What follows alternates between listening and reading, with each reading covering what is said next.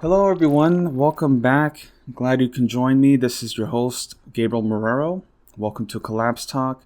And we got quite a show to go over. We are living in unprecedented times. I hate to say it, but it just keeps rolling. And we're here to follow this roller coaster because we're kind of, strapped to it. There's no options really.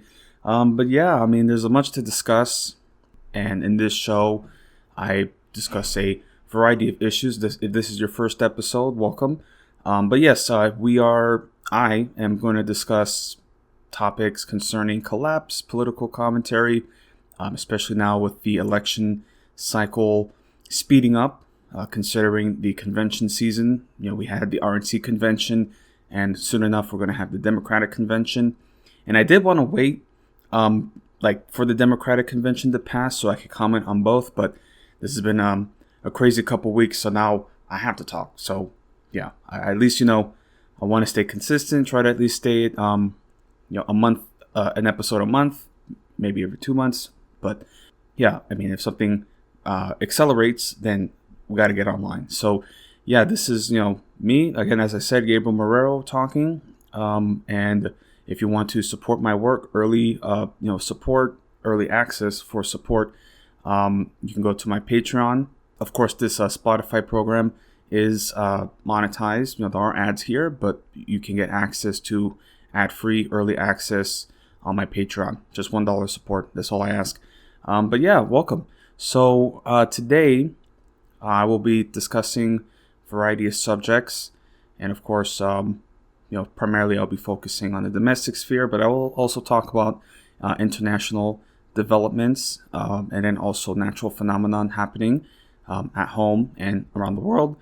So we'll get right to it because, Jesus, what can you even say? I can't even do a sort of cold open just talking about random pop culture subjects because so much has occurred and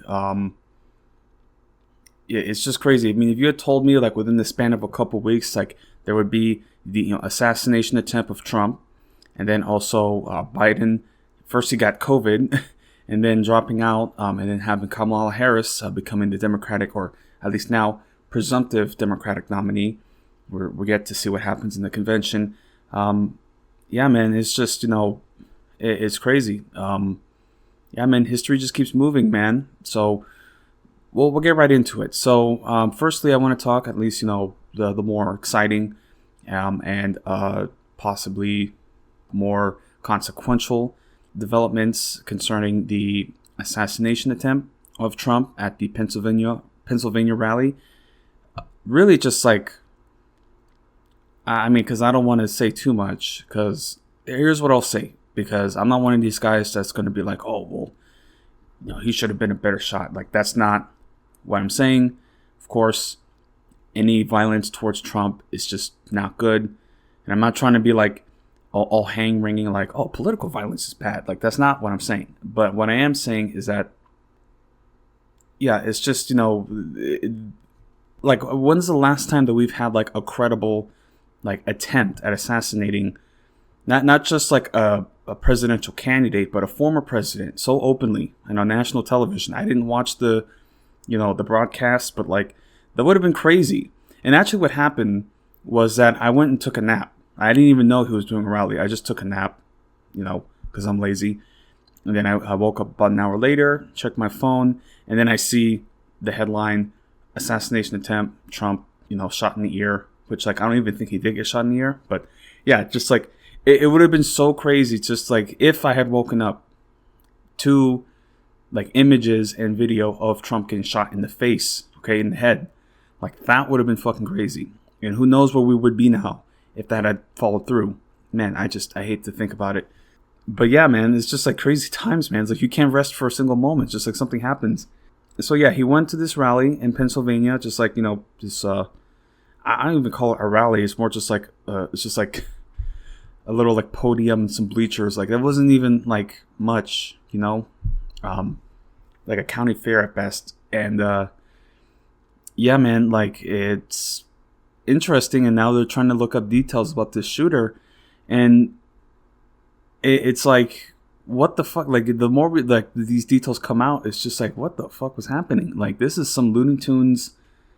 Like, you know, you read about stories about like other like attempts at like political violence or assassination attempts. Like, you think about like Gavrilo Princip, right, in the Black Hand, like when they tried to kill Franz Ferdinand and like they failed initially, and then he went to get lunch, and then he looks over, and then Franz Ferdinand's just like on the street, like just like, what is happening? Like, so those weird like moments of like just like pure fate, right?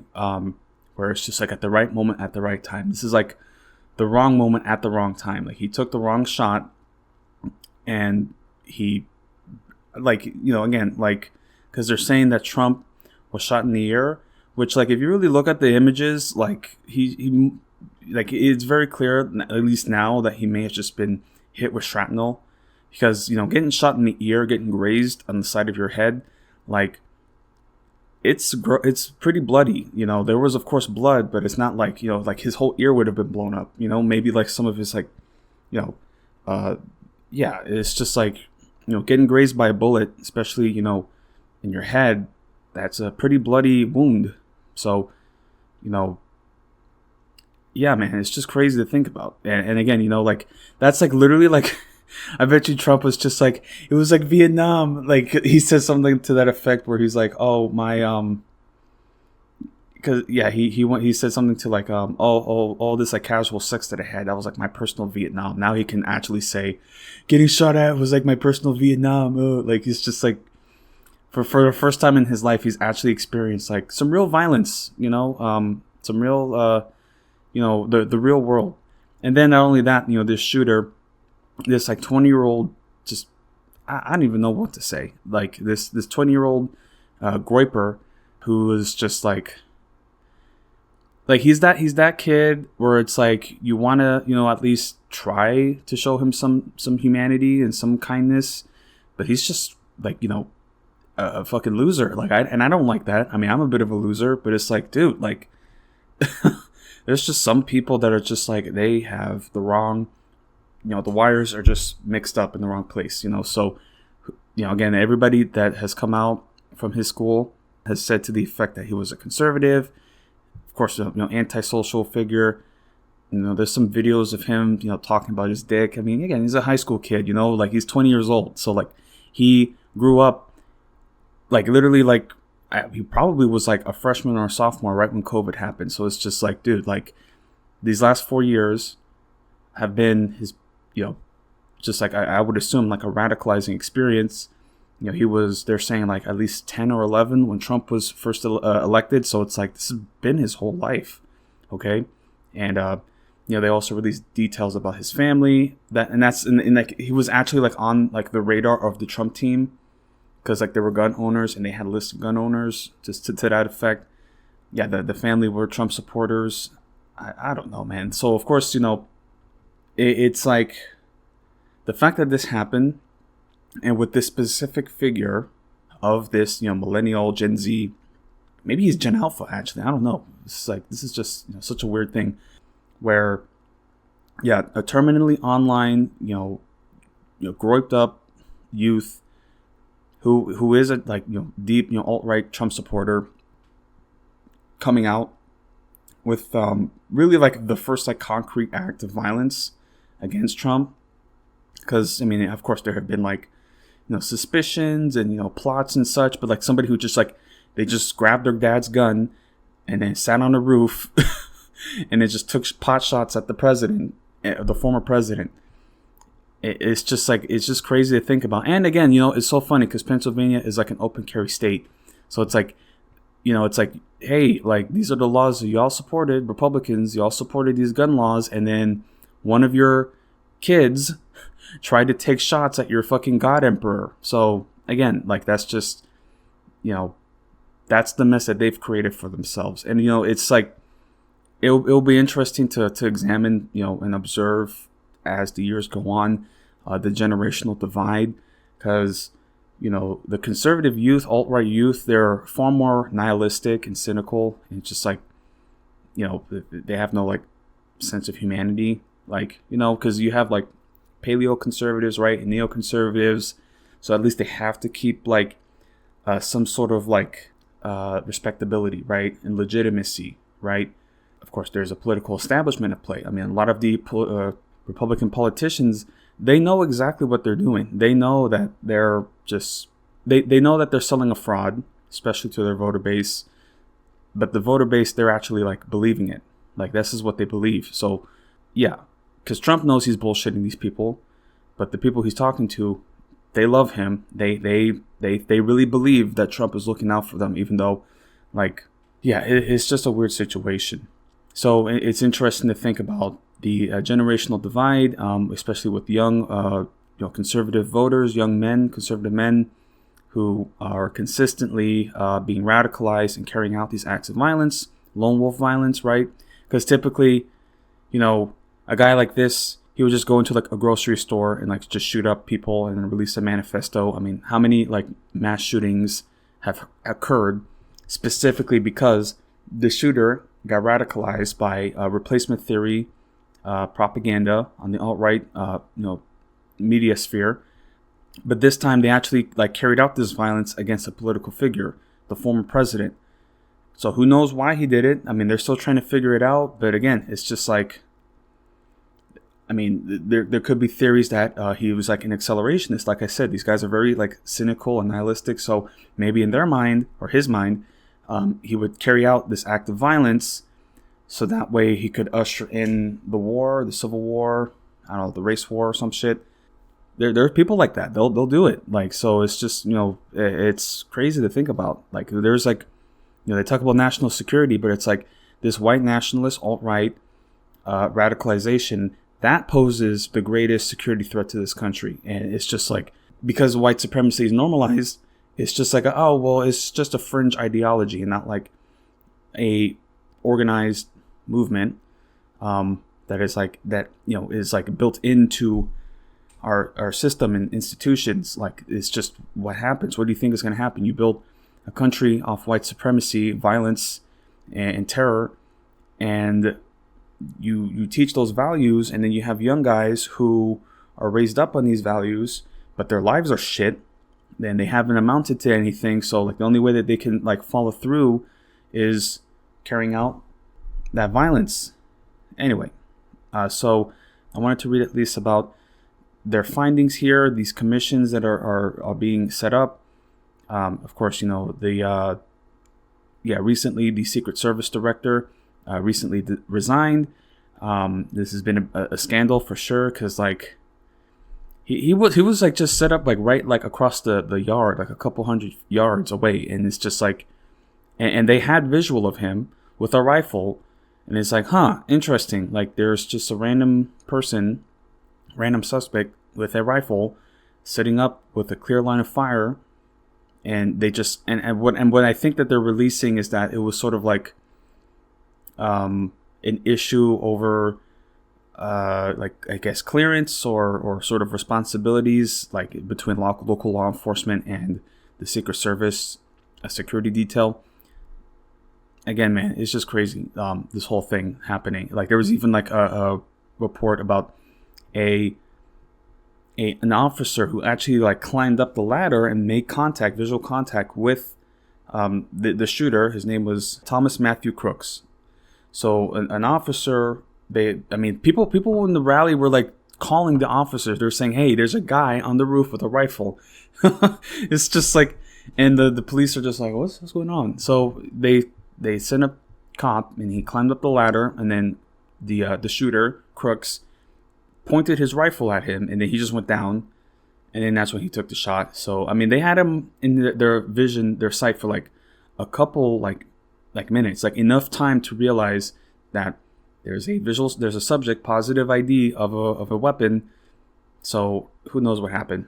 Again, man, just so crazy, man, crazy.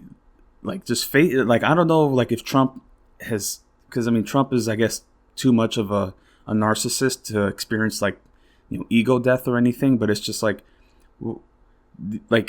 I wonder what was going through his mind when he had his first true brush with death and violence, And then, yeah. And then, of course, we have to contend with the RNC convention and how he could have capitalized on it. I don't think so, though. I mean, they're pretty much like observing that, like, I mean, again, like, nobody really cares. Like, it was just like a thing where it's like, oh, that's crazy. But so many things are happening. It's just like you can't keep up. Yeah, man. Unbelievable. So I'm going to read at least here from CNN about the commission reports being established. It's just interesting to go over these details. Because, again, like, this is just like, you talk about, like, Lee Harvey Oswald's assassination. You talk about, Lee Harvey Oswald or other potential parties. Talk about, what's another political act of violence? Like, there's Lincoln, of course, and then there's McKinley. And then there's, let me see who else. Yeah, RFK. Trying to think who else, like other, like, either presidents or political figures. Oh well. Let's just go over this report here, at least the commission.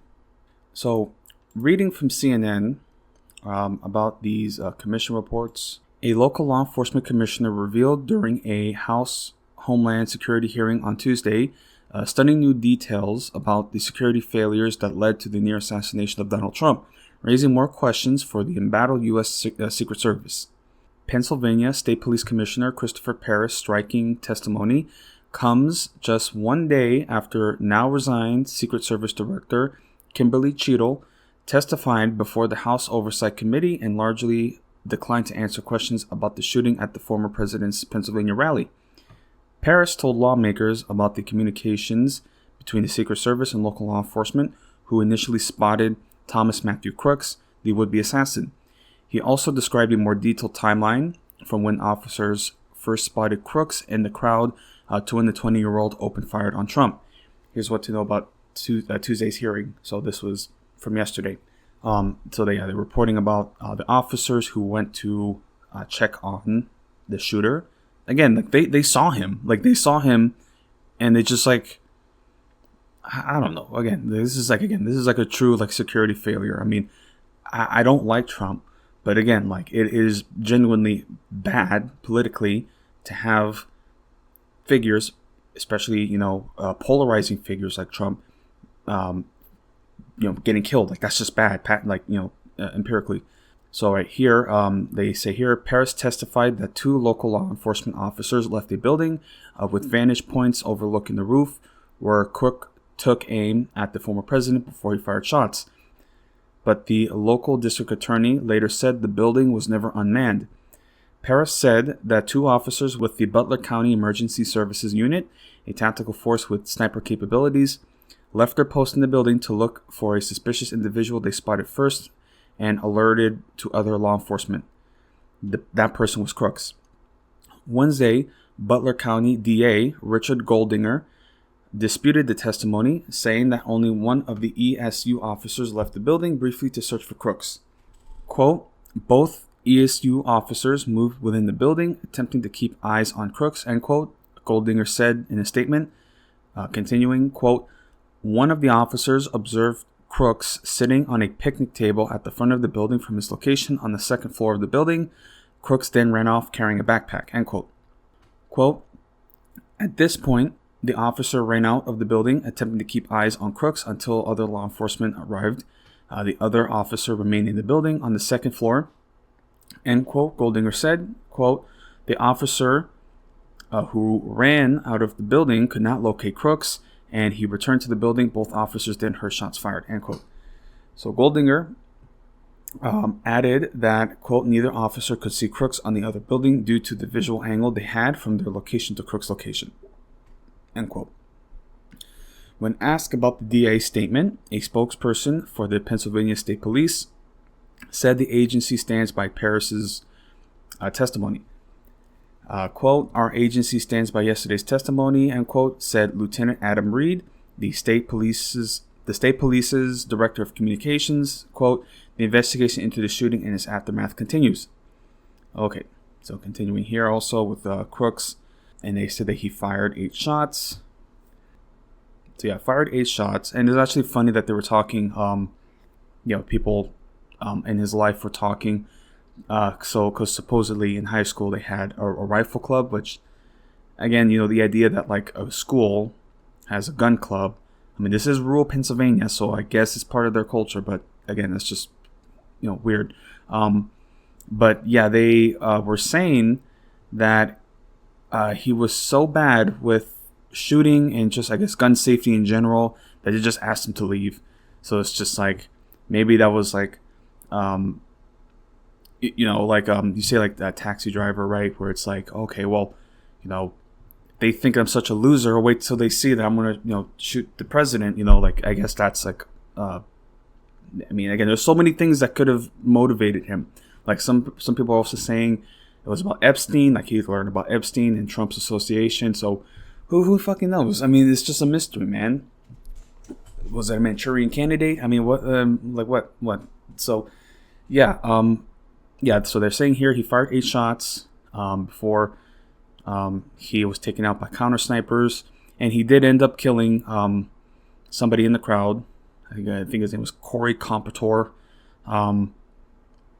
fireman.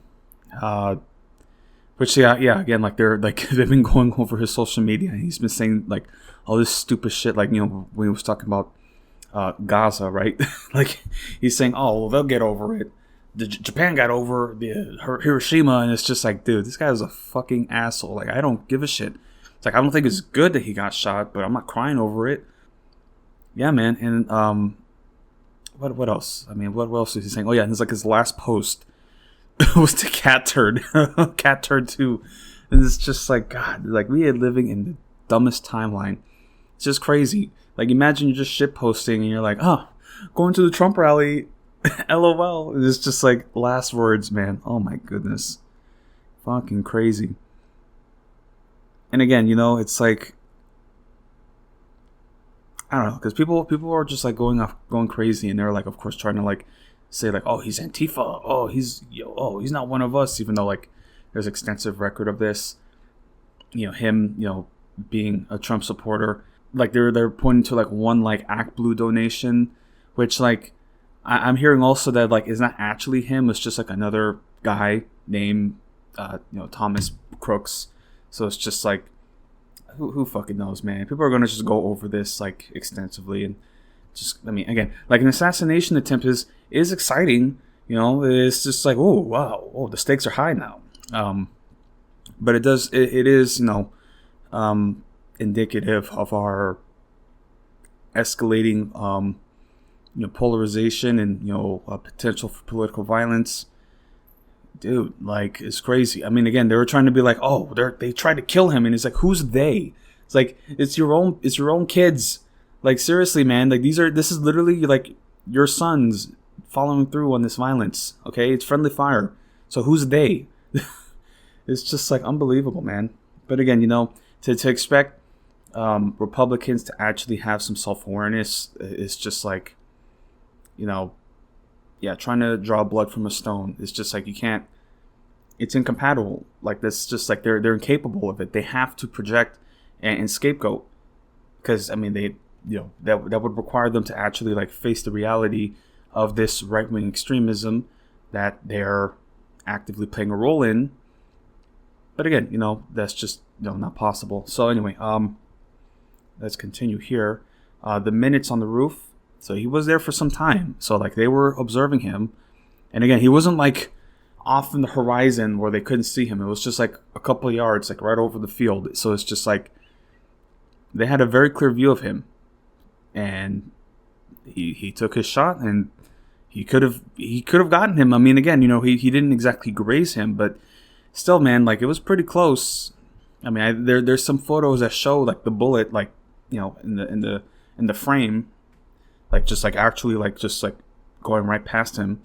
Yeah, I mean, again, like, those photos, like, they had the photo of him like fist pumping with the American flag.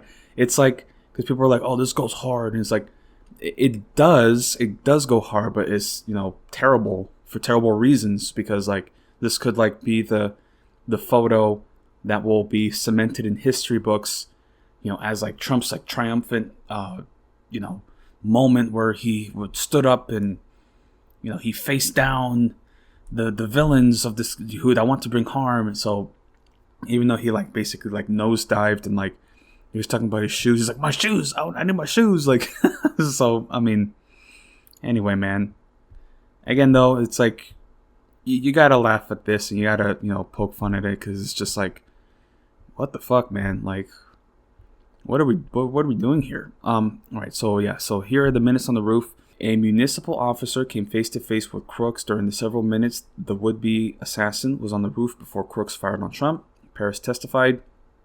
Paris said that the brief confrontation came as a pair of local officers who had learned of Crooks' position on the roof attempted to climb up and confront the shooter. But while the officer was dangling from the roof, Crooks aimed his rifle at the officer and the officer fell.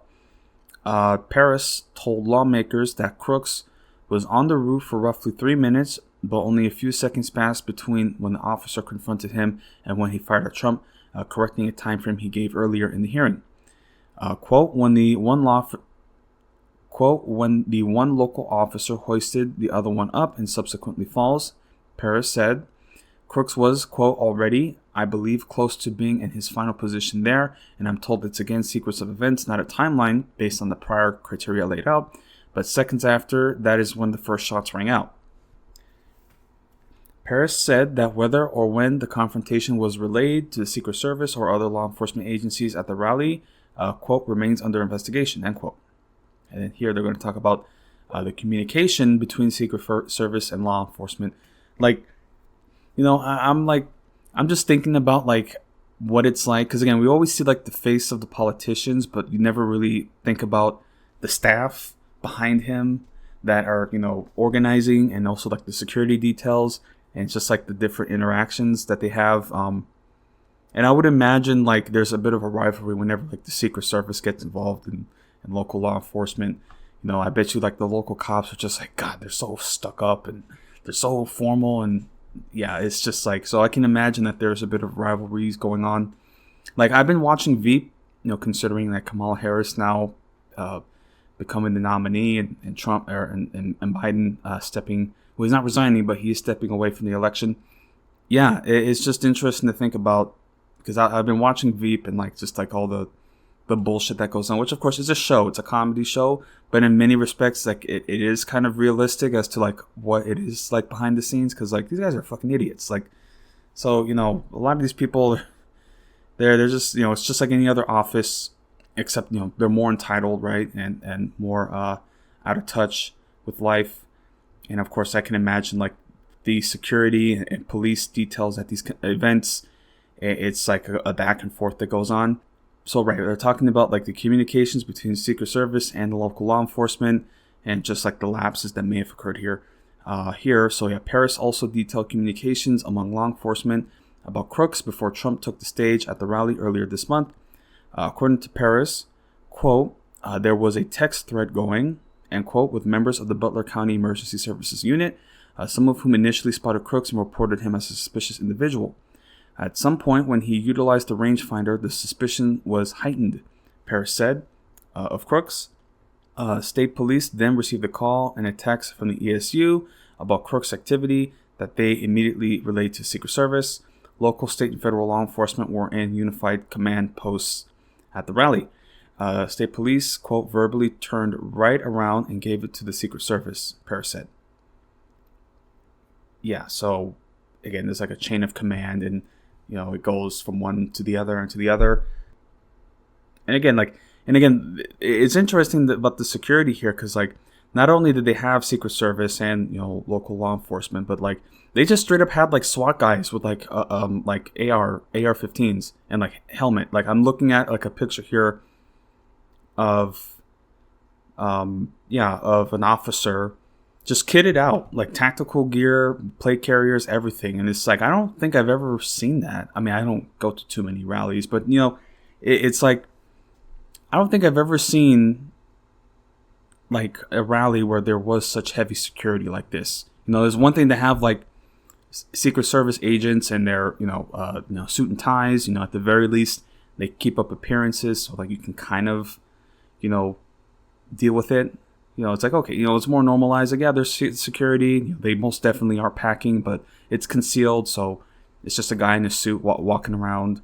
But like, they just straight up had like cops and SWAT team guys just like posted up. So it's very interesting that they had that. Again, that's just like usually something that's behind the screen. But very interesting incident. And of course, now security is going to be much heavier at these rallies, of course, and certainly, not going to be as open. I think even also they were talking, they didn't report it here, but there was reports about a drone being used. So I'm guessing, the shooter had been scouting it out earlier, and they said he had a rangefinder. So it's like he really was scouting this out. And again, who knows why he did it? The guy was a fucking loser. I hate to say it. He was a fucking loser.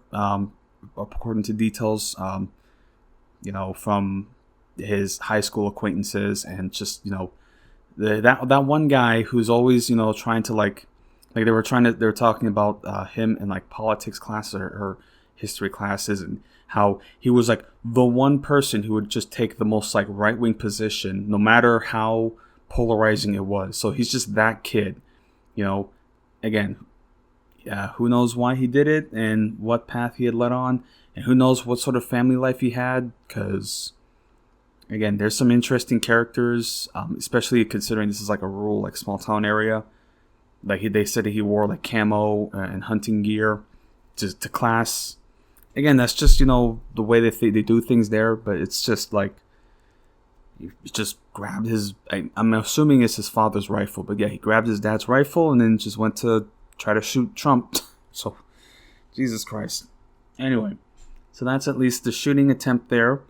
And this was like, within a week of the RNC convention. So, of course, that was heavy on their minds at the convention. Of course, Trump made his announcement of his vice president pick, which is JD Vance of, Hillbilly Elegy fame.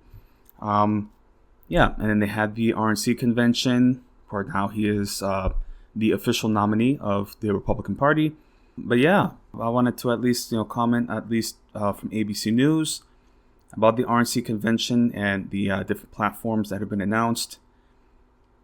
And again, it's just, it's a Klan rally at this point, so I didn't watch it, but it's just so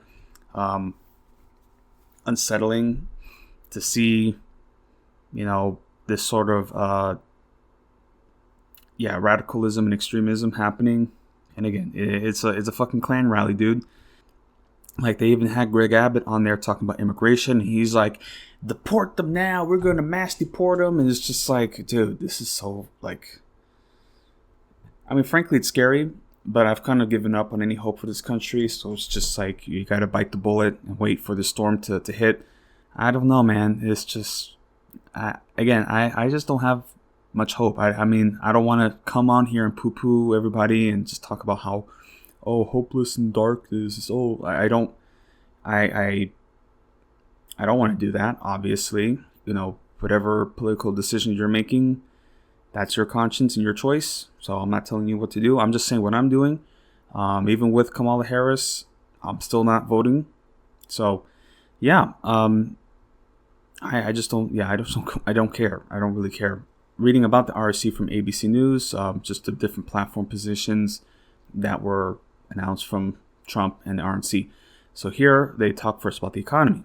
Yeah, here voters have disapproved of Biden's handling of the economy since shortly after he took office, right after the economy had cratered because of the COVID-19 pandemic and as the rocky road to recovery was beginning. Even despite positive economic indicators in recent months, Biden and the Democrats are at a disadvantage as voters remain pessimistic about the state of the economy. As we found when we spoke to voters in Duval County, Florida, worries particularly about the cost of living, especially for necessities like housing, have dampened enthusiasm even among previous Biden voters. In fact, voters' preferences for Republicans over Democrats on the economic matters was the highest it's ever been since the 1980s, per an October 2023 Gallup survey. And of course, Trump has campaigned as a successful businessman, a perception that helped him in 2016 and might give him an advantage on the economy in voters' minds.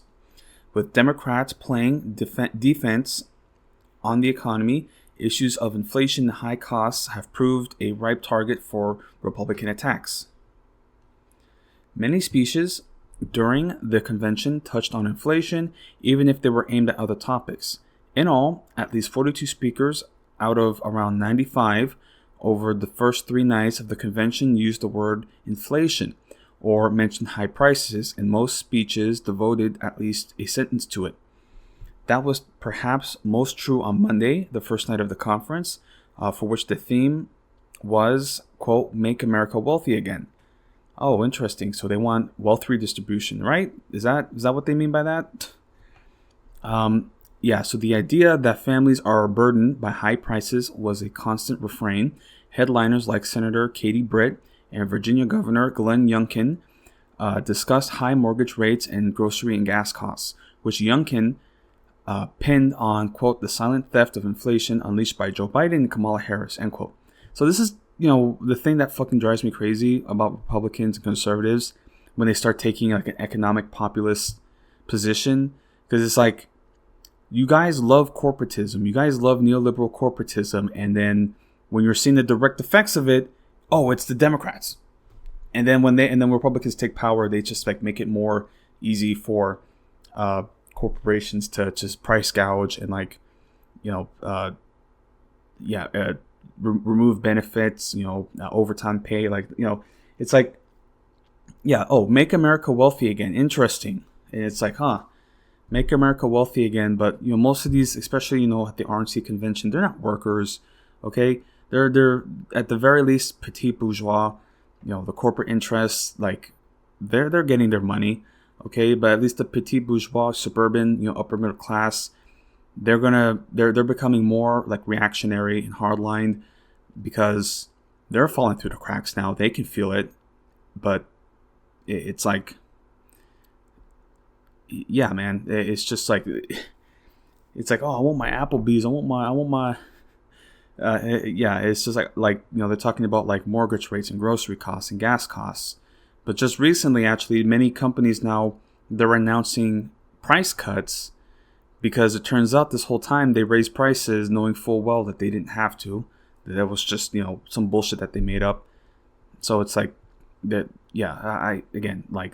this economic populist position that they take is so hollow. And of course, they're going to, tie in immigration soon about this, talking about, they're stealing jobs. And it's like crazy. Right. Continuing. So another lawmaker, Representative Byron Donalds of Florida, shared his own experiences. Quote, "Growing up poor, I know the pain of high food prices, high energy prices, and housing costs."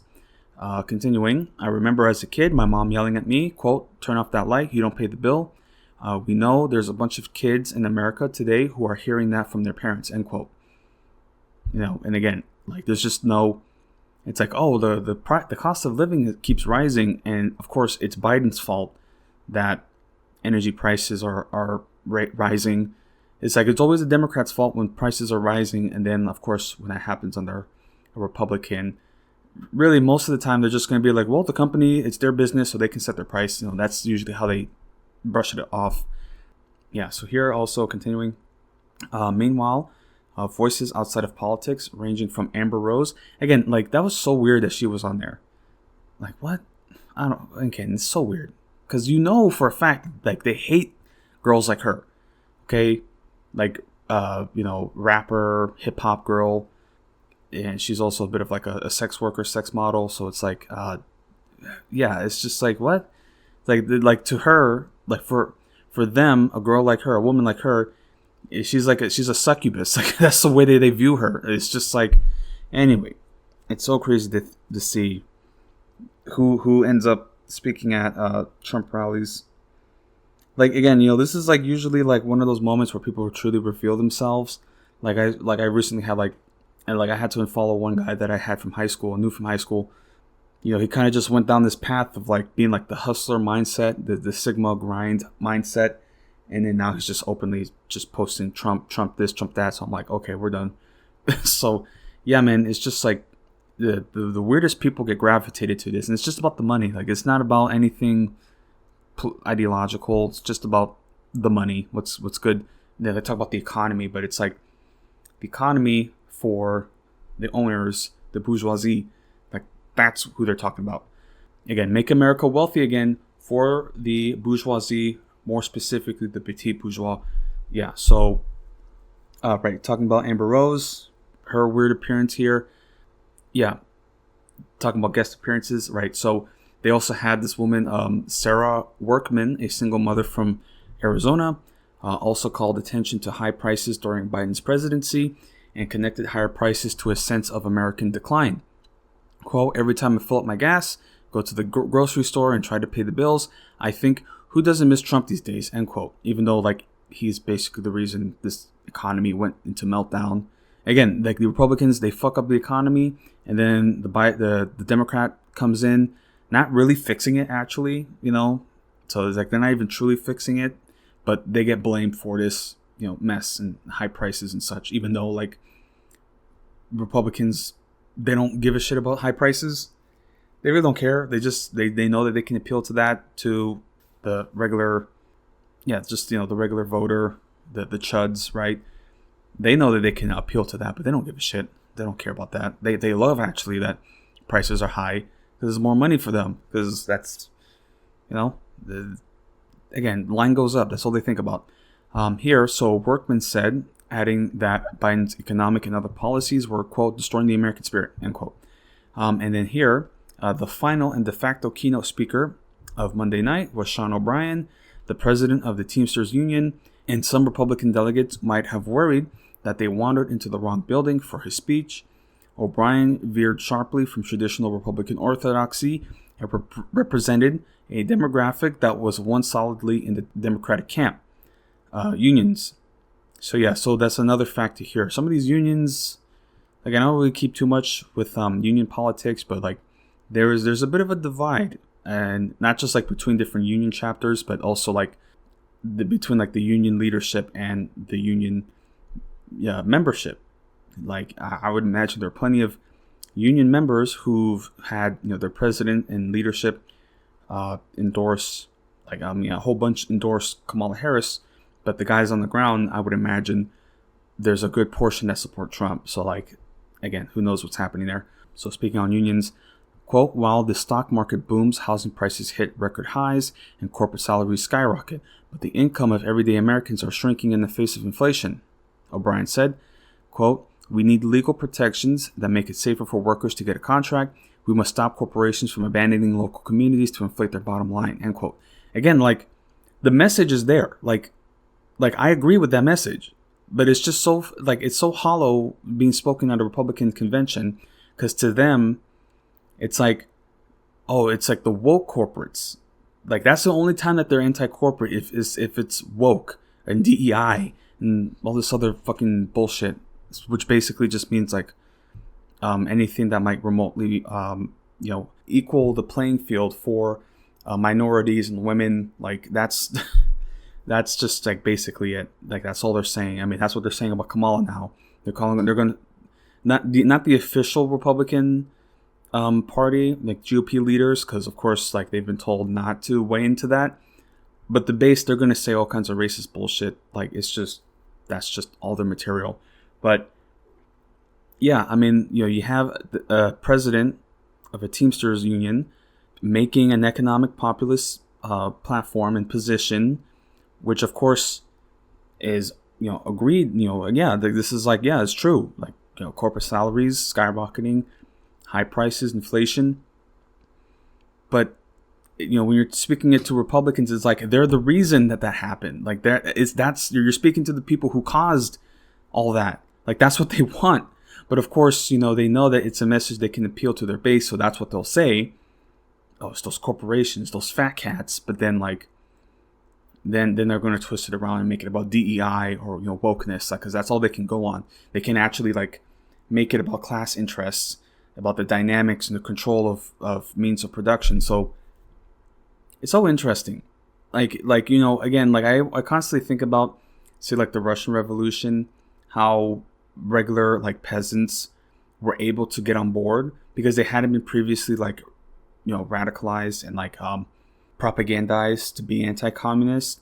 In this country, we've been specifically, like, programmed to become anti-communist. So when you use that word, then it's like, oh no, of course not, we can't, no. But if you speak, like, again, like, it's very easy to break through if you at least talk about the dynamics and the inequality, and you can appeal to especially the working man, because they know that they're getting shafted. They know it. So it's like, hey, like, you're getting shafted, and there's economic inequality, and you're sinking through the hole. Interesting.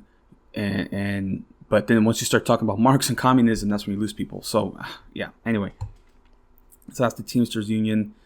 Yeah, very interesting position about the economic disaster that was because of Trump's response to the COVID pandemic, which they, of course, they're not going to hold on to that. So it's whatever, man. Okay, so that's the economy, the economic platform. Now I'm going to speak on immigration, which is, again, where things get a little funny. So immigration, here, the issue, reading from the article, the issue where Trump may have the biggest advantage among voters is immigration, with half of voters in the CNN SRSS poll saying they trust Trump more, while only 28% say they trust Biden more, a 22% gap that was larger than on any other issue. Of course, Trump launched his presidential career in 2015 on an anti-immigration stance, particularly his promise to build a border wall to stop immigration from Mexico, and it has remained an integral part of his message since. And again, if I'm really being honest here, I don't think he's I think he's kind of stepping away from like the wall specifically. I mean, of course, he'll say, oh yeah, we're going to build that wall, our big, beautiful wall. We're going to build it and Mexico's going to pay for it. So again, it's not like 2015 where he was like just saying that at every rally, but they are talking about mass deportation. So that's pretty dangerous, especially speaking as a Hispanic person in Texas. So yes, great times here. Continuing, so while some of the strictest anti-immigrant policies Trump took as president and has touted on the campaign trail are unpopular, polling has suggested that they've gained adherence over time, as Trump has brought the Republican Party more in line with his vision on the issue. Upon taking office, Biden reversed a number of Trump's most controversial policies, and news coverages of immigration surged from his earliest days in office. During the Biden administration, U.S. border security has taken about 2 million people per year into custody, the highest in history, while it has also deported a record number of immigrants, largely because of these high numbers of crossings. So it's so interesting. They're saying that he's like, Biden, he's letting the country get invaded, and there's like literally like a record number of people arrested and deported.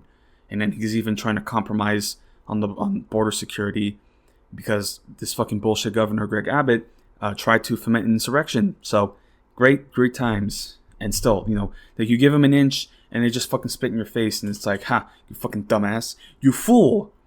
Like, yeah. So anyway, here, all of this has helped make the idea of a border crisis top of mind for voters this cycle. Their continued worries about immigration, especially among Republican voters, may push more of them in Trump's direction, too, as they largely disapprove of Biden's handling of the issue. So again, it's very interesting when you talk to because the issue of immigration is so easier for, I guess, the median so-called apolitical voter to get on the issue of stricter border security, because they're getting constantly images of people crossing the border, and they're being told it's the cartel. No, there's terrorists. We've apprehended Middle Eastern people. And yeah, I mean there is a crisis at the border, but then it's the response that we're doing to it is it's making it worse. Again, we're just basically just separating families. Again, we have entire facilities full of children, and there have been reports about abuse, sexual abuse. So it's dude, what the fuck, man? This is so horrible. And then now people are dying at the border, just drowning in the river, and the state National Guard, they can't do anything, and they'll even prevent the border security, the federal border security, from doing anything about it. It's just completely inhuman. And even Greg Abbott now has been saying that he would order his forces to shoot on immigrants at the border. He would, if he had the power to do that, he would, and he certainly wants to, and it's going to get to that point eventually.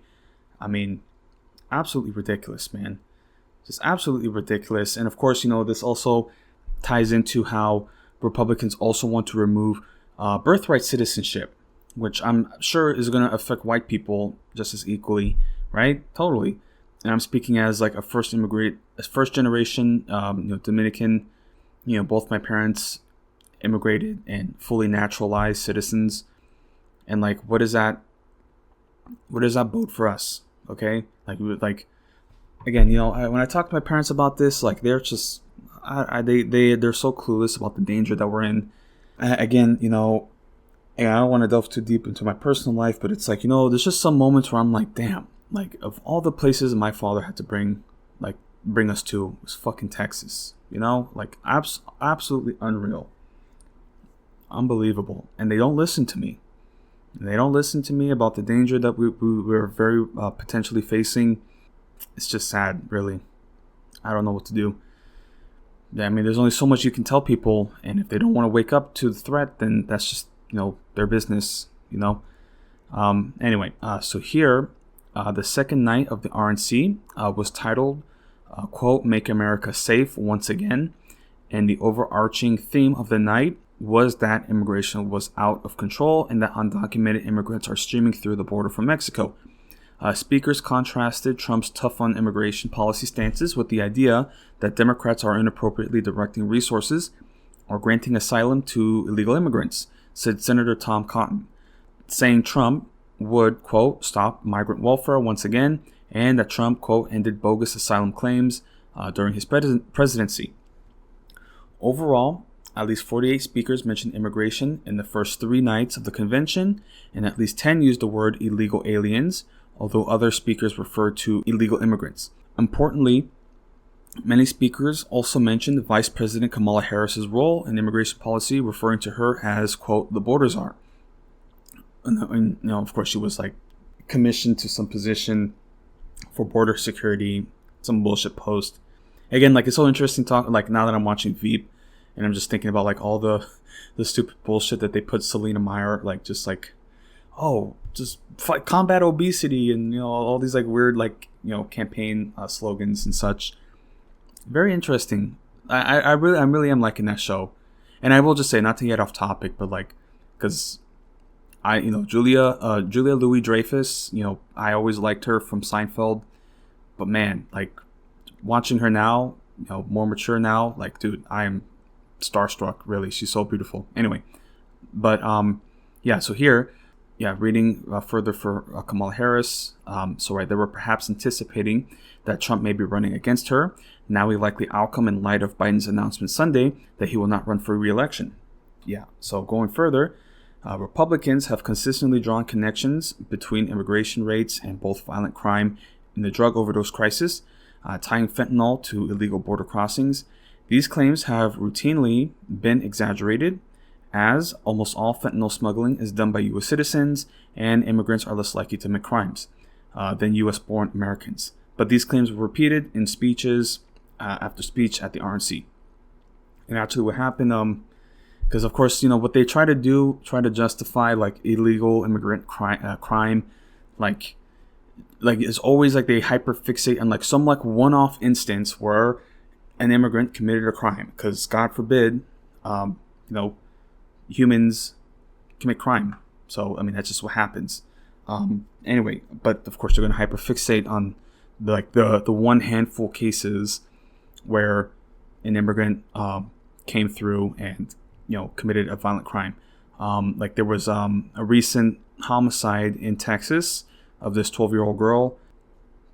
I don't know the full details. I think what happened was she met these guys at a gas station, and then they kind of just like walked off to this park, and then they found her body in a bayou. So, very unfortunate situation. But then they found the suspects, and they had revealed that they were illegal immigrants or migrants from Venezuela. So that was something that some people were commenting on, and it's very interesting. And I don't know the full details. I can presume, at least with my experiences around Venezuelans, that they were given like priority access precisely because they're Venezuelans, and they're most likely refugees from some socialist dictatorship. Same thing with Cubans. They give them preference.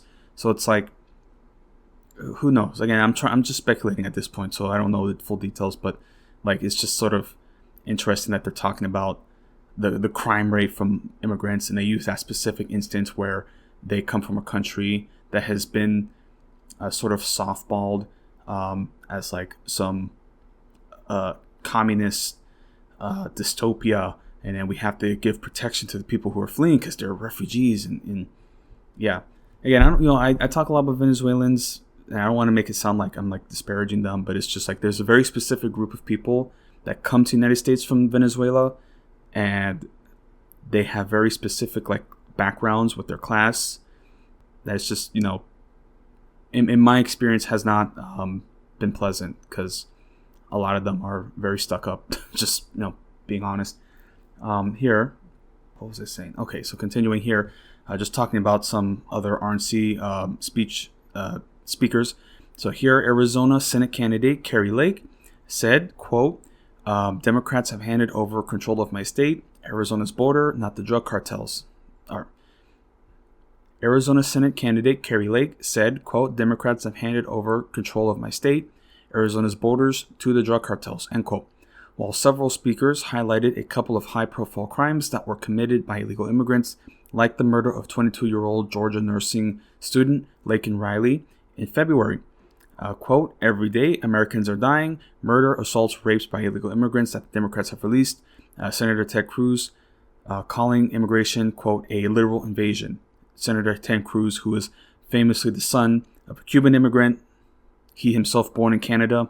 So anyway, here in his speech, Trump promised to close the border and finish building the wall. He also called immigration an invasion, claimed it was killing hundreds of thousands of people a year, and that immigrants are pouring into American cities. He also repeated a false claim that immigrants were coming from prisons and insane asylums.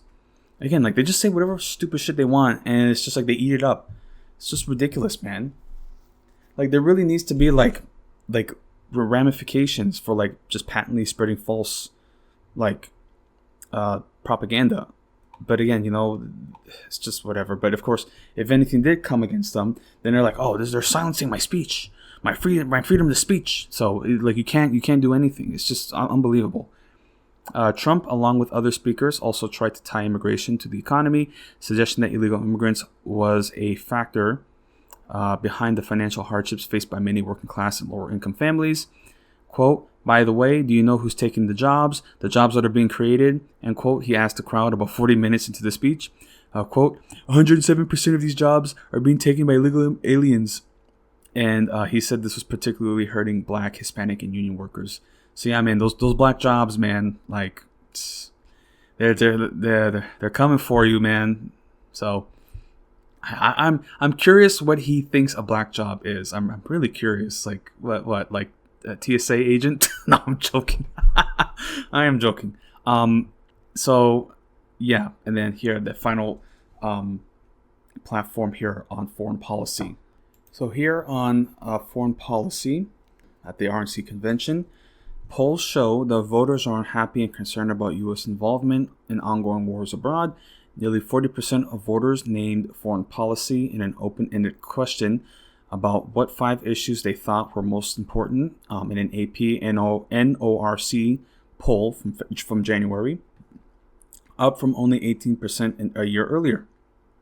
Disagreements about Israel-Hamas specifically have driven young voter protests against Biden and divisions among Democrats, and Republican speakers have worked to try to woo those displeased with the president.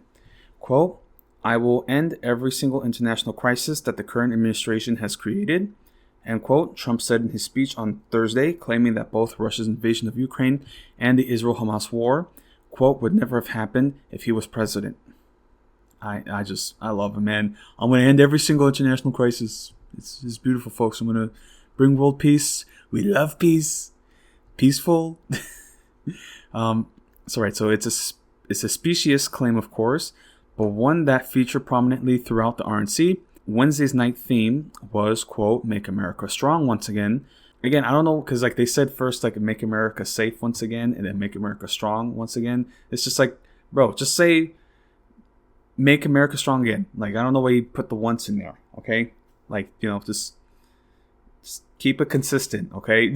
Okay. Anyway, right. So make America strong again on Wednesday, and many speeches homed in on Iran and China as America's biggest threats, in addition to continuing the theme of strengthening border security.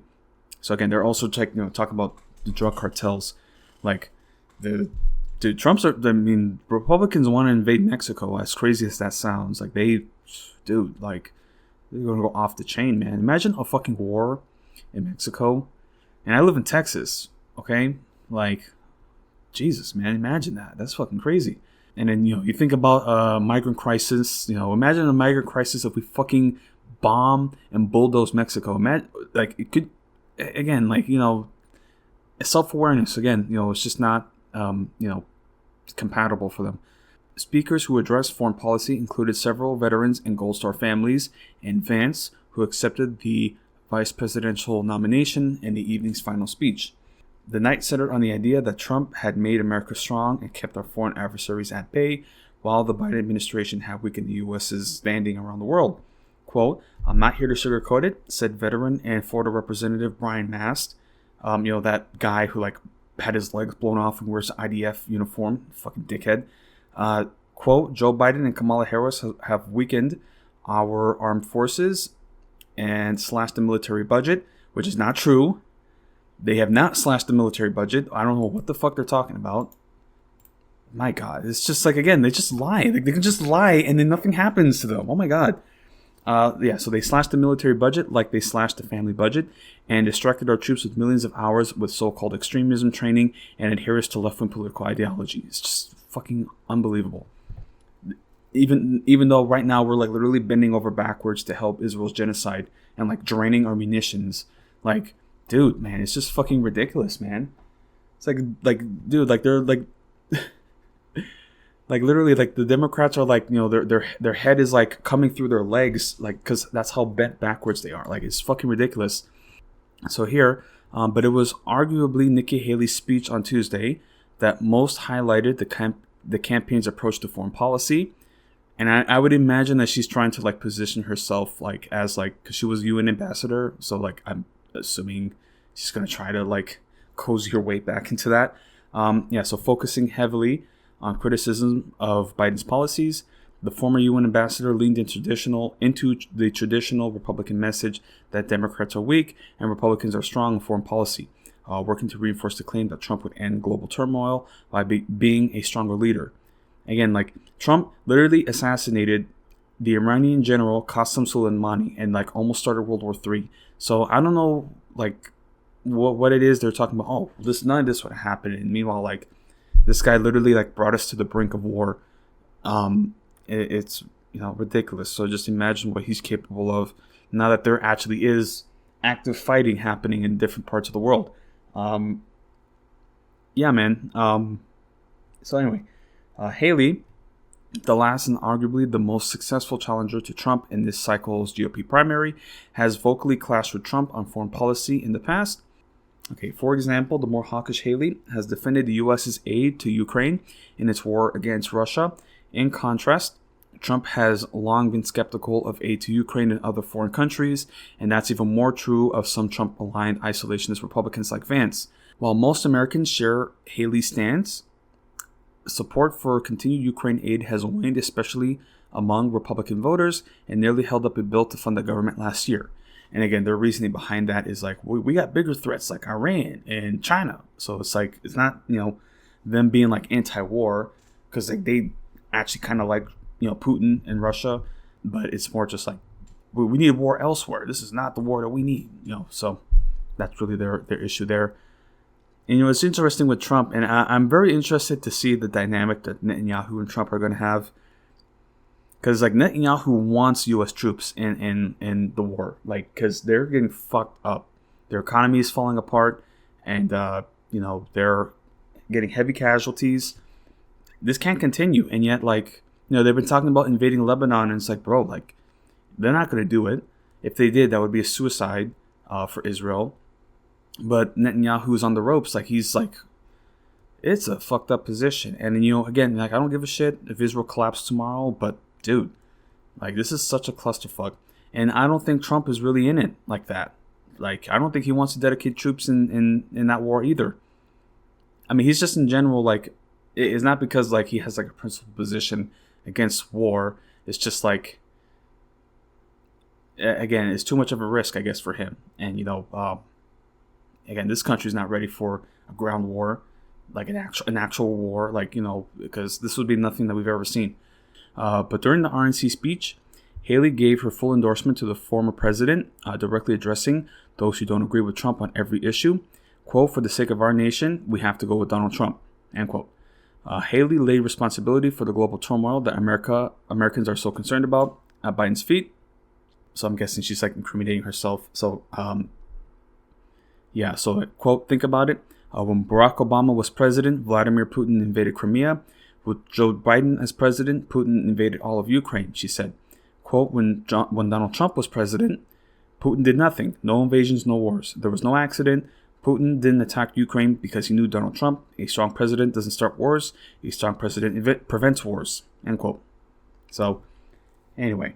So, similarly, she blamed the crisis in Israel and Palestine on the Biden administration and criticized Biden's surrender in Afghanistan, saying conflicts under the administration have strengthened Iran in the region, in contrast to Trump's sanctions against Iran. In all, at least 31 speakers in the first 3 nights of the RNC mentioned foreign policy or foreign wars, with Ukraine, the Israel-Hamas war, Iran, and China being among the top topics. At least another 6 speakers mentioned the withdrawal from Afghanistan under Biden in August 2021. At least 2 speakers, including North Dakota Governor Doug Burgum, spoke about energy independence as a key to national security as well, tying back to themes of strengthening the economy. So that's their, at least a synopsis of their convention, the nights that they had, and the different topics. Again, they did, the greatest hits, the economy, immigration, and foreign policy, and, of course, just touting, like, the most deranged, the deranged propaganda. But what can you expect from the Democrats? And it's so interesting, man. Like, honestly, man, like, some of these conventions, these conservatives, it's like a fever dream. It's like, what is that like? Like, to be around that? God, it's just like, like, some moments you're in a, like, environment where it's like this is a dream. Like, these people aren't real people. Like, nobody really thinks and behaves like this. But then you're like, no, this is really how people are. Like, people were there because this was like a week literally after Trump got shot at, and then he had the bandage on his ear, and then people started wearing bandages on their ears, like, as like a sign of solidarity. So it's like, this is literally a cult. It is a cult. I don't get it. Like, unbelievable, man. Oh my God, it's so fucking weird. Like, somebody was I was reading a comment about, like, somebody talking about this is like in like, the court of a king who has, like, a lisp, or who's balding or something, and then people start emulating that because that again, like, it's the king, and of course people will have to be sycophants and just do everything that they can to appear like, oh, I'm on your side, and oh, you're so great, oh, you're it's just, oh man, unbelievable. Like, what is it like to just, like, completely surrender yourself like that to somebody? I can't imagine doing that. Again, because sometimes I get treated like I've been, like, groomed or radicalized because of my views, right? But it's like, I'm not going to surrender myself as a human being and totally dedicate myself to, like, a charismatic figure. Like, I have a ideology, have a political platform, but it's not based on an individual or a charismatic figure, okay? Like, of course, I was supporting Bernie for some time, but now Bernie, he's just, I mean, I do love him, and I love what he at least did, at least for my personal, like, political journey. But when he falls short, like, you got to own up. You got to own it. And it's just like, you can't just completely, like, oh, this is the savior. He's going to save us. This is our Messiah. I mean, it's no surprise that this happens with conservatives because, they're mainly, like, evangelical, figures. But Now it's starting to, form in like the liberal, Democratic circles. So first they were behind Biden. And again, some of these, like, again, like AOC, like some of these people, like they were just like, I'm with Biden, he's our nominee. And then like, just like literally like a day later, he's like, I'm stepping down. So it's just like unbelievable. What a fucking mess. But that's what's happening. And again, as I've mentioned, it's like, it's a politics of fear.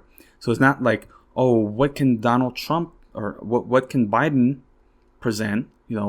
It's more just the fear of another Trump presidency. That's what's sticking with them. That's really the only reason why they can compel people to vote now for Kamala Harris, or at least she's presumptive nominee. Who knows what's going to happen in this convention? But like that's basically what they're leaning on, is that like we're not going back. That's all they can say. But they're going to continue the same bullshit. They're not going to fix the economy. They're just going to continue the same corporate neoliberalism. It's just unbelievable. So that's why I don't want to vote. Like I'm done. It's just crazy to think about the dissonance, the cognitive dissonance that's occurring with certain people, that they very clearly don't believe in anything. They don't have any platform or any ideology. And of course, if I just become straight up about my intentions to abstain, I'm going to get lectured. No, you have to do this. You have to do this. Meanwhile, literally every other point that we discuss politics, it's literally the only thing that they can say is, well, it's not your problem and you can't fix the world. And, don't think about it. I was talking with my mom and she literally just said like, just stop reading the news. And I'm just like, this is all they can say. That's all they can say is just like, don't read anything. Don't pay attention to anything because you have your own issues that you have to sort out. And it's like these issues are because of the political inaction. It's like all these horrible things that are happening in the world are happening because of that attitude of like, well, it's not my problem. Okay. Yeah, sure. We're killing children by the thousands in Gaza, but that's not my problem. That doesn't affect me. Okay. Even though it does, they just don't, see it. Again. Anyway, I'm going to have comments about Israel later because I don't want to get too pissed off just now, but, but here, now they're talking about, I was just talking about Trump, the assassination attempt, and then the convention as well, and that sort of roller coaster that happened in the last couple of weeks. And now, of course, we have to talk about the Democrats because they have been panicking and, scrambling since the debate that just happened. And again, I didn't watch that either. It's just a fucking... Dude, like we're living in a satire. It's just like, again, you can't even call it a satire because it's real life. It's just how oh my god, like I don't think we've ever seen a moment like this in history where we have a presidential figure. Well, I mean, there's Ronald Reagan that they talk about, that he was showing symptoms of Alzheimer's, but at least he was still able to like maintain like a charismatic, like sort of homely figure, or like, again, people still recognize him still today, like as just like, oh, he was our rock, we were, it was the 80s and we were at, almost at nuclear war, and he was just, our solid rock, even though he was just like eating ice cream as like Oliver North was like, selling cocaine to the Contras or whatever. I don't fucking know the whole details, but anyway, like, yeah, man, like, anyway, it's just so crazy to think about. But we have Biden now, who's very clearly like, senile, and he just keeps fucking up. He, in the same fucking day, he had a press conference. He said President Zelensky was the President Putin. He called him President Putin at a NATO conference to his face. Called him President Putin. And then also, literally the same day, within a couple hours, when they had a press conference about his abilities, he's like, I wouldn't have selected Vice President Trump if I didn't think there was a good candidate for president. And I'm just like, Jesus Christ. Like, and even then, he was dead set on running. And it's just like, now, of course, he has stepped down from the election. Of course, he's going to continue. He's not resigning, so he's going to continue, and who knows what's going to happen. Dude, I know he's pissed off. Like, I know he's just so like defeated, the fact that he had to do it. But it was a donor coup. It was like a coup between Yeah, Nancy Pelosi had to step in. Biden had to step in. All the House leaders. Like, that's so crazy. Because they know. They knew the whole fucking time that he was senile. And they literally waited until the last moment when it was so obvious that they couldn't hide it anymore. Unbelievable. This is why I can't vote for these assholes. Because they're so incompetent. They're so incompetent and full of shit. And like the whole time when they knew that his brain was melting, they were saying, I have complete faith. And he's strong like a bull. And dude, it's just so fucking ridiculous, man.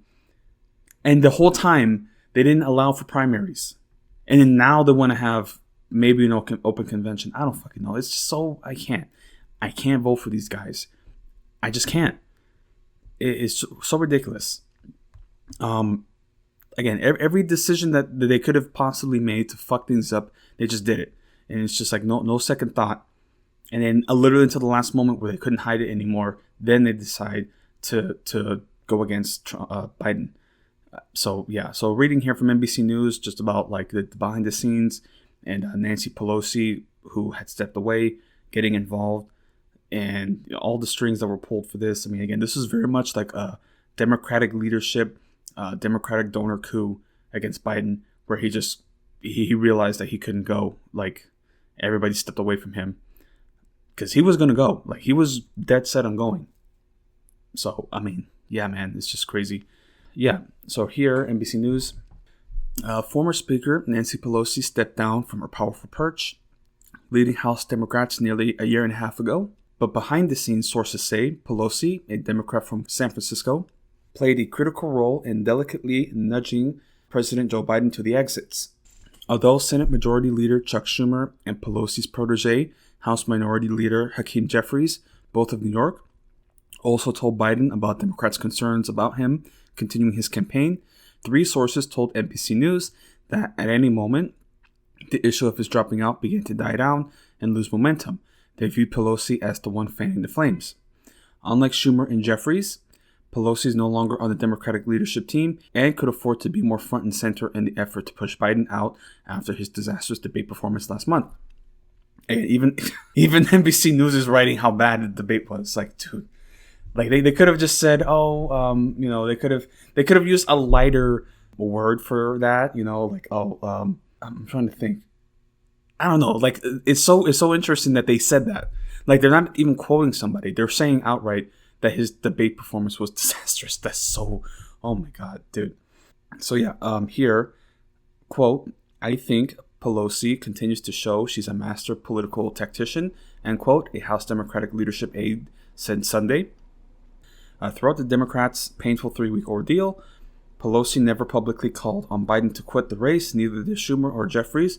Doing so could infuriate Biden and cause him to become more intransigent and never step aside. Instead, Pelosi worked quietly and methodically, speaking to scores of rank-and-file lawmakers, members of her old leadership team, and her large network of Democratic donors who had once made her the party's most prolific fundraiser. For those vulnerable rank-and-file lawmakers who reached out to her seeking guidance, two sources said, Pelosi advised that they, quote, speak their conscience, end quote, in the days leading up to Biden's stunning decision to drop out. A source close to Pelosi made it clear that she was not initiating conversations but fielding calls.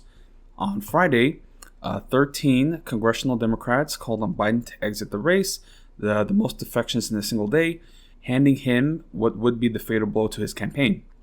Quote, that groundswell on Friday of members calling for him to step down was all Nancy's doing, end quote, said a vulnerable House Democrat who spoke with Pelosi last week.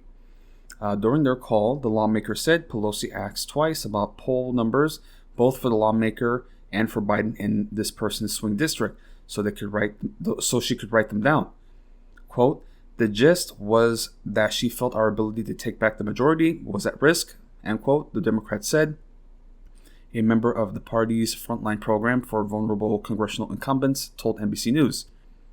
Asked how responsible Pelosi was for Biden stepping down, the lawmaker replied 50%. It was all vintage Pelosi, who made history as the first female Speaker of the House and ruled House Democrats with a velvet glove for 2 decades. Guide Democrats to where they needed to go and have them make the decision. In this case, The key Democrat was Joe Biden, and all in the party knew that he would have to be the one to make the final call to bow out. When Biden dug in and declared he absolutely wouldn't drop out of the race, Pelosi appeared on his favorite show, MSNBC's Morning Joe. She kept the issue alive by saying Biden needs to make the decision because time is running short, even as he and his campaign insisted that he had decided to stay in. In a private phone call, a week after her MSNBC's appearance, Pelosi warned Biden, 81, someone she had known in Washington for more than 30 years, about the realities of the 2024 race. He could lose so badly to their mutual political foe, Republican Donald Trump, that he could damage Democrats down ballot and possibly cost them the control of the House and the Senate. And after last week's assassination attempt on Trump shocked the nation and appeared to stall momentum to push Biden out, a trio of close Pelosi allies brought the story back to the forefront. Representative Adam Schiff, a vocal Trump critic who is the favorite to be California's next senator, on Wednesday became the highest profile Democrat to call on Biden to step aside. Representative Jared Huffman, who represents a Bay Area district next to Pelosi's, organized a successful effort to delay the Democratic National Committee from quickly coronating Biden as the party's nominee through a virtual roll call. Huffman and a third Pelosi ally, Bay Area Representative Zoe Lofgren, were among the surge of lawmakers calling on Biden to leave the race Friday. No other Democrat understands the stakes of a possible second Trump term better than Pelosi, Schiff, and Lofgren. Pelosi hunted by pro-Trump rioters during the Capitol attack, and later targeted at home by a man who fractured her husband's skull with a hammer, appointed Schiff and Lofgren and others to the January 6th Select Committee that concluded that Trump was to blame for the effort to overturn the 2020 election results and the deadly riot. Quote, "It was certainly notable that so many of her longest California allies were so outspoken," end quote, said Representative Katie Porter, who lost the Democratic nomination for the Senate in California to Schiff this year after Pelosi endorsed him. A Democratic lawmaker said of Pelosi's strategy to affect the outcome she desires, quote, "She deploys her assets," end quote. So again, even as a retired speaker, like, she has influence. Like, she is, if Kamala Harris is to succeed, the queen maker. So yeah, that's her position. It's very interesting, like in many respects, president is not the most powerful position. It's very interesting politically. So a former Democratic leadership aide added, quote, "Biden has a history of losing and winning. Pelosi doesn't make moves unless she knows she will win," end quote. Asked about the impetus for her statements Friday, Lofgren didn't dismiss her proximity to Pelosi. They've served together for nearly 3 decades, but said it was a decision she made herself, end quote. "She's not directing anyone to do anything. This is from me," end quote, Lofgren said on MSNBC. Biden was angered and hurt when Pelosi, his former running mate, Barack Obama, and other Democratic leaders declined to support him, sources said. But when he announced his decision Sunday, Pelosi was quick with a magnanimous statement. Quote, "President Joe Biden is a patriotic American who has always put our country first. His legacy of vision, values, and leadership make him one of the most consequential presidents in American history. I mean, consequentially, one of the most atrocious presidents, but of course they can't say that. Quote, "With love and gratitude to President Biden for always believing in the promise of America and giving people the opportunity to reach their fulfillment. God bless America with Joe Biden's greatness and goodness," end quote. Yeah, shortly after he announced he wouldn't stand for re-election, Biden quickly endorsed his vice president and running mate Kamala Harris to replace him on the ballot. Party luminaries quickly followed the lead, including Schiff, Bill, and Hillary Clinton. Representative James Clyburn of South Carolina, a top Biden ally and longtime member of Democratic leadership. Senate President Pro Tem Patty Murray of Washington, who was third in line to the presidency, and Progressive Representative Alexandria Ocasio-Cortez of New York, who, was saying until like the very end that like Biden was the nominee and we have to stand by him. And then of course like this announcement came through, and I even saw some like comments where like she was being a bit like sarcastic. I mean, like, with AOC, it's just like, again, like it's pretty clear now that she's a hack. So yeah, who knows? Anyway, that's what DC does, man.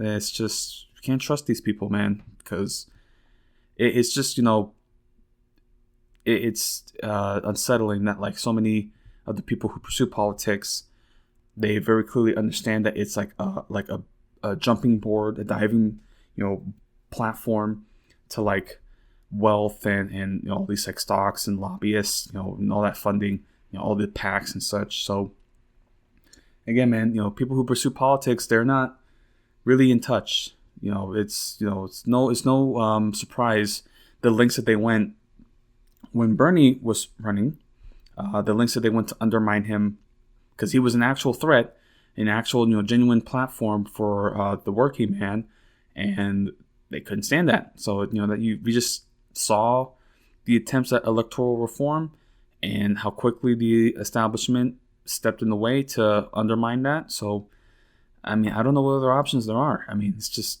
they're not, again, it's so interesting when you talk to the establishment and like they expect you to make all the compromises. But the thing about compromises is that both sides have to make a concession. So if one side is always making the concession and it's always the leftist radicals, then it's like, then there's no longer compromise. You're just demanding concessions after concession. So it's just like, I don't know, man. It's just so crazy to think about. This is why I can't bring myself to even vote for Democrats. So it's just like, I don't know what else to do. And of course, I have talked about Cornel West on this show.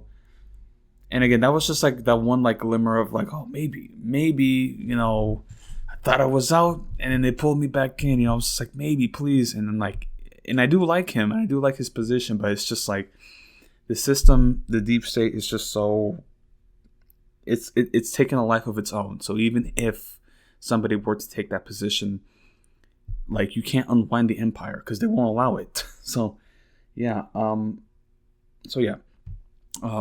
continuing here, but Pelosi, Schumer, and Jeffries haven't yet endorsed Harris. So again, there's still a lot to go here. Yeah, so they haven't endorsed Harris, a former San Francisco district attorney who has known Pelosi for decades.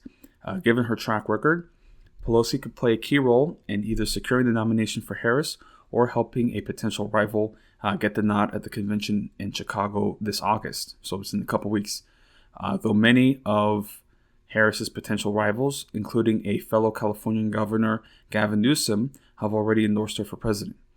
Pelosi is, quote, politically still our leader, and, quote, the frontline Democrat said, quote, she and she alone can ensure Kamala's success.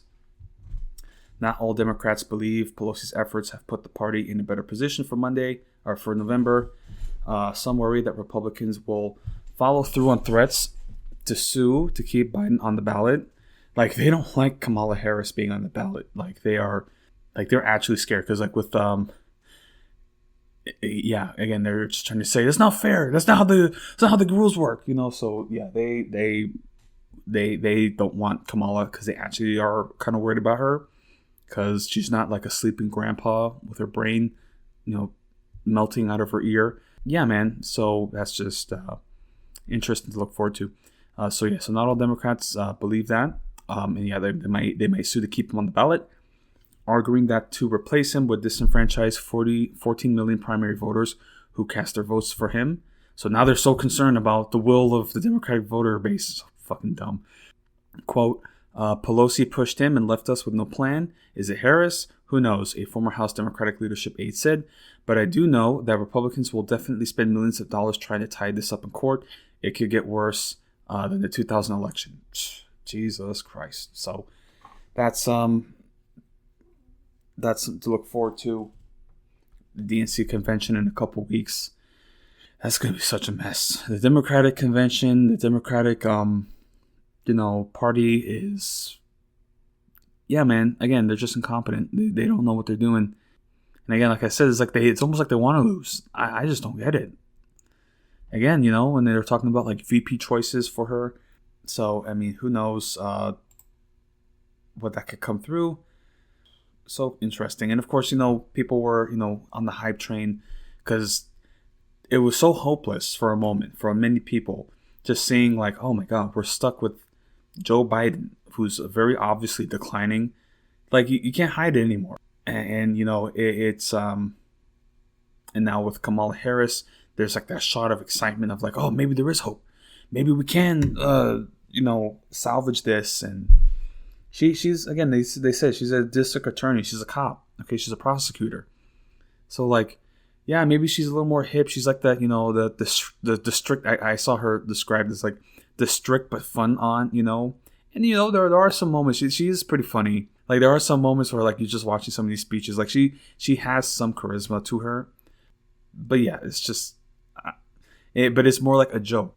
It's not like a genuine sort of charisma. It's more like, oh man, look at this character. The coconut memes and such. Like people genuinely think that she's like on Xanax or something like that. Like she's just like, you fell out of a coconut tree. Like it's just it's just so funny. And then yeah, there's the response from the Republican base, which is getting weird because many of them are just like saying like, oh, she's gonna blow half the country or something. Like it's just like racism and misogyny. Like it's just like so weird. And I'm very interested to see if they're gonna pull like a birther sort of movement, like saying like, oh, what's your birth certificate? Like they might bring that back.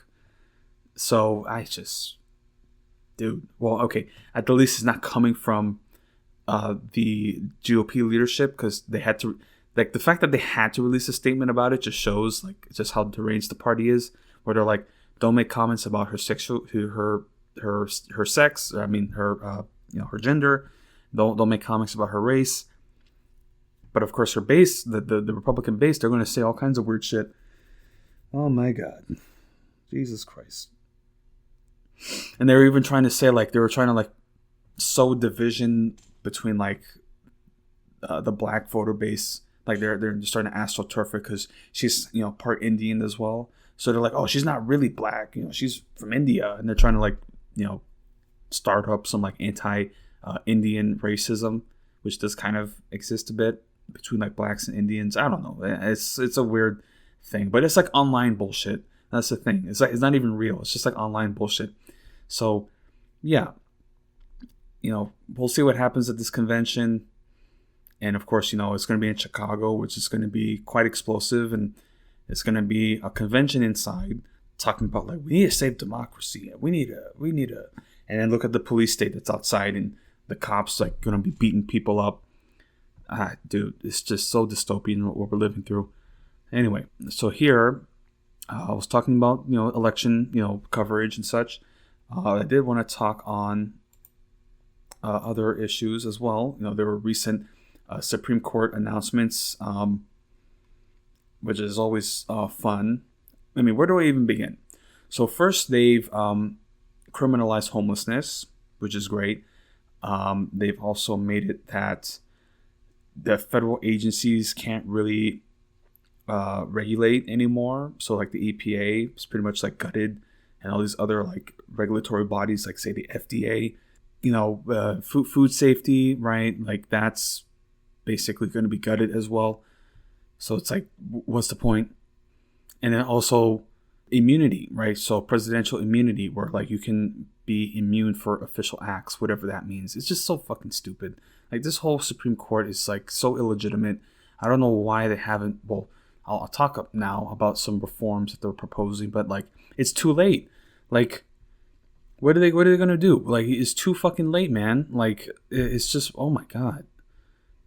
Yeah, Clarence Thomas, Samuel Alito, John Roberts, Amy Coney Barrett, Brett Kavanaugh.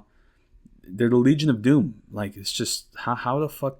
Oh my God, so fucking stupid, unbelievable. Yeah, man, and it's just nice that they had like this consistent theme that they're like bringing up, because our current Supreme Court situation is very much related to Ruth Bader Ginsburg refusing to retire until like her fucking death, where she's like, she had like a crap rib and like survived like multiple cancer diagnoses. So like, dude, like she was like a walking corpse at the end. And like, again, like this is just a theme with like old people in power, where it's like they cannot bring themselves to step away. They cannot just say, I've done my job and now it's time to pass it on to the new generation. Now I rest. It's because like all their whole identity is centered around their power and their job. Like that's all that's the only thing that they can live for is power.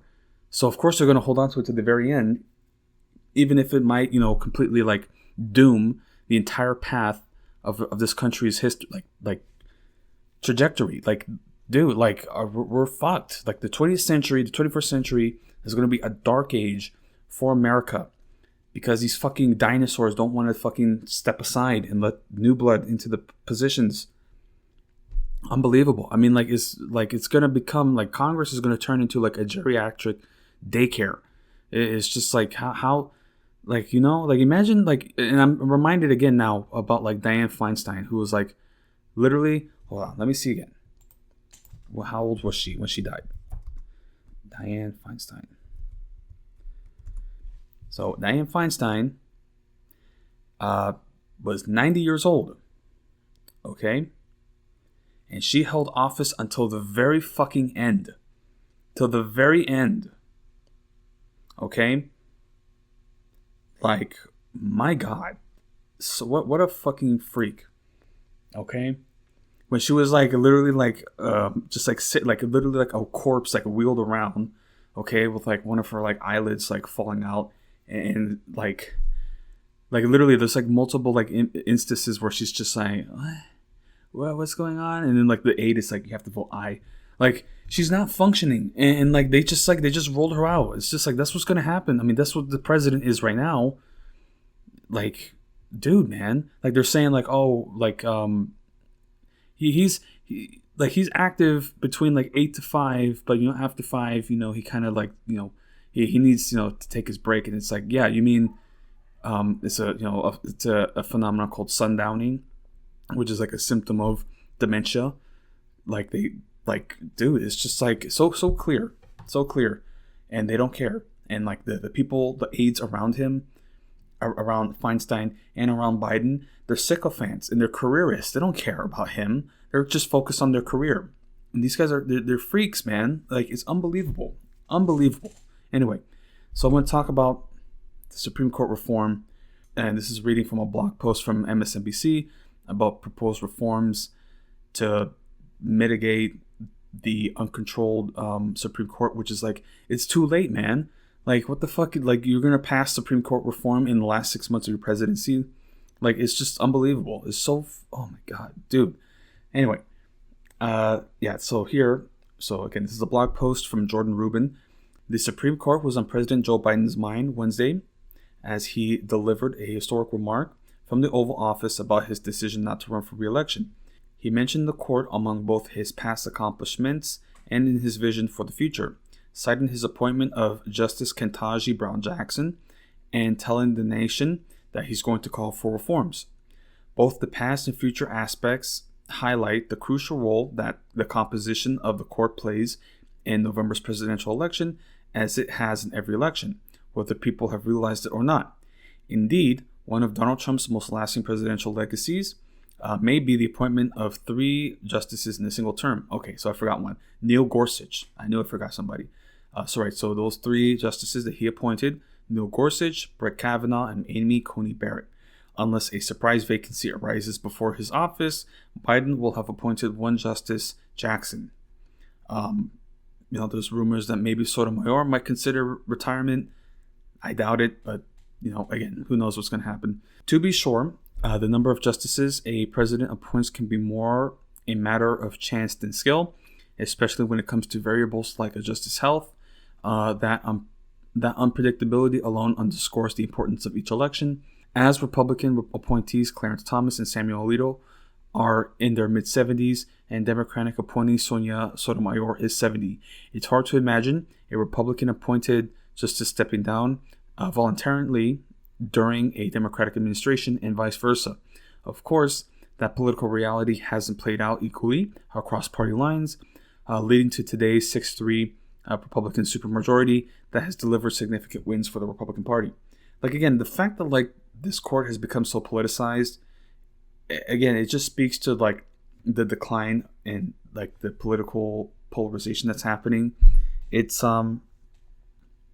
again, it's sort of like an open secret now that the Supreme Court is just completely corrupt, and that especially these conservative, like, I mean, again, like Clarence Thomas is just taking all kinds of gifts and donations and having like, vacations paid for. It's like, it's just out there, but they can't do anything. They're not actually going to pursue that because that's what they all do. That's all everybody does. So it's just like, oh my God, it's just so fucking corrupt and dirty.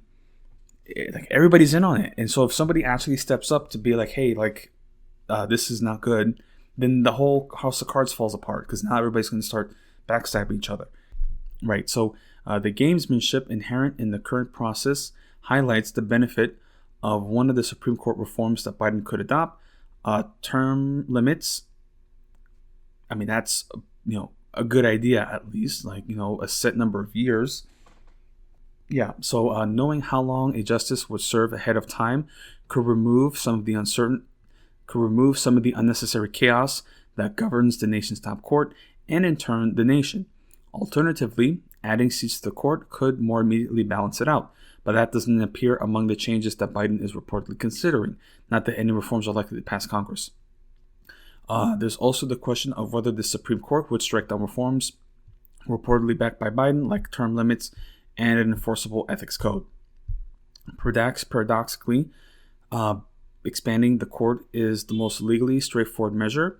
It's been done before throughout the court's history, even if it's politically the least likely. At any rate, the dim prospects of any imminent reforms shouldn't stop Biden from centering the court in the national conversation. Ultimately, whether one wants court reform or the appointment of favored justices in the meantime, the court and the Congress involved in any reform legislation and the judicial appointments process is on the ballot in November. Yeah, so I mean, that's just the reports. Again, proposed term limits. Again, this is just like, it's too late, man. You can't fucking do it, man. Oh my God, it's just everything sucks, man. It's like, oh, we got to do something about the Supreme Court, and it's like, bro, oh my God. We're in the bad place, man. This is so bad. Yeah, man, and even if they did do it, like the Supreme Court would just say it's unconstitutional, and then it's just like, what the fuck? You can't do shit. Oh my God, dude. It's like, you think about like the system that this Constitution had initially announced, where it's like, oh, well, we need checks and balances, and it's just like, but now we're in this situation where it's like, there's just complete dysfunction, and of course everything now is drawn upon party lines, and you can just have like openly corrupt like figures in the Supreme Court. It's just unbelievable. So Supreme Court reform proposals that are never going to get through, that's possibly coming down the line, but it's most certainly not. Yeah, but anyway, and of course, we had those announcements of, I mean, where do we even begin? The immunity of official acts and regulatory bodies basically losing all their power, and homelessness now becoming criminalized, and people's lives can be even more ruined than it already was. Like, it's like you're already rock bottom, and then now these cops can just throw you in jail, and then it's like, and then it becomes a cycle of recidivism where it's like, what the fuck? Like, you get arrested for, like, say, truancy, right, or loitering, and then you can't make bail, so you're just stuck in jail until again, I've never been arrested, so I don't know the full details, but it's like you're just stuck in there, and then you get released, but you're homeless. So what the fuck are you gonna do? And then everything that you had before, you lost it, so it's just the clothes on your back, and then you get arrested again, and it's just a cycle. It's like, literally, like, all this country does is just like, we can't fix anything. We just have to punish the most marginalized and powerless portions of our society. And of course, because it's homeless people, and well, they're drug addicts and they fucked up their own lives, and it's just like, my goodness, man, like, it's just so inhuman. And then also just to see like these attitudes being normalized among people that I know. Like, I remember one time, like, I had this one acquaintance who was like almost like a family friend that I had followed, and they were in New York, and of course, they had, they had, a more privileged lifestyle. So of course, there was a point where they were like posting images of homeless people, just straight up, just like homeless people in the subway, because it was like February and it's like 40 degrees outside. So like, of course, people are going to, seek shelter in the subway. And all they were doing is just like posting images, and it's like, ugh, disgusting. Eric Adams has to do something about this. And that just fucking pissed me off, man. Pissed me off, because this is the same people that will like just protest any sort of like public housing initiatives or homeless shelters. Like, so it's like, you don't want to fix the problem. You just want to like sweep it and push it away somewhere where you don't have to see it, but it's still there. It's just unbelievable. And like, only because you're like just lucky enough not to actually experience any poverty, so it doesn't matter. Again, every time I talk about like capitalism, it's usually the people who are like actively benefiting from it, because that's the only thing that they matter. The only thing that matters to them. It's like, it's working good for you, and that's the only thing that matters to you. So if somebody else is a sucker, well, then that's their fault. And it's like, and like, there's like studies been released where it's like 50% of homeless people like are employed, like they have jobs, and still they can't survive, and it just keeps getting worse. Unbelievable, man. Unbelievable. And there may be a moment in my life where I might end up being homeless, because I don't see my situation getting any better. And I've been trying to look for work. I've sent hundreds of applications at this rate. And luckily I do have an interview set up, but I don't even think I'm going to get it. It's like, even if I do get an interview, it's like, there's just like, it doesn't go anywhere. And then if I'm out on the street, that's my fault. Oh, it's your fault. Oh, anyway, the only solace that I have is that this country is going to fall apart. I don't know when, but it's like, it's like, sure, yeah, I might be one of the first people to fall through the cracks, but it's like, you're stuck on this sinking ship also. Like, what do you think is going to happen to you? You think you're okay? Like, people who are like upper, like middle management positions, that like they're suddenly on top of the world. And it's like, no, man, like, you're just as disposable. And unfortunately, they're just going to have to learn the hard way. So yeah, anyway. So here, speaking on homelessness, this just came out today, covering in California, the great state of California, the Golden Coast, always the forefront of like anti-homelessness initiatives. And by that, I don't mean like public housing or, any sort of like social services or benefits to put people into work. I mean, you know how many studies have been released where they just like gave money to homeless people, and they wow, miraculously they were no longer homeless. We just gave them money, and then they paid for rent and food. Oh, wow. It's so crazy, man.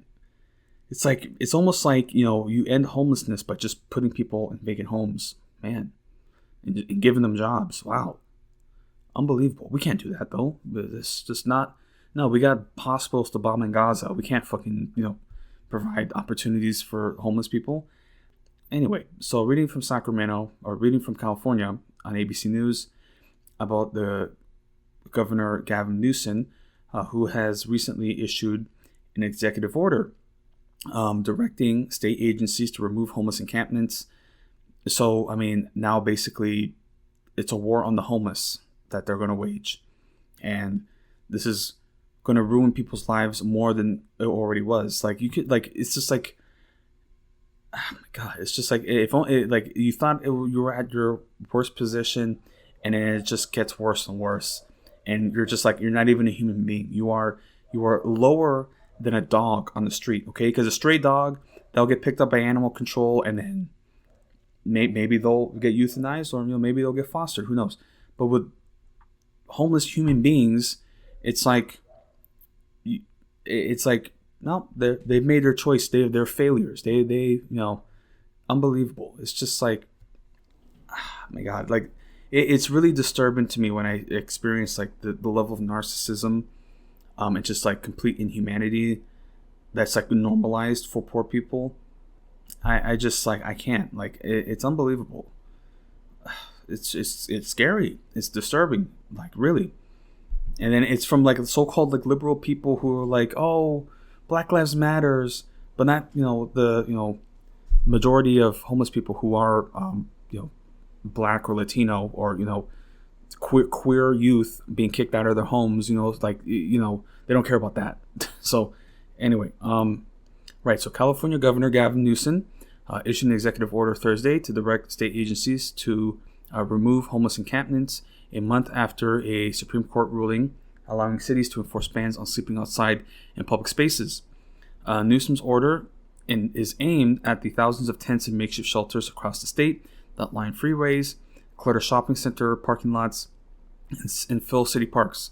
The order comes after a decision by the U.S. Supreme Court earlier this summer allowing cities to enforce bans on sleeping outside in public spaces. The case was the most significant on the issue to come before the High Court in decades, and comes as cities across the country have wrestled with the politically complicated issue of how to deal with a rising number of people without a permanent place to live, and public frustration over related health and safety issues. Literally, rent controls and just put people in homes. Like, that's it. It's over. We just solved it.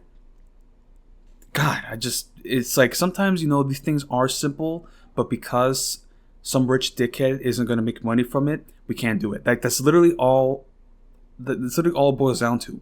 Okay? Again, like, it's so crazy. You talk about like stuff like healthcare, and then it's like, well, that's not affordable for the healthcare providers. Oh, I my healthcare coverage, I like my provider. It's like, no, you don't.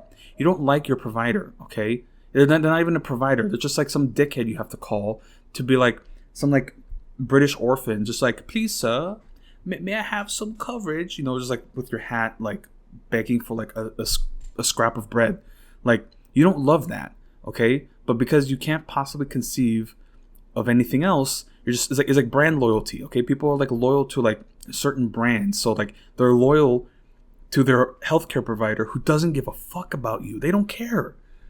Unbelievable, man. It's just, God, it's just so, it drives me nuts. Right, so yeah, Newsom's administration wrote in support of cities' arguments that previous rulings, including one that barred San Francisco from clearing encampments until more shelter beds were available, have prevented the state from solving a critical problem. Quote, there are simply no more excuses. It's time for everybody to do their part, Newsom said in a statement. And by that, it's like just, kicking homeless people to like another street. It's just like, yeah, everybody must do their part. And by that, I mean, we need to go to war with homeless people. Like, that's just really what it is. While Newsom cannot order local authorities to act, his administration can apply pressure by withholding money for counties and cities. Unbelievable. Like, literally, like nothing saying about like, oh, we're going to implement measures to provide public housing initiatives. Like, nothing. Just clear them out, and who gives a shit what happens. Unbelievable. California is home to roughly 1/3 of the nation's population of homeless people. Again, like, it's just crazy. Like, you see the housing market. You see some of these listings in like for California homes, and it's like literally like a lot with like a shack, and it's like sometimes like up to like $700,000. It's like one bedroom shack like with boarded up windows, and it's like, what the fuck, man? It's so fucked up. A problem. So yeah, 1/3 of the nation's population of homeless people, a problem that has dogged Newsom since he took office. Newsom touted that his administration has spent roughly $24 billion aimed at cleaning up streets and housing people, but acknowledged the stubbornness of the issue. Newsom's administration has also come under fire recently after a state audit found that the state didn't consistently track whether the huge outlay of public money actually improved the situation. Newsom has worked hard to address the issue. He threw all of his political weight behind the ballot measure earlier this year to allow the state to borrow nearly $6.4 billion to build 4,350 housing units, which passed with a razor-thin margin. The order came as Republicans have stepped up their criticism of California and its homelessness crisis, as Vice President Kamala Harris, a former California District Attorney General, and Senator, launches her presidential campaign. Harris entered the race over the weekend after President Joe Biden's announcement that he would not seek re-election. Newsom himself has presidential ambitions. The timing of the executive order is curious, said California political analyst Brian Sobel, but he doubts Newsom's move would have much impact on Harris's campaign. Quote, Harris's problem isn't in California because California is a done deal. He said, quote, where she needs to do well on issues are what she needs to do well on issues like this are in swing states, end quote.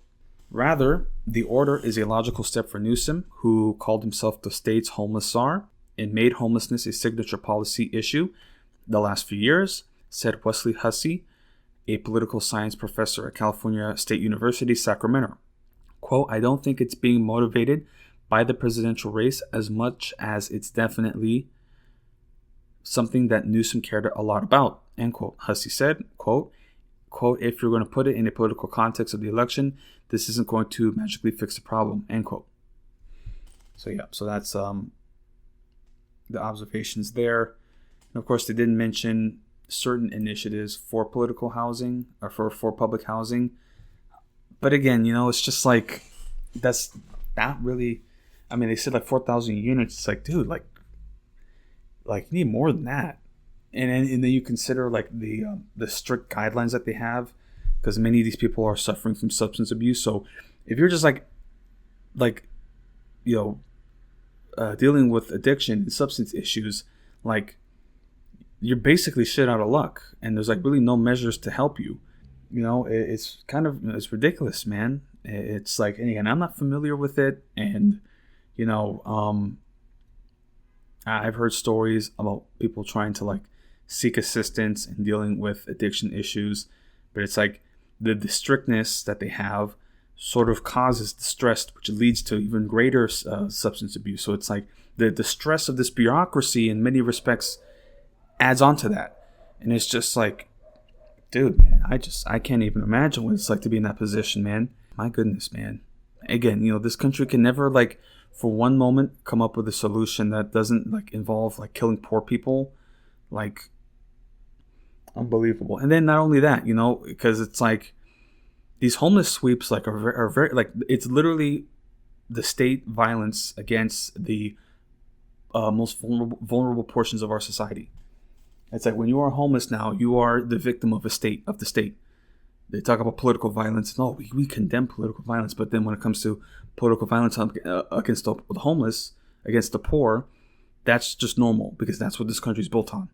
So who knows, man? Like, just especially with cops and their treatment of homeless people, it's truly like sickening and disturbing. Like, I've seen.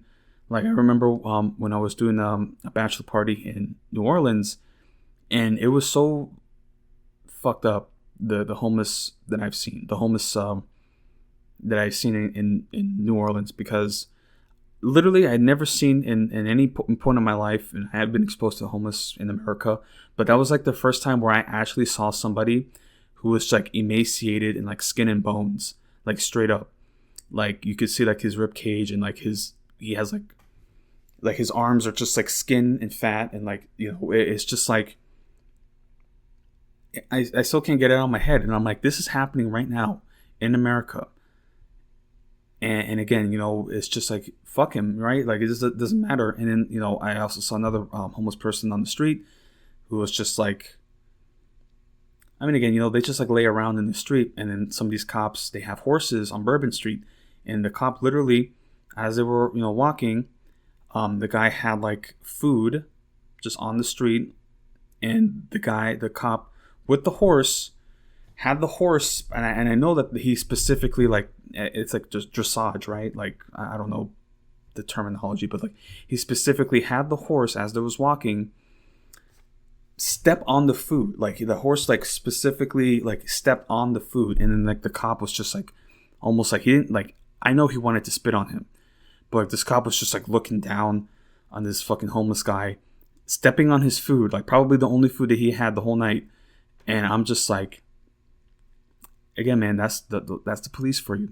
Again, it's just fucking dickheads. And I'll talk now about another police incident that had occurred. Just unbelievable, man. Like, it couldn't be any clearer. And again, you have to back the blue. You got to support the police. And then they do shit like this all the time, where they're just like openly documented abusing and committing acts of violence. And so I'm specifically referring to the shooting of Sonia Massey of Springfield, Illinois. Yeah, man. And again, they released the body cam footage, and I haven't seen it because I can't. Reading the details is enough because it's just like, what the fuck, man? Like, it's just, these cops are just psychotic. I don't know what else to do. So reading from AP News about Sonia Massey's murder, because this is murder. They're even charging the cop responsible for this. Just unbelievable, because like, it's so unambiguous, because he shot her because supposedly she was grabbing a boiling pan, a bowl of boiling water, right? And it's just like, that's it. It's like, you just shot somebody in the face and killed her because you thought that she was going to grab a boiling water, like pan. Like, it's just, God, fucking cops, man. I just really, truly ACAB. So, right. So reading from AP, a riveted nation watched video released this week of a sheriff's deputy fatally shooting Sonia Massey, a 36-year-old black woman who called 911 for assistance in her Illinois home. Sean Grayson, 14 months into his career as a deputy sheriff in Sangamon County, I hope I'm saying that right, in the center of the state, is charged with murder in Massey's death, the latest example of law enforcement officers shooting black people in their homes across the country. Here's what we know about the shooting and the former deputy now facing years in prison if convicted. So what happened? So we're going to go over the details. So at 12:50 a.m. on July 6th, Massey called 911 with her fears about a prowler around her home in an unincorporated neighborhood of Springfield, 200 miles southeast of Chicago. Video from body cameras worn by Grayson and other deputies show a search around Massey's house and in the surrounding yard. They found a black SUV with broken windows in the adjacent driveway before Massey came to the front door. When Massey opened the door, she said, "Don't hurt me," seemed confused and repeated, "Please God," and said, "I don't know what to do." It isn't clear why Grayson went inside the house, followed by the other deputy. Grayson asked for her name to include in a report on the deputy as the deputies prepared to leave. Massey was searching her purse for her ID when Grayson pointed out a pot over a flame on the stove. Massey quickly went to the stove, moved the pan toward the sink, and asked Grayson, "Where are you going?" He had stepped back and remained in the living room of the small house, separated from her by a cluttered counter. Grayson and Massey chuckled as he replied, "I'm away from your hot, steaming water." Massey then unexpectedly said, "I rebuke you in the name of Jesus," prompting Grayson to pull out his 9mm and tell her, "You better effing not, or I swear to God, I'll effing shoot you in your fucking face." He repeatedly yelled at Mason to put down the pot. She apologized and ducked before Grayson fired 3 times, striking Massey once in the head. Again, like I haven't seen the full video, and I can't fully watch it. And it appears that, like, I don't know, because like her behavior seems a bit erratic. So it's like, again, like, cops are just not suited for dealing with mentally ill individuals or possibly erratic individuals. Who knows? I mean, who knows? Yeah. So what charges were filed? A grand jury indicted Grayson on charges of first-degree murder, aggravated battery with a firearm, and official misconduct. If convicted, he faces prison sentences of 45 years to life for murder, 6 to 30 years for battery, and 2 to 5 years for misconduct. He's being held in the Menard County Jail without bond. He pleaded not guilty, and his defense attorney has declined to comment on the case. And then, who was Sonia? Yeah, so the mother of 2 was from a large family with many cousins who thought of her as a sister. Quote, she was loving, caring. She loved her cousins, Malachi said. One of her children. She was just a ball of energy. We'd go anywhere. If she wanted to talk to somebody, she'd go to talk to them. She was just a loving person. She always helped people too, end quote. Massey, who was unemployed and had struggled with mental illness and undergone treatment, that might explain her puzzling statement to Grayson, quote, "I rebuke you in the name of Jesus," according to the family's lawyer, Ben Crump, but it also speaks to her strong religious faith, she said. So yeah, so it seemed that she was struggling with some issues. just, yeah, man, it's just crazy. I don't understand. And again, over boiling water, it's like, yeah, I mean, sure, you might get burned, but it's like, it's not a deadly experience, man. Like, oh my God, like, Jesus Christ, man, unbelievable. And then I read somewhere also that apparently like a close relative of hers was also killed. A 4-year-old child, okay, was also killed by the police, and they were going to release footage of that. Again, I can't. Again, there's only so many videos of dead people I can watch. I'm sorry, man. Like, I've had my fill from Gaza, but I can't, because it's just too much. Yeah, they're going to release footage of that shooting as well.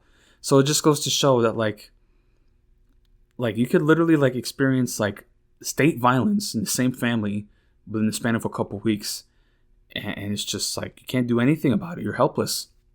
And again, this is going to be, oh, we got to preserve democracy, and then this is, this shit's still going to happen under Kamala Harris. Like, nothing's going to change. Nothing is going to change. So yeah, and then they're going to talk here about Sean Grayson, the police officer who was facing charges. So Grayson, 30, graduated from North Mac High School in Verdun, 27 miles south of Springfield, in 2013. According to defense attorney Daniel Fultz at last week's hearing, he enlisted in the Army in 2014 until a general discharge in 2016. According to the Illinois Law Enforcement Training and Standards Board, Grayson joined the police ranks in August 2020 with the first of 6 jobs in 4 years, 3 part-time and 3 full-time. The Associated Press has requested his employment records from the Central Illinois Agencies and Public Records Requests. In July 2020, employment application to the Pawnee Police Department, he said he was a mechanic and performed vehicle maintenance and recovery in the Army. Quote, I am a very hard worker and fast learner, Grayson wrote in the employment application. Quote, I am looking for a department to give me a chance to show what I can do. I'm a team player and great communicator, end quote. That is what I've written in every application I've sent. It's just like the most generic responses in every application. I'm a fast worker. I'm a hard worker. I'm a team player, and I communicate. It's just, yeah, man. But again, they always ask. It's like, when you send an application, they always ask the same questions. So of course you're going to get the same response every time. So anyway, not to get off track. He also wrote that he has worked as a security guard at a hospital, as a landscaper, and spent 3 years working at a fitness center. He joined the sheriff's department in Sangamon County, population 196,000, in May 2023. He was fired last Wednesday, the day he was indicted. So, yeah. And again, even if they did follow through with charges here, she's still dead. So it's just like, there's no compensation for that, man. And, it's just so scary to think about how normal this is becoming, where like somebody like a black person lets a cop inside, and then just like the cop just like randomly feels like their life is threatened and they shoot them. And it's just like, this happens so often. Okay, and the only reason now that they're prosecuting is because there's footage of it. Like, unbelievable. Like, even the family was saying that like they were told first that it was a suicide. So it's like they just quick to cover it up because it's a gang. That's all it is. It's a gang. They protect their own even when they do fuck up. Like if you have watched The Wire, it's like some of like the early season stuff. Especially with like the character Presbelusky, he gets into an incident with a black teen, and then, yeah, the chief or the sergeant, God, the Lance Reddick's character, I should know him because he is the GOAT, and I'm so sad that he's gone.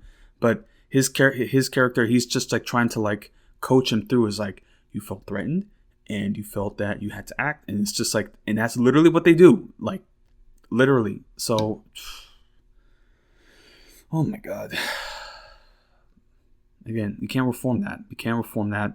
Even with Kamala Harris, how many more stories are going to happen with Kamala Harris as president, with cops shooting black people for no reason? Like, it's going to keep happening, and it's just no end in sight. It's just, God, it's dark times we're living in. So anyway, So here, I talked about this shooting, just sad details all around. And I did want to save the best for last, I guess you could say. I mean, this is, again, dark times that we're living in. And I don't want to constantly be like depressing and cynical. But it's just like, how can you keep spirits up when you see just like this level of evil? Okay. And I'm recording, I specifically wanted to wait for this speech that Netanyahu was making in Congress, which I didn't watch because, I mean, how can you even sit through that? And it's like literally just a Klan, like they had a Klan rally in the state, like in the Capitol, in Congress, on the floors of Congress. Like, hello? Like, what are we doing here, man? Oh my goodness. Absolutely crazy. And it's really depressing, especially because I've luckily been able to avoid most public discussions about this war, but I just know eventually, like, there's gonna be a point where it's like I can't hold my views, and then it's gonna become an issue. And again, it's like Israel isn't even winning. Like, that's the thing. Like, they're doing all of this, and they're not even winning. They're just like destroying everything they touch. But their position is becoming less stable. Their government is like, their economy is in free fall. Their political, establishment, their coalition, that's also like falling apart. And then you have Netanyahu coming to Congress and he's just, talking shit. That's all he does. He's a fucking bitch. My God, he's the worst person possible. Worst person in the world. He's literally Jewish Hitler. Like, and I know that's a very controversial thing to say, but it's just like unbelievable. I actually, I was trying to think about that. I was like, if there is a Jewish Hitler, it might be Ben-Gvir if he does make a play for the prime minister. He very likely could, because Ben-Gvir is more like unhinged and like actually believes the Zionist, like ideology and like religious fanaticism. Like, Netanyahu is an opportunist, so he doesn't care about Zionism. He just cares about his own political gain. Ben-Gvir actually does believe it, so maybe Ben-Gvir is more comparable to Hitler. They all suck. They all suck. Anyway, so at NBC News, they're talking about his speech to Congress and the standing ovation and cheers that he received from Democrats and Republicans, and just This is something for the history books, and not in a good way. I mean, this guy, the Lancet study has released, they estimated 180,000 dead. Okay, so this is quite literally the worst atrocity of our lifetime, and it's being cheered in the halls of Congress. So yeah, man, great times. So yeah, just reading from NBC. So. Cheers and standing ovations greeted Israeli Prime Minister Benjamin Netanyahu's speech to Congress in Washington, the heart of American political power. But the barnstorming address left the father of 19-year-old soldier and Hamas hostage Liri Albag feeling heartsick. So this is in relation to the hostages and the families there. It's very interesting that they keep talking about the hostages and we got to bring them back. And then look what the family members of these hostages have to say about it. And it's very clear that Benjamin Netanyahu doesn't want a negotiation. He wants to release the hostages through military force, which is impossible. They released 4 hostages and they killed 300 Palestinians, and they treated like it was like a whole victory. And he's like, this is a fucking disaster, you fucking dickheads. Oh my God. Anyway, so reading from the family members, quote. When he talked for 55 minutes and didn't talk about the deal for 1 second, I was very upset, embarrassed, and angry, end quote. Eli Halberg told NBC News in a phone interview Thursday about what he viewed as Netanyahu's unwillingness to strike a deal with Hamas for the release of relatives being held in the Gaza Strip. He added that he wanted to believe that the return of Israeli hostages like Liri was a priority for the Israeli leader, but he said he hasn't seen the results. Albig, 55, is one of several family members of hostages held by Hamas in Gaza who demanded to meet with ceasefire negotiators after Israeli media and Reuters reported that an Israeli delegation had not set off for talks in Qatar on Thursday as planned. Instead, it was reported that they were held back until next week. Yeah, and it's pretty clear that they're just like using these hostages as a political tool. They don't care. And like they actually had one of the hostages, Noah Argamani. I know that they've been plastering her on social media. Again, it's just like it's a political tool. That's all they're using them for. And like I'm looking at this image of her in Congress, and everybody's of course clapping and cheering her and trying to and like there's like this these two ladies, like this like lady right next to her. Yeah, she's standing next to Benjamin Netanyahu's wife, Sarah. She's being used here, and I can kind of see in her face that she does not want to be there. I can't imagine what these hostages like. They thought that like they're actual prisoners now. Like it's kind of crazy to think about like the dynamics, because of course like Gaza is a war zone, and they were being held captive, but like they're actually in many respects now in a worse situation because they're being used as a political pawn. Like again, like it's very curious to me that there hasn't been like an interview with any of these hostages just yet. Like the few interviews that they have had, like it's sort of just like, oh yeah, they treated me okay, and they like one person had like a cake baked on their birthday.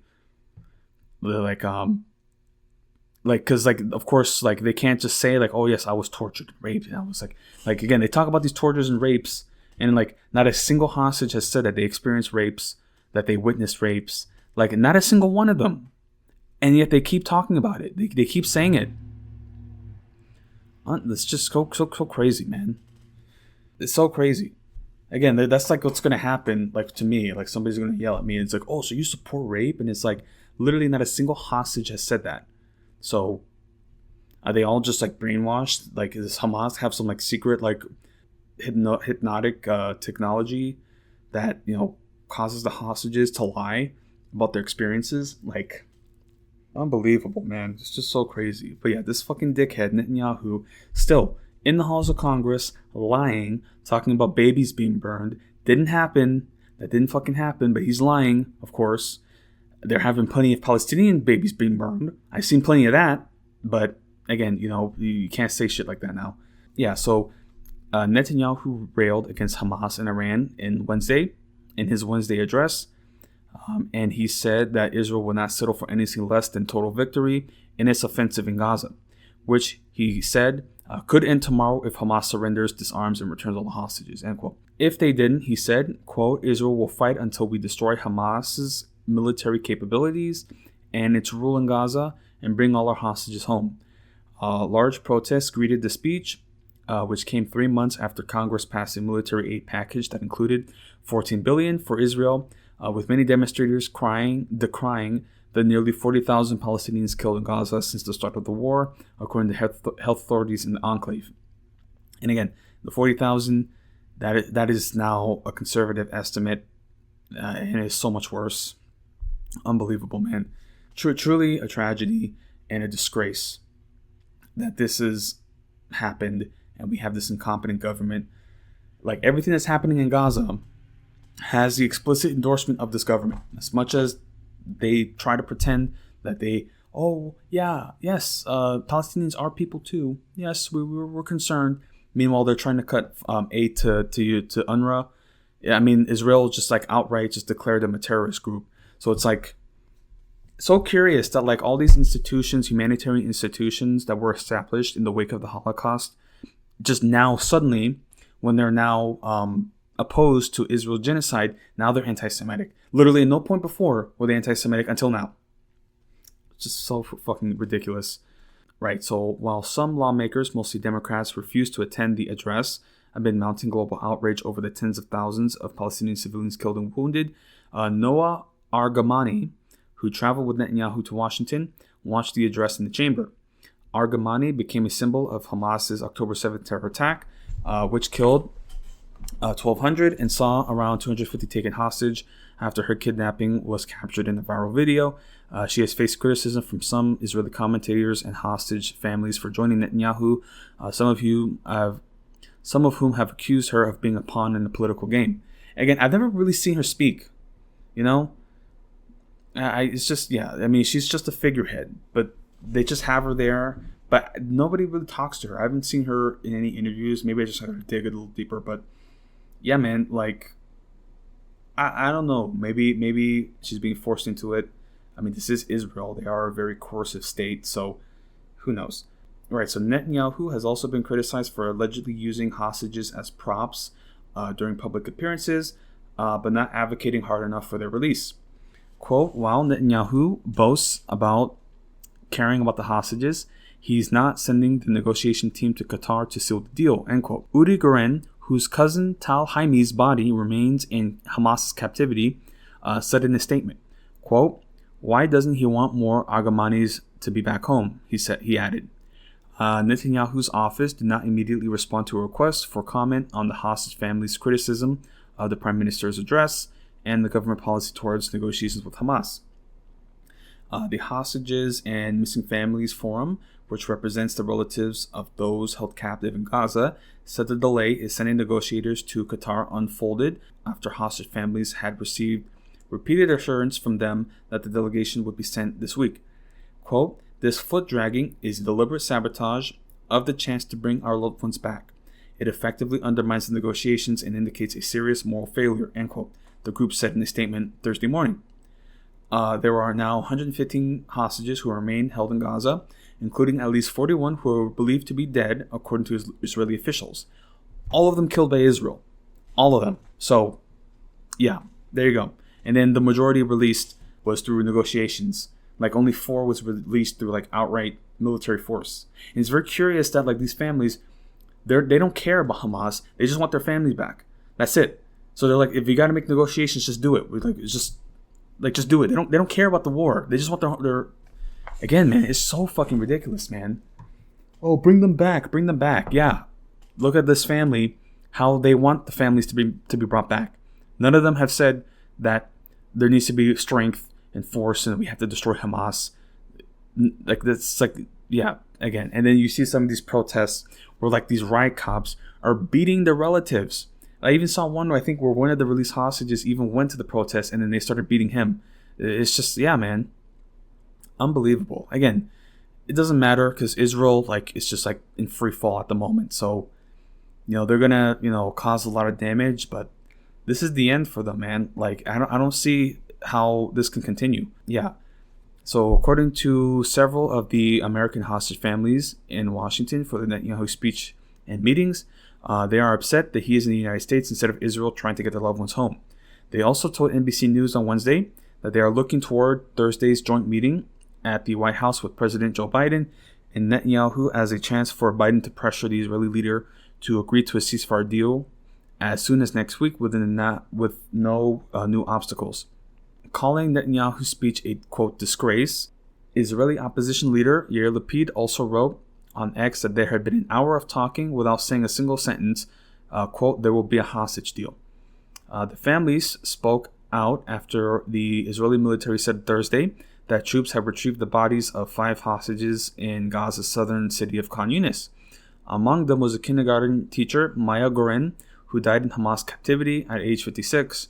According to Israeli officials, the body of 4 soldiers, Sergeant Major Ravid Aryeh Katz, you know what? I don't give a shit. Fuck them. I really don't care.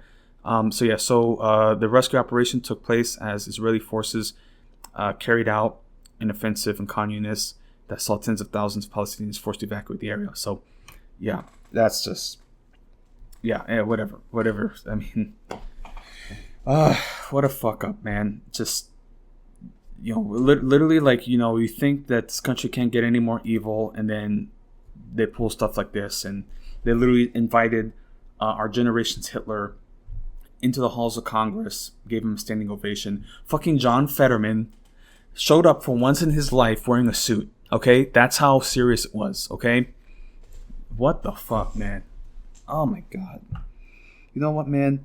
The only solace that I have is that ultimately they're not going to win. I mean, it's going to be the extinction of the planet, but ultimately they're not going to win. It's just, yeah, man, I don't know. I really don't know.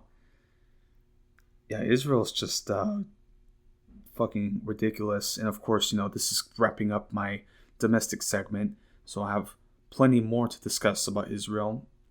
But yeah, man, I made a comment on Twitter X, and what my point was that this country that is founded from colonialism, and imperialism, the manifest destiny from the 13 colonies into the Pacific, is built on that identity of the frontier spirit of, conquering the wilderness, expanding and settling, bringing civilization to this untamed land, and, fighting against these savages, these wild savages, and that's the identity that has been built in this country for so long. And for the last century, after the Wild West has been tamed, now we're in sort of like this sort of crisis of identity. And that's where you see stuff like the Spanish-American War, and then expanding into the Philippines and Cuba and the world wars. It's like we need a constant frontier, and we need to constantly have a foe to be against, and we need to bring civilization and democracy. We're so magnanimous, and we just want to bring peace and justice and democracy to the world at the end of a bayonet. So that's just our mentality in this country historically. So when it comes to a country like Israel, that is just now, after these last decades, sort of in like the early stages of their manifest destiny project, now they're stagnating. They had these generations that were tough, that fought the Civil War, the War of Independence, that fought the 6-Day War, Yom Kippur. They went into Lebanon and such. Now they have become stagnant. Now they've been focusing on the West Bank because they can't keep going to war with Syria and like all these other states. Like, even though they keep bombing them. It's like, dude, like Israel's out of control. But anyway, like they can't constantly be at war with these states. So that's where they start focusing on Palestinians who are stateless. And initially they try to talk about a 2-state solution, and then when they actually put pen to paper, they shot Yitzhak Rabin. So yeah, man, that just goes to show that they were never interested in a 2-state solution. They've never been interested in peace. It's never been about that, because this is their manifest destiny that they believe. I mean, that's literally what they believe. And it just makes it more potent, the fact that supposedly they have a historical heritage to the land. I mean, they're Jewish, sure, but okay, like I'm raised Roman Catholic. Do I have a birthright to rebuild the Roman Empire? It's just like, it's ridiculous. But of course, you can't say that because it's anti-Semitic, even though there's plenty of Jewish people who don't support Israel. That too. So it's just, again, Israel, they're now in the biggest crisis of their manifest destiny project. Like, this is truly an existential threat that they've never faced before. And it's not like Yom Kippur, where it's like a big flashpoint and it's a war that's over within like a couple weeks. Like, this is going to keep dragging on. And Yemen has proven, and of course, Yemen, they struck in the middle of Tel Aviv with a stealth drone, and they have capabilities that is truly changing the face of war. I mean, I'm truly impressed with Yemen. People keep underestimating them, right? They talked about Prosperity Guardian, and what the fuck has happened? Oh, you're about to find out. Oh, you're about to find what happened. What happened? Nothing happened. Nothing ever happens. It's just, they even had to they brought back the carrier group, and like they were saying that like, oh my god, like they were talking about like the trauma of actually having to deal with a competent adversary. Like, oh my god, they're actually shooting back at us. Like, it's just like, oh my god, this is such a fake military. Oh my god. Yeah, and Israel's just going to keep getting worse and worse, and they keep talking about going to Lebanon. They're not going to do it because that's a suicide, but they keep talking about it, and those posts in the northern Israel region, like they're getting sniped, they're getting bombed, and a lot of these people now are evacuating like thousands. Like they're saying, like, I believe I read somewhere like up to 200,000 have already evacuated northern Israel. Like, dude, like Israel has created this mess for themselves. And of course, I'm going to delve deeper into the international segment. But it's just like Israel has really created this mess for themselves. And I just don't give a shit. I really don't care. So I'll talk a little more. But I just wanted to wrap up at least this domestic segment and the election coverage there. And of course, we have the DNC convention in the next couple weeks. So that's, going to be interested to look out for that. And so as we start out with this international segment and developments there, obviously a good portion of it will be concerning Israel. I don't want that to be the main portion of the discussion. However, the things are accelerating and moving, and anything could happen at this rate. I mean, I don't know. I guess I just haven't. It's not that I've been tuned out, but I just haven't been going play by play, like day by day, like analysis of it, because this is truly a horrifying thing to witness, especially with just how normalized it's become. Like, again, like people are just they know it's fucked up, but they just don't want to talk about it and they don't think about it. And yeah, man, it's just it's really depressing just to see like the resignation of the general public. Of course, there are people protesting and being vocal about it. I'm among them. But it just feels like just an unending battle, because most Americans don't give a shit about the Middle East or just like any other country. And I mean, most Americans don't give a shit about other Americans. So it's just like, I don't know, man. It's just, again, like I said, most people, the advice I hear today is just, well, just stop reading the news. Like, that's literally what I've been told. And it's just like, I can't deal with that. Of course, I'm going to continue doing my work and making these comments and observations. But, the only like solace that I can find in this is just knowing that Israel's situation is just getting worse for them. I mean, of course, more people are going to suffer from it. But ultimately, this is unsustainable. They can't continue like this. But Netanyahu, he's bringing catastrophe to Israel. I mean, like, it's very poetic that this guy who has been a narcissistic opportunist and just taking over. I mean, like, Israel has always been a fraud country. Always been a reactionary country. But this was just the logical conclusion that was going to happen, that it was going to be overtaken by its fascism, because their colonial project is crumbling before their eyes. So this reactionary extremism is taking over.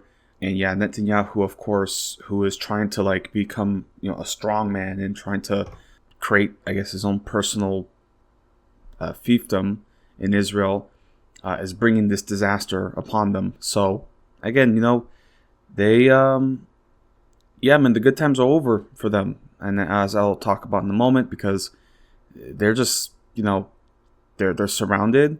There's, they're getting blockaded, essentially. I mean, one of the ports, Eilat, I hope I'm saying that right, Eilat in the Red Sea, is effectively bankrupt, because like their traffic has like been decreased up to like 90%, and like they're starting to feel that pain. And then also with their economy, they're saying between like 40,000 to 60,000 businesses have closed, and this is not good for Israel. Like, this is just it's going to keep getting worse.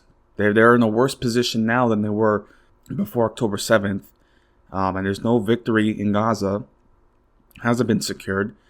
They've killed a lot of people, a lot of civilians, but that's not how you win a war. I mean, that's just, a genocide isn't victory. Yeah. And it's so crazy how like people like telling themselves about this, where it's like they'll post pictures of Gaza and it's like, was it worth it? Was it worth it? And I'm just like, was all of this worth it for Israel? Because things are only going to get worse in Israel, and you have only yourselves to blame. Okay. So again, man, they're, yeah. Again, they're digging their own grave. And again, I have no tears for them.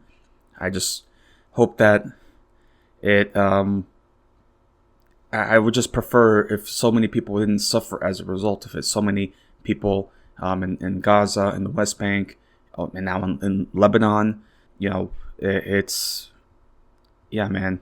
It's just so crazy. It's just like, oh, well, all these countries that they surrounded by, they just want to kill Israel. And I'm like, yeah, why wouldn't they? Because they're fucking assholes. Like, Jesus Christ, man.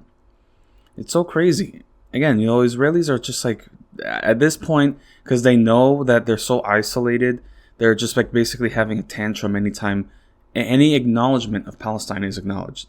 Like, there was like the recent social media drama where, I mean, people are getting doxxed over this stuff, So like, there was this flight attendant in Delta that had a pin, just a pin, didn't say anything. They just had a pin for Palestine, and then this person's taking a photo of them, posting on social media, and then they're saying, this is unacceptable, this is a flight risk, or, trying to get them fired. Luckily, that flight assistant didn't get fired, but still, it just shows that any acknowledgement of like Palestinian humanity is now suspect, and now you're an anti-Semite, and now you support terrorism and rape and torture.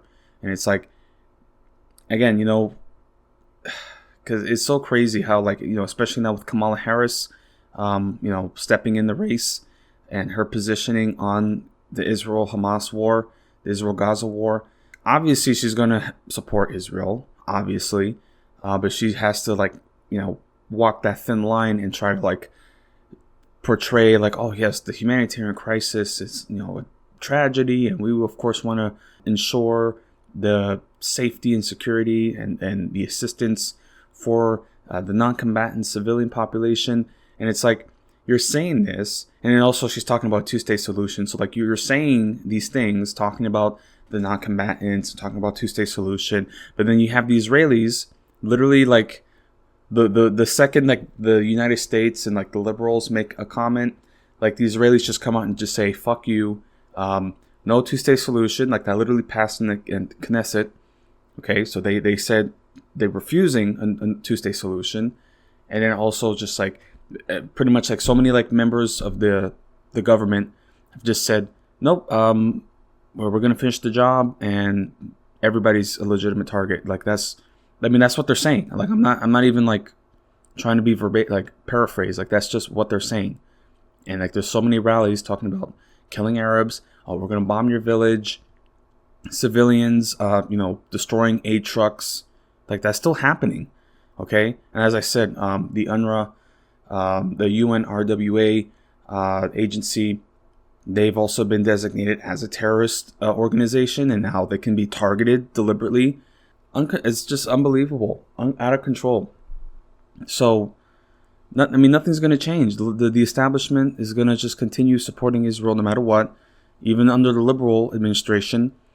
That is, they're going to be a little more, oh, yes, of course, this is so sad. And it's like, well, stop giving weapons and bombs to Israel. That's why this is happening. But of course, we have to defeat Hamas. Hamas, they can just surrender. There was a ceasefire before October 7th, and just all this stupid bullshit. So, I don't even know how long this war is going to go, because this could very likely bring about the collapse of Israel if this continues. Because they can't continue like this. I don't know.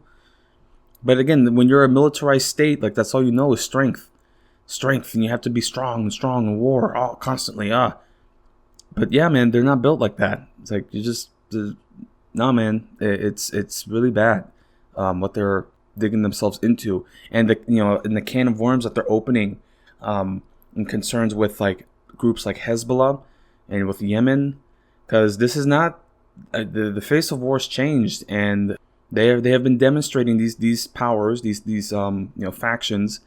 They are demonstrating that they have capabilities that truly levels the playing field, because this drone technology is truly game changing. So I'll talk in just a moment now about a recent drone attack that happened by the Houthi militias in Yemen, and these implications, and also about Hezbollah as well, and their operations in the northern regions of Israel. So as we discuss the attacks and recent developments that occurred. It's highlighting a larger trend as warfare is evolving. This is a new age of warfare, and I've discussed about the Yemen blockade in the Red Sea, truly like revolutionizing like just naval warfare as well. I mean, one of the poorest countries in the world has been able to hold off the United States Navy. Of course, the U.S. Navy isn't at full mobilization, but it's just like, if we fully mobilize, that we certainly could cause a lot of damage, but that's going to take such a toll on our economy. And of course, we have other interests around the world, so it's just, man. And as I mentioned a little bit earlier, the Navy sailors that were deployed for that operation, they're a bit shocked because they actually had a real challenge for once in their lives. So, man, that is something to discuss. And with Yemen, I mean, they're getting weapon systems from Iran primarily. Certainly, they've made deal with Russia, possibly China as well. So this is really a testing ground, a proving ground. So if Yemen is able to hold off the United States Navy, okay, what does that say about a larger country like Iran or China or Russia if a hot war were to break out? Because, man, I mean, it may come to a point where a large surface fleet might not be that feasible. It might not be that necessary. Just have of course, you might have destroyers or frigates or something like that. But having a large ship, say an aircraft carrier, which of course is still important, it could cause issues as this slowly takes form. Because again, there may come a point where, imagine one of these ships having to deal with hundreds or thousands of drones and missiles like that. They can certainly deal with most of them, most of those projectiles, but something's going to get through. And then we're also talking about how the cost that went into it. That's another factor of it, because these costs between our weapon systems and theirs, it's night and day. Because our defense industry is one giant Ponzi scheme. So of course it's going to be the most expensive equipment possible. That's not going to be as reliable. I mean, there were certain reports about, because it was a multinational coalition, right? Prosperity Guardian, where there were reports of the European ships and their difficulties and issues because they haven't had to deploy against a real threat like this. So I mean, they were having issues there, and of course, the cost, as I said, is too much. It's too much. But the cost for the weapons that are made for these drone systems that are they're manufactured domestically, so it's not even always all imports from Iran and Russia or some other nation. They're able to cheaply make these parts themselves, these weapons and drones themselves. Man, it's just as I said, it's like a siege, but with dollars. So this is interesting. And what's happened now in the last couple weeks, Yemen, which has made strikes in other places such as Eilat, they made their first strike within the heart of Tel Aviv with a stealth drone. And this is truly a groundbreaking moment because it shows, one, that Israel's air defense systems aren't as reliable as before. They're, Iron Dome and radar technologies, they're just not as, capable to meet with this new threat. And again, you don't have to completely level a city like this. You just need one drone strike and already the country's in the panic, So that's it's really showing their weaknesses, and that is certainly a signal from Yemen about their capabilities and what they can, deploy. And initially when this came out, when this strike came out, I thought it was usually because it would usually be something like Hezbollah, considering the threats of invasion. That was my initial thought. They're okay, Hezbollah, they've been having these skirmishes on the border, so they wanted to send a message hit the heart of Tel Aviv to show that we can get you here. And then now it came out that it was actually Yemen, which is groundbreaking because, I mean, this is like thousands of miles. So what they're reporting at least is that with this drone, what had happened was it was on its flight path, flying through the Red Sea primarily, low altitude to avoid radar. And then it crossed into, through the Suez Canal into the Mediterranean. And then it made a path towards Tel Aviv. So that's how they were able to get the strike in. Yeah, amazing. And then, of course, there were videos showing people on the street. And you could hear the propellers of the drone. So you hear the buzzing, bzzz, and then it just goes and it hits. And then it was a big explosion. I mean, it was a pretty significant explosion. And it did kill one Israeli. And it was interesting, too, because the Israeli that was killed was a soldier on leave. So it's so interesting that you could bomb Tel Aviv and actually more than likely hit a military, either official or a soldier, because the whole entire country is a military base. So it's interesting. You can just bomb anywhere in Israel and most likely hit somebody who is in the military versus bombing Gaza, where you're primarily hitting children and civilians and women. So kind of tells you, about these societies and what they are composed of, right? The populations. So yeah, so again, Tel Aviv got hit with an Iranian drone, and they of course responded with their own attack. And there were supposedly some British and American, jets involved. There was even reports of an Italian tanker jet to help them refuel was also deployed. So again, this is a coalition, but it was all just retaliatory. And they bombed an oil facility because, of course, that's what they're going to do. They're going to hit the infrastructure, just cause as much misery as possible. But yeah, man, I mean, again, it's all symbolic because it's just you can't just bulldoze and bomb Yemen into the Stone Age. I mean, they already tried doing that with Saudi Arabia and it didn't work. So the U.S., yeah, man, it's whack-a-mole, right? They get hit by one place, they go bomb it.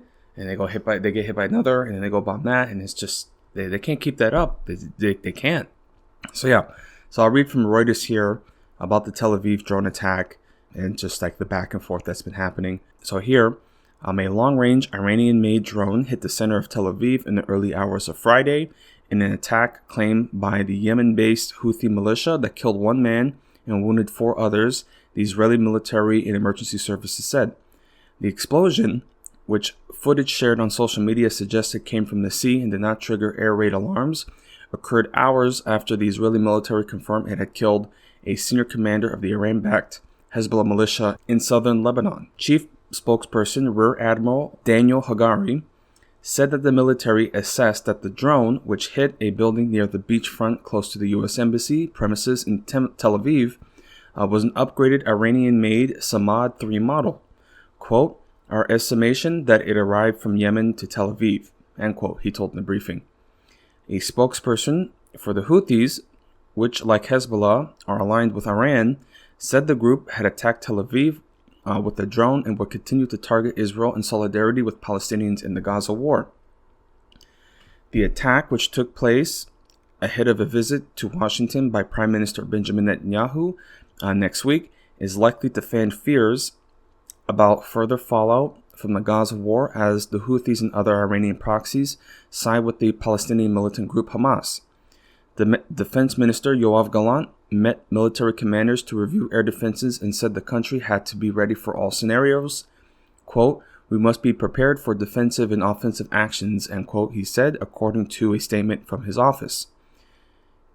An Israeli official said that the military was still investigating why the drone did not trigger the alarm, but initial reports suggested that the aircraft was identified, but the sirens were not sounded due to human error.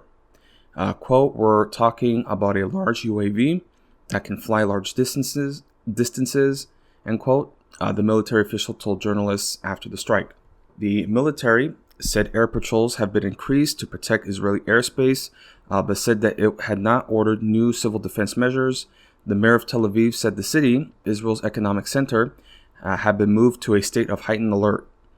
In the hours following Friday's attack, sirens sounded regularly in areas close to the border with Lebanon, and Israeli air defenses intercepted at least one aerial target that crossed into Israel. Okay, so that's at least the responses there and their adjustments. And now we'll be talking about the Houthis, and they're essentially just declaring like the city as an unsafe zone. And again, like it's just the fear of like going about your business that these Israelis, they're pretty comfortable living, but now you have to deal with this constant fear of like, oh, is there going to be a suicide attack or a car bomb attack or now a drone attack that your air defenses most likely won't detect. It's like, yeah, man, like these are real stakes that they have to live with now, and this is going to become tiresome. So these are the comments from the Houthis about their response here. Quote, operation achieved its goals, end quote. From the Houthi spokesperson Yahya Saree, called Tel Aviv a primary target, quote, within the range of our weapons, end quote. He said the strike was carried out using a new drone called Yafa, which he said was capable of bypassing interception systems and undetectable by radar. Quote, the operation had achieved its goals successfully, end quote, Saree said in a televised speech.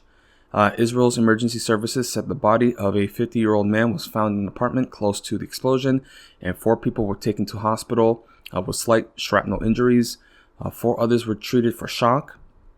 All of them were later released, health services said. Israel has been exchanging daily missile fire and artillery fire with Hezbollah along its northern border in southern Lebanon since the start of the war in Gaza, prompting fears of a wider regional conflict if the situation escalates. The Houthis have also stepped up attacks against Israel and Western targets, saying that they are acting in solidarity with Palestinians after Israel invaded Gaza following last year's attack by Hamas in southern Israel. Hamas-led fighters stormed Israeli towns on October 7th, killing 1,200 people, taking more than 250 hostages back to Gaza, according to Israeli tallies.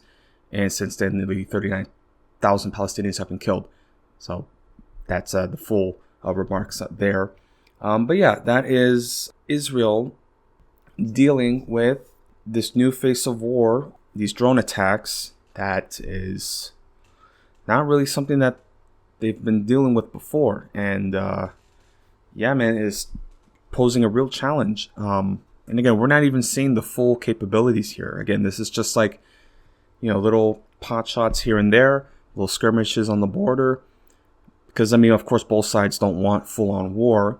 But I think Israel would be surprised just how quickly this situation could be out of their control.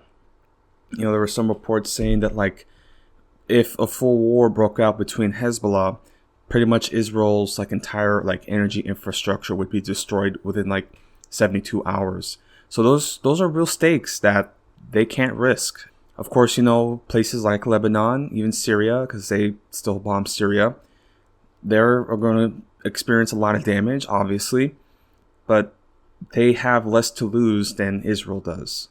These Israelis, again, they're all from comfortable backgrounds, so they're not built for this. They're really not, as much as they want to act tough. And again, it's like they're playing this game of chicken, and then now they're kind of shocked to find out that they're getting their bluff called, because these Hezbollah, Hamas, they're like, no, we're here and we're gonna die, and they're gonna die anyway. So it's like, might as well do it fighting the enemy. That's their whole belief. Again, they keep underestimating.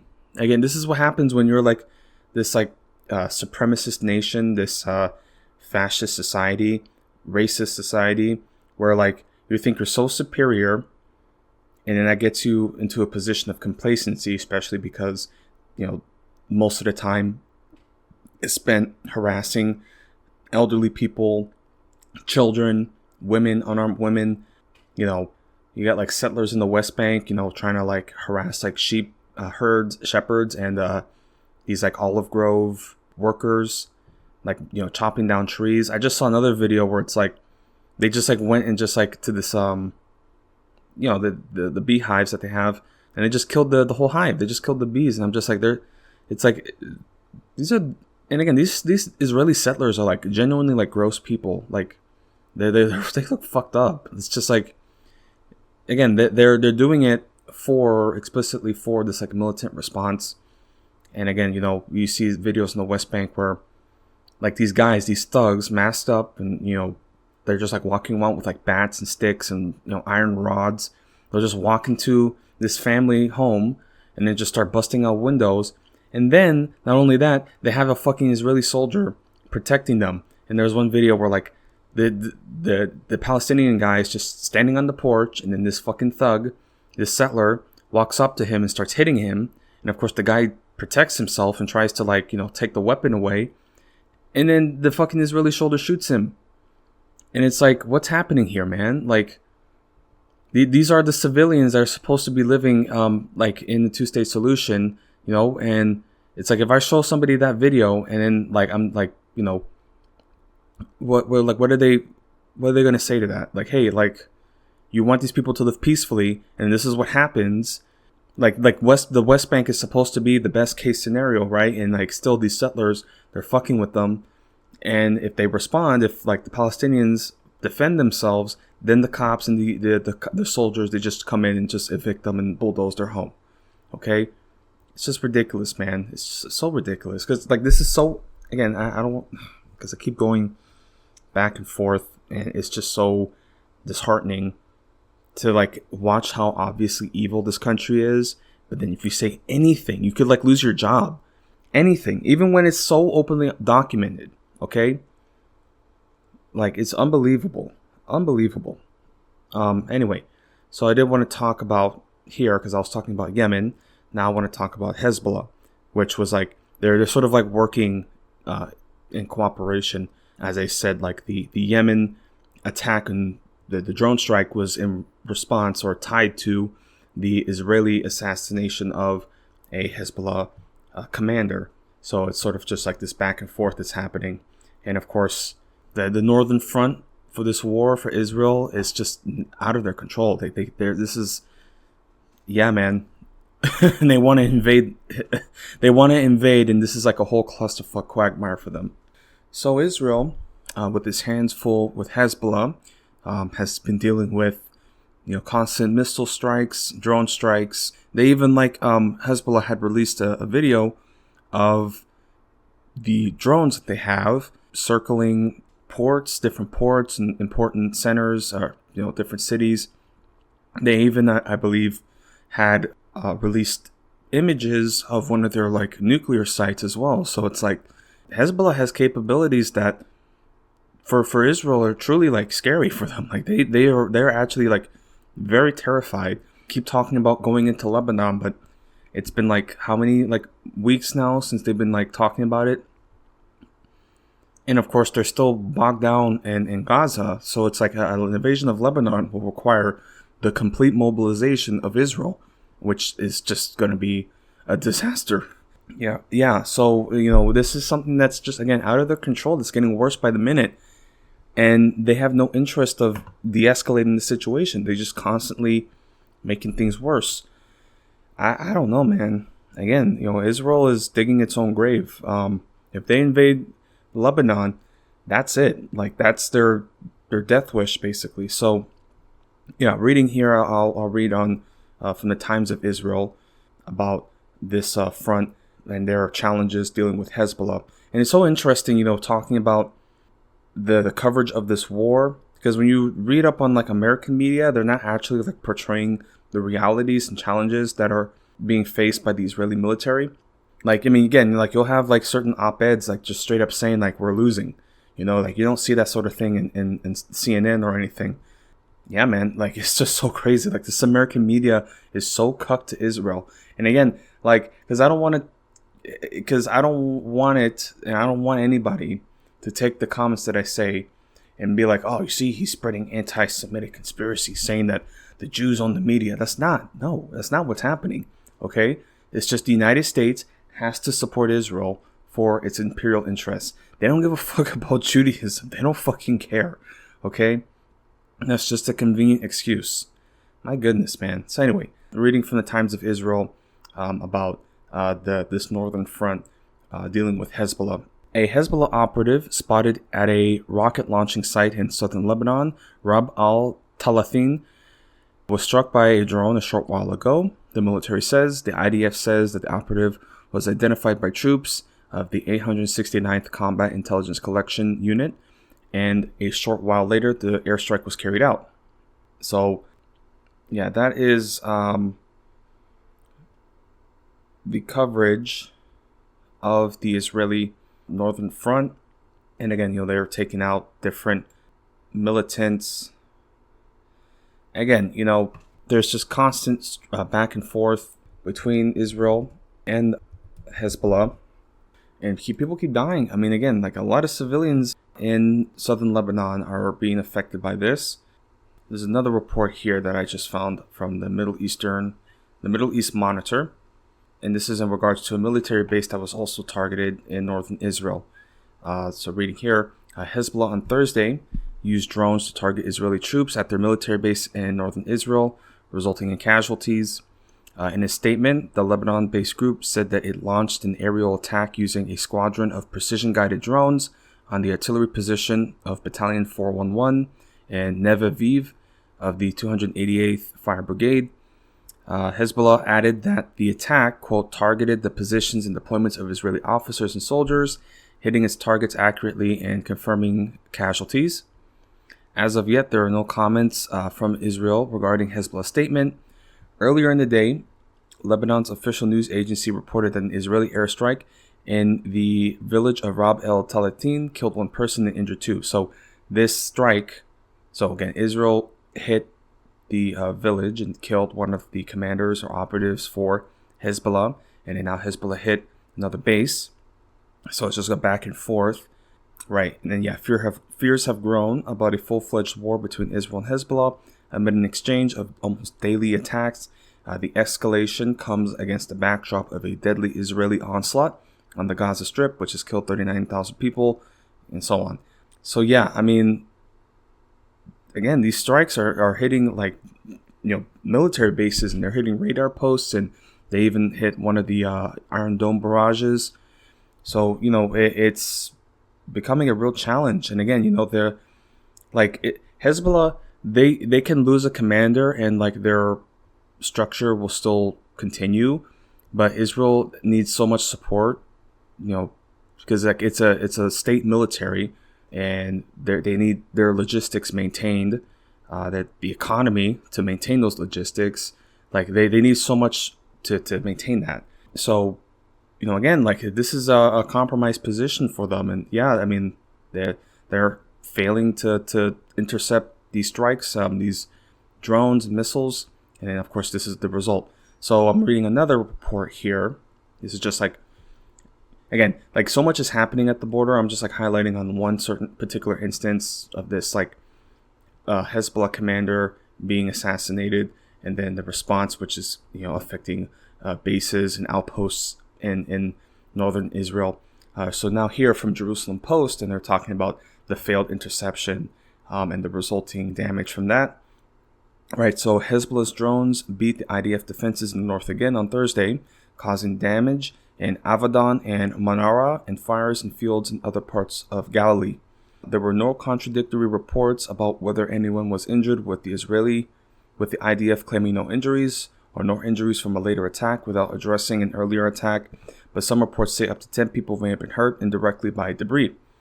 The IDF acknowledged that it had tried to shoot down the drones and failed, without explaining why or how they might improve in the future. The Jerusalem Post has been told by numerous top IDF sources that Hezbollah's drones are a major problem for Israel's multi-tier air defense systems, even as the same officials have been claiming for months that they are on the verge of a new solution for the issue. In addition, some of the fires seem to be caused by the IDF interceptor misses, though the military's message was not entirely clear on this point. Israeli fire and rescue services arrived at the scenes of the fires to handle the situation. The IDF also stated that sirens regarding rocket and missile launches were activated due to the possibilities of fallen shrapnel from the interception attempts. strikes on Hezbollah targets. They're continuing here. Responding, the Air Force struck Hezbollah's military and terror structure in southern Lebanon on Thursday evening. The IDF strikes hit areas of the Taroun and Aita Ashab. Additionally, the IDF artillery fired to remove threats in multiple areas along southern Lebanon. Earlier, the Air Force killed a Hezbollah terrorist in the Rab el Talatin area in southern Lebanon, from which Hezbollah has been firing on Israel. The terrorist has been identified by troops from Unit 869. In addition, artillery forces fired at the Sheba and Aita Ashab regions, one of the two rounds in southern Lebanon. So yeah, again, this is just a back and forth that's going on. But you can see the challenges that are being faced because, when Israel is bombing southern Lebanon, they're hitting primarily like remote outposts, and they're hitting primarily, there are villages and there are towns, and they've even bombed like the outskirts of cities. So, certainly like there are like real civilians in the way and real danger. But when Hezbollah strikes back, these areas, these are like real suburbs, like these kibbutzim, like they're like really, like white picket lifestyle, like, sort of communities. And there's, of course, there's families in there. And again, there's all the people coming from, America and Europe that, wanted to set up shop, and then now they're dealing with a fucking war. Again, man, like this is not sustainable for them. This is going to continue to contract, and like so many people have already evacuated, and they most likely are not going to come back.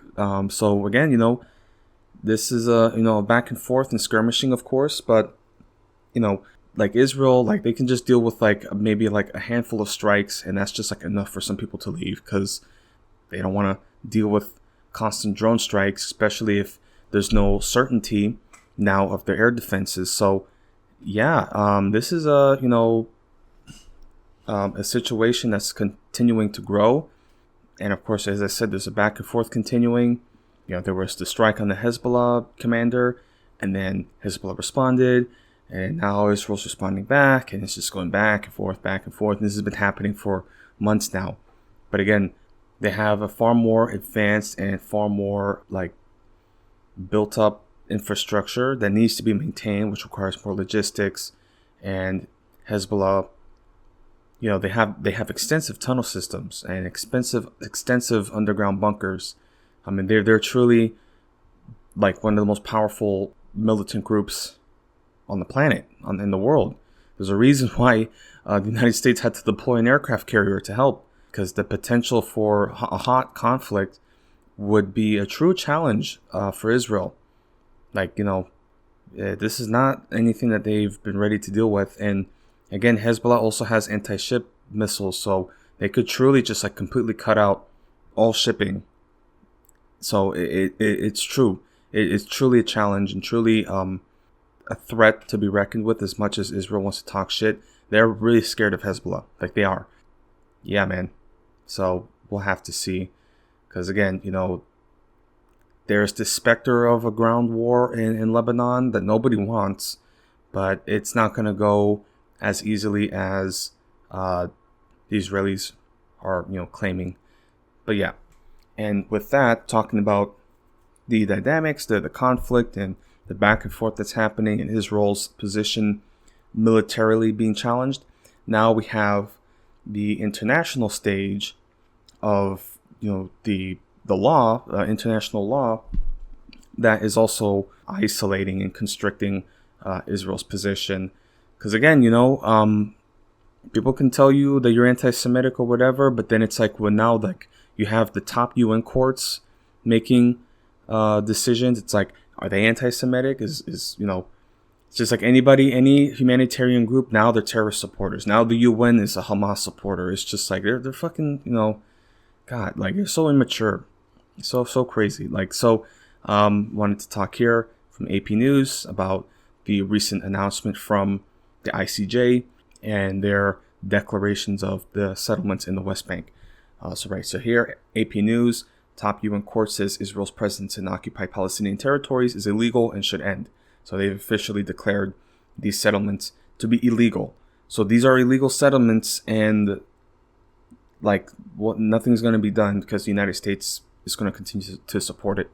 So here, from The Hague, the top United Nations court said Friday that Israel's presence in the occupied Palestinian territories is unlawful and called on it to end and for settlement construction to stop immediately, issuing an unprecedented sweeping condemnation of Israel's rule over the land it captured 57 years ago. Israeli Prime Minister Benjamin Netanyahu quickly denounced the non-binding opinion issued by the 15-judge panel of the International Court of Justice, saying that the territories are part of the Jewish people's historic homeland, but the resounding breadth of the decision could impact international opinion and fuel moves for unilateral recognition of a Palestinian state.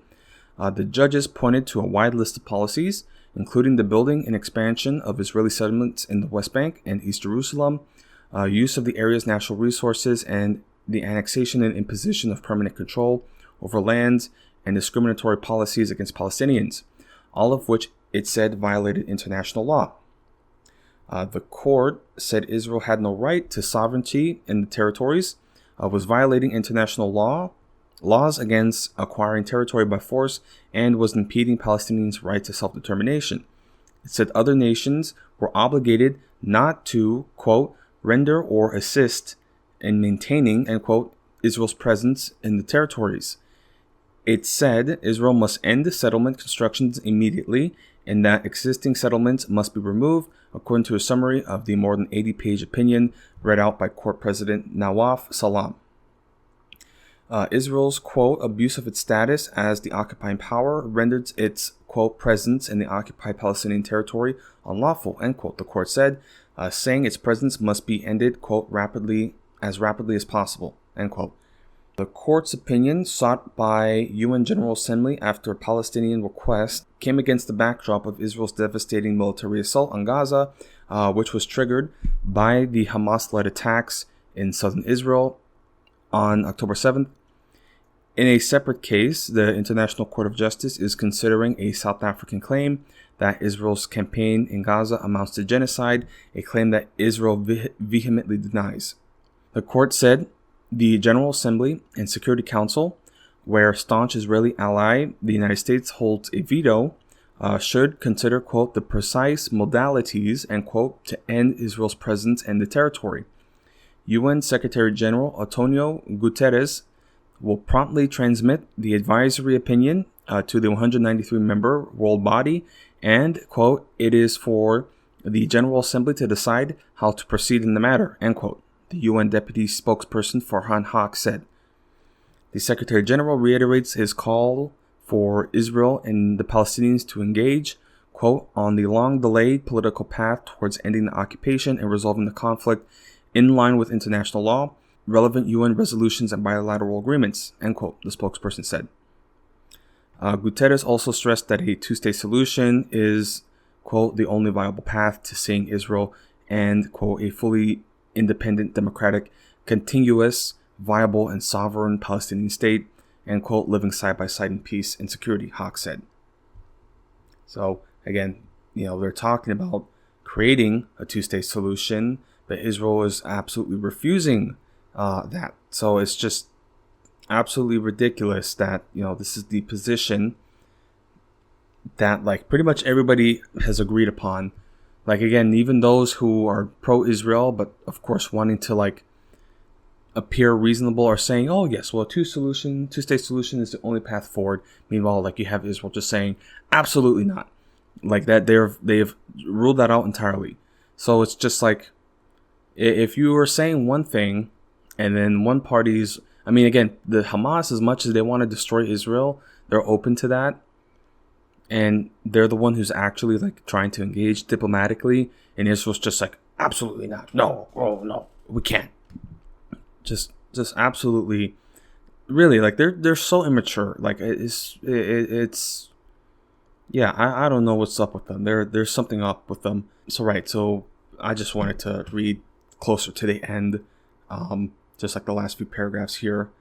So right here, it's not the first time the ICJ has been asked to give its legal opinion on Israeli policies. 2 decades ago, the court ruled that Israel's West Bank separation barrier was, quote, contrary to international law, Israel boycotted those proceedings, saying they were politically motivated. Israel says the barrier is a security measure. Palestinians say the structure amounts to a massive land grab because it frequently dips into the West Bank. The court said that Israel's construction of settlements in the West Bank violated international laws, prohibiting countries from moving their population into territories they occupy. Israel has built well over 100 settlements, according to the anti-settlement monitoring group Peace Now. The West Bank settler population has grown by more than 15% in the past 5 years, to more than 500,000 Israelis, according to a pro-settler group. Their residents are Israeli citizens governed by domestic law and served by government ministries, services, banks, and other businesses, effectively integrating them into Israel.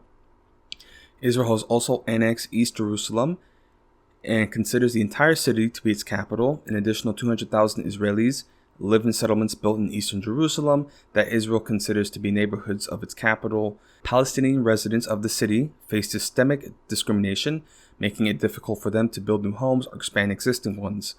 The international community considers all settlements to be illegal or obstacles to peace since they are built on land sought by Palestinians for their state. Netanyahu's hardline government is dominated by settlers and their political supporters. Netanyahu has given his finance minister, Bezalel Smotrich, a former settler leader, unprecedented authorities over settler policy. Smotrich has used this position to cement Israel's control over the West Bank by pushing forward plans to build more settlements, homes, and to legalize outposts. So this is a complete land grab that Israel has been carrying out. And again, this is the most clear-cut violation of international law. And even then, if you bring this up, it's just well, it's their homeland. That's really all it is. It's just again, man, people don't give a shit, man. It's just ridiculous to talk about this and just how normalized it is for if it were, again, if there were religious extremists of any other group, even for Christians as well, it would be understood that okay, this is too far. But when it's Jewish, well, now we have to support it because it's their religion. It's just, yeah, again, I'm an atheist, so it's all bullshit to me. I really don't care. Again, I really would prefer if somebody just give me a justification that doesn't boil down to some religious justification. And they can't do it because that's all everything's built around them for. That's just their whole identity. And, of course, the victim complex that they have to have because, well, we've been historically discriminated against. But it's okay, but you weren't. And it's not as though it's not say with African Americans who, the whole systemic discrimination never ended. It's still a real thing, of course, there's bigotry and anti-Semitism. That's a real thing. But Jewish people, at least in the United States and in Europe, have been, for the most part, fully integrated into the white status quo, the white system and structure. Yeah, it's, again, you are white. It's just oh my God. Yeah, man. Anyway, and I don't want to get out of hand on that because anti-Semitism is a real problem. So it is. It's a very real problem. But, it's not coming from the left. It's not coming from liberal, progressives. It's not. It's not anti-Semitic to say that Palestinians are human beings that should live in peace and shouldn't watch their children get dismembered by explosives. Again, man, it's so ridiculous. Again, I'm trying to not, I don't know, because I don't want to be too desensitized by it. But it's just you see so many dead people, dead children, and it's just what the fuck? And then you can't say a thing about it. You can't say anything.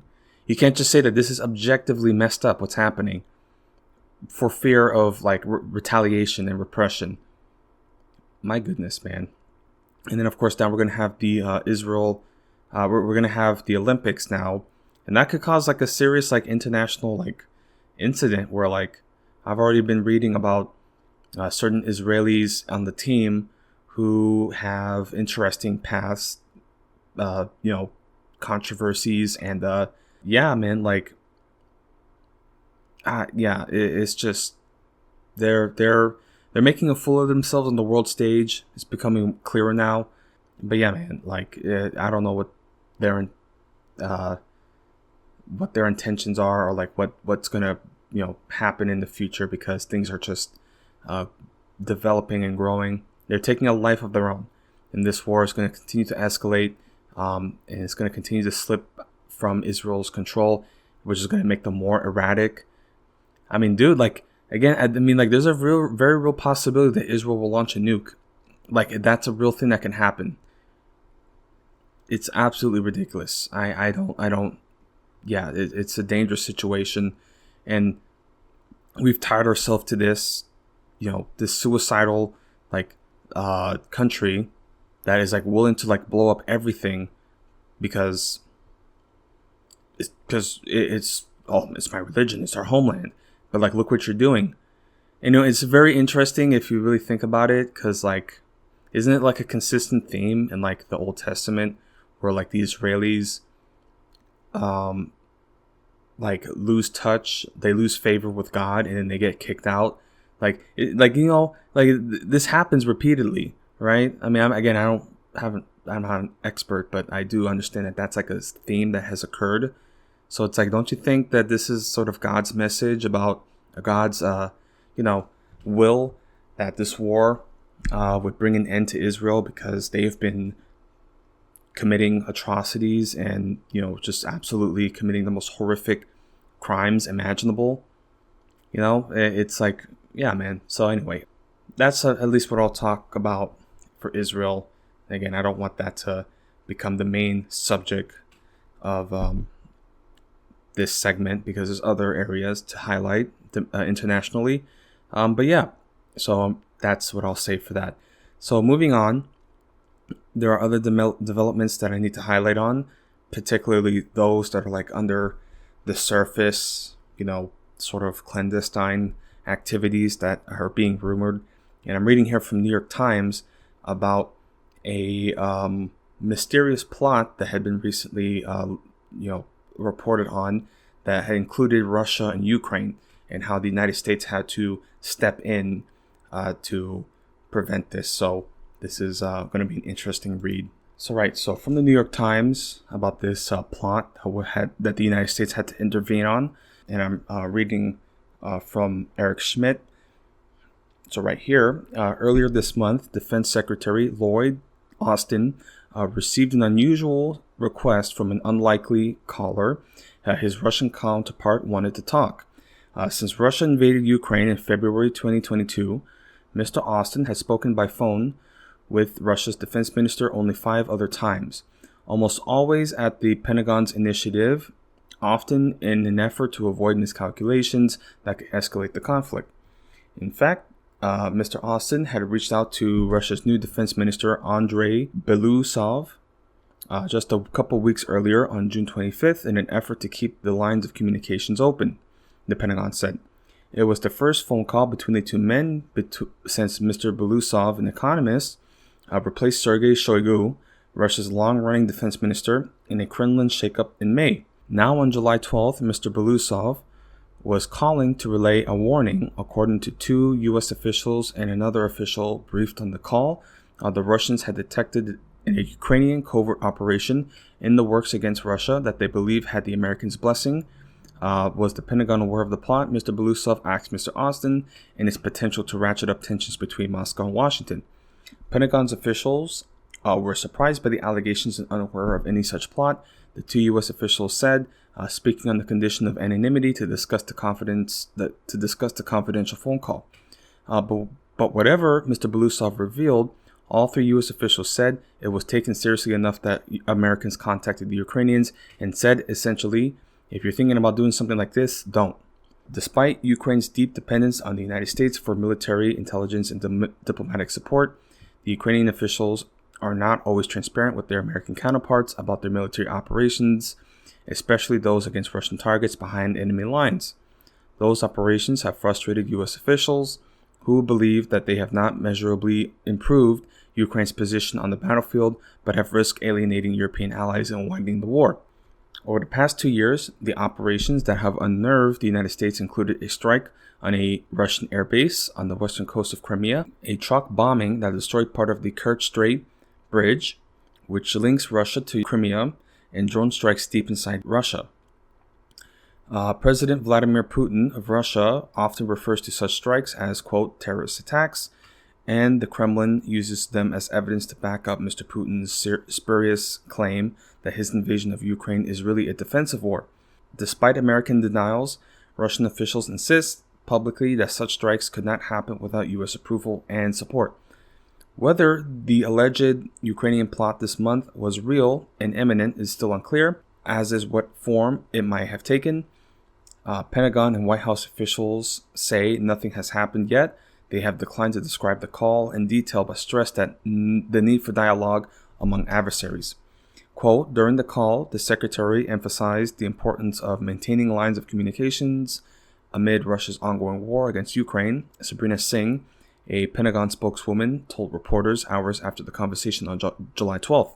Pentagon officials declined to say if Mr. Austin brought up the matter in a phone call on Tuesday with his Ukrainian counterpart, Rustem Umerov. A Russian Defense Ministry statement after the July 12th call confirmed that Mr. Belousov initiated it, adding that, quote, the issue of preventing security threats and reducing the risk of possible escalation was discussed, end quote, but the statement made no mention of a suspected Ukrainian covert mission. Ukrainian officials declined to comment on the matter. The Kremlin also declined to comment for this article, and the Russian Defense Ministry did not respond to a request for comment. The rare glimpse behind the scenes of a sensitive call between defense ministers illustrates how much more there often is to private conversation between American and Russian officials than what is revealed to the public, and how the United States and Russia try to manage escalation risks behind the scenes. For instance, in the phone call last month between Austin and Mr. Belousov, Mr. Austin, quote, emphasized the importance of maintaining lines of communications amid Russia's ongoing war against Ukraine, end quote, said Major General Patrick S. Ryder, the Pentagon press secretary. Mr. Austin initiated that call and, quote, believes that keeping lines of communications open are important, end quote, General Ryder said. Mr. Austin and Mr. Belousov, quote, exchanged views on the situation around Ukraine, end quote, the Russian Defense Ministry said in a statement about the same call. It added that Mr. Belousov, quote, pointed to the danger of further escalation of the situation in connection with the continued supply of American weapons to the armed forces of Ukraine. But two officials familiar with the call said Mr. Austin also warned his Russian counterpart not to threaten U.S. troops in Europe amid rising tensions in Ukraine. About 4 days later, American defense officials raised the security alert level at military bases in Europe in response to vague threats from the Kremlin over Ukraine's use of long-range weapons on Russian territory. Right. So again, there's certain escalations occurring. And as they've mentioned, they've talked about the transparency between the Russians and the Americans, trying to coordinate and make sure there's no miscalculations. And then, of course, Ukraine sort of doing their own thing. And again, like, Ukraine's position is just so insecure. Like, they just like Israel, they want NATO and they want the United States to get involved, which of course is only going to make things more messy. But yeah, that's just, they talked about a secret plot for an operation that those details haven't been revealed, and that the United States had to get involved to tell them, no, don't do that. So yeah, interesting, very interesting. And of course, this is sort of like in the wake of a terrorist attack that had happened in Moscow, where many suspected that there were connections between Ukrainian and Western intelligence. So again, I'm most likely, Austin felt to intervene here because that alone was like a pretty significant event. And if another incident had occurred with also clear connections to Ukraine, that could implicate the United States and that could escalate things for Europe. But yeah, I mean, again, this war is just so messy, and like, it's very clear that Ukraine is losing. And the United States has been pushing this, and they're basically destroying Ukraine. And there was also another report released about their population growth, and it's just like it's just a nosedive. Like, it is horrible what lies for Ukraine's future. Yeah, man. And this is just like the US and NATO. They're just pushing them along to do it. And then not only that, NATO just pretty much announced actually Ukraine is too corrupt to be added into NATO. So it's just like they did this all for nothing.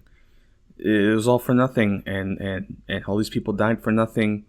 And there's also rumors now reported that China and Ukraine are going to enter talks with Russia for a peace agreement. So if somehow China is able to pull off a peace proposal, I mean, it's really a new day, a new era that they could do, that they could pull that off. Because I mean, they already settled a peace between Iran and Saudi Arabia. If they could pull this off with Russia and Ukraine, that's truly a significant development. And again, it's just a mess for the US that we just like sort of created, and then like nobody gained anything. Well, the defense industry certainly gained a lot. That's really what this is all about. But yeah, all these people died for nothing, and all these like lives were ruined for nothing. Crazy. But that's at least just like a development that occurred, because there's so much that's happening under the surface that we don't know about. And yeah, man, I mean, this is, unprecedented times. I hate to say it all the time, but it's really literally what is happening. Like, so much is occurring that we just have no idea about. Yeah. So as we wrap up that coverage of the Ukraine war, I did want to highlight other developments in, other nations. And I have covered developments in Africa, in the Sahel region, particularly with Niger, but also, other nations as well, and just like the different sort of, you could say, anti-imperial actions that have occurred. So with the Sahel countries, so there's Mali, Niger, and Burkina Faso. They have been making sort of anti-Western actions and kicking out troops. They've kicked out American troops now that they've fully withdrawn. They've also kicked out the French troops. So they're asserting their independence, their sovereignty, and now they're forming a coalition. So this is interesting development that is occurring, and certainly speaks to this new era, like you could say multipolar era, where now countries are, even in places like Africa, right, able to assert their dominance. And now you'll see like the nationalization of resources and their economic independence being asserted. So yeah, I wanted to at least highlight on this because they've essentially announced an alliance or confederacy even. So yeah, this is certainly interesting development, and also just fascinating to watch unfold, because this just shows the decline of American influence, American military hegemony. Because again, the Sahel region, they had an important base there. That's why they had those troops deployed, and now they've been kicked out. So this is like the drawback of the U.S. military that's happening on the world stage. So, and I'm reading from France. This is a French article, France 24, because they also have interests in that region. So it'll be interesting to see their input and observations here. So reading from France 24. In a crowded auditorium in Niger's capital, Niamey, the world's youngest head of state rested his gauntleted hands on the desks in front of him and thanked God, not just, he said, for bringing forth this day, Saturday, July 6th, but for all that he had done and would continue to do for the people of Mali, Niger, and Burkina Faso. United now, Captain Ibrahim Traore said in the Confederated Alliance of Sahel States, or the AES. Smiling and self-assured in his familiar khaki fatigues and red beret, Burkina Faso's 36-year-old interim leader told his transported listeners that he was speaking to them not as neighbors but as brothers and sisters. Quote, "We have the same blood that runs in our veins," he said. In our veins runs the blood of those valiant warriors who fought and won for us this land that we call Mali, Burkina, and Niger. In our veins runs the blood of those valiant warriors who helped the whole world rid itself of Nazism and many other scourges. In our veins runs the blood of those valiant warriors who were deported from Africa to Europe, America, and Asia, and who helped to build those countries as slaves. In our veins runs the blood of worthy men, robust men, men who stood tall, and for this we should be proud and grateful to be nationals of the AES. His fellow triumvirs took up the refrain, soft-spoken and avuncular, behind a bushy black beard. Mali's interim president, Colonel Assimi Goita, said that by allowing, quote, the free circulation of people and goods within the three-country bloc, the confederation that they were putting in place will one day give way to a full-fledged federation, uniting 72 million people into one community. Quote, we're moving beyond individual national identities, he said. Quote, instead of citizens of Mali, Burkina Faso, and Niger, we'll refer to ourselves as people of the AES. In this alliance, a Burkinabe and Nigerian will feel at home in Mali and vice versa, without encountering administrative barriers, end quote. So again, it's like an alliance, and like now they're turning into a bloc, and there's seemingly a path forward for a possible nation state, a new nation state. So it's, this is fascinating to watch. It's so, alarming that this isn't getting more coverage on American media, because you would think, a new country forming on the world stage, that would be a significant report. But then, of course, you would also have to report on the American withdrawal, which is a bit embarrassing. So, that's interesting. The biases in the coverage. So right here, the summit's joint communique laid out the long-term aspirations of this imminent action. The three countries will pool their disparate resources to build wide-reaching transport and communication infrastructure to facilitate trade and the free movement of goods and people, to support an industrial transformation, and to invest in the three nations' agricultural, mines, and energy sector. This bold agenda, the document said, would be championed throughout the nascent AES by government-certified digital platforms nourished by, quote, a narrative conforming to people's aspirations, end quote, and speaking to them not in the French of their old imperial masters, but in their own mother tongue. So that's just reading a little further here. Right, so the road leading to this ever less distant federation has been a ragged one. The three countries have been drawn carefully closer to one another since 2020, following a series of coups that brought military governments to power in Mali, Burkina Faso, and finally Niger in July last year. The three leaders who emerged, Mali's Goita, Burkina Faso's Traoré, and Niger's Tayani, said that they had been driven to act by the abject failure of what they described as corrupt and compromised civilian governments to protect their citizens from jihadist violence. This violence, they emphasized, took no notice of the black lines men had marked down on maps. Much of the fiercest fighting has taken place in the Liptako Gorma region, the vast porous borderline where the three states meet. So again, it's like kind of like the center, right? Because again, like there's a country, but like a lot of this is like desert. So yeah, this is they're saying is that because of the incompetence of the civilian governments, the Western backed civilian governments, it's compromised their security. So that's where they had to step in, and they're seemingly cooperating. So here, we're at the Economic Community of West African States, ECOWAS, an economic grouping currently headed by regional heavyweight Nigeria, responded harshly to the pushes, posing severe trade sanctions and even threatening military action against Niger, an idea that former colonial power France was quick to throw its support behind.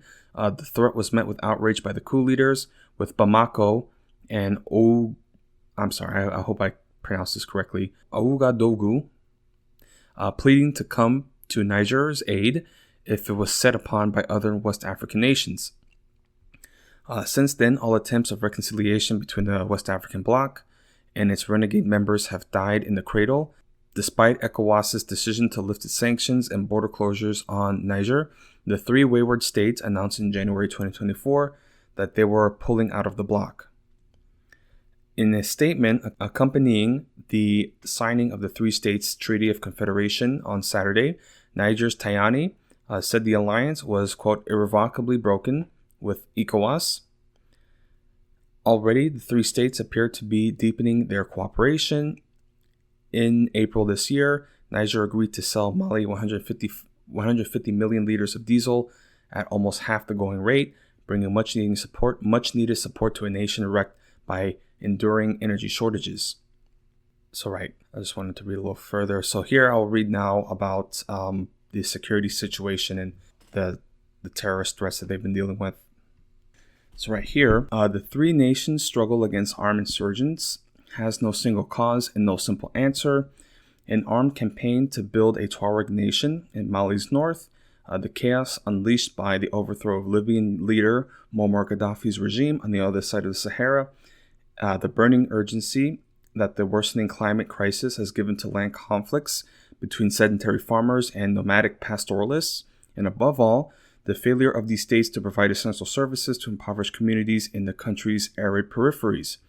All of these factors and more have entrenched a number of brutal jihadist movements across the Sahel. For years, the fight against these movements has taken place alongside French and U.S. troops, as well as a United Nations peacekeeping force. Those days are over. All three nations have cut off their military agreements with Western powers. On Sunday, the last of the U.S. almost 1,000-strong contingent of troops left Niamey. In their place, the AES has sought allies elsewhere. Mali has seemingly invited the Russian mercenary Wagner Group to supplement its own state security forces. For his part, Traoré has declared a policy of total war against the militants, mobilizing tens of thousands of armed volunteers to swell the ranks of civilian militias.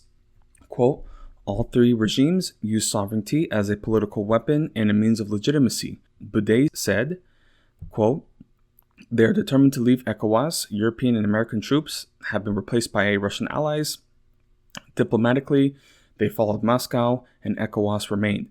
For them, an instrument of the European powers, especially the colonial powers. Therefore, it is imperative to break away. They base their legitimacy on the independence of their countries, the choice of their partners, and the respect of their interests for their population, end quote. Just how successful the AES's joint struggle against the desperate insurgent has been is hard to tell, she said.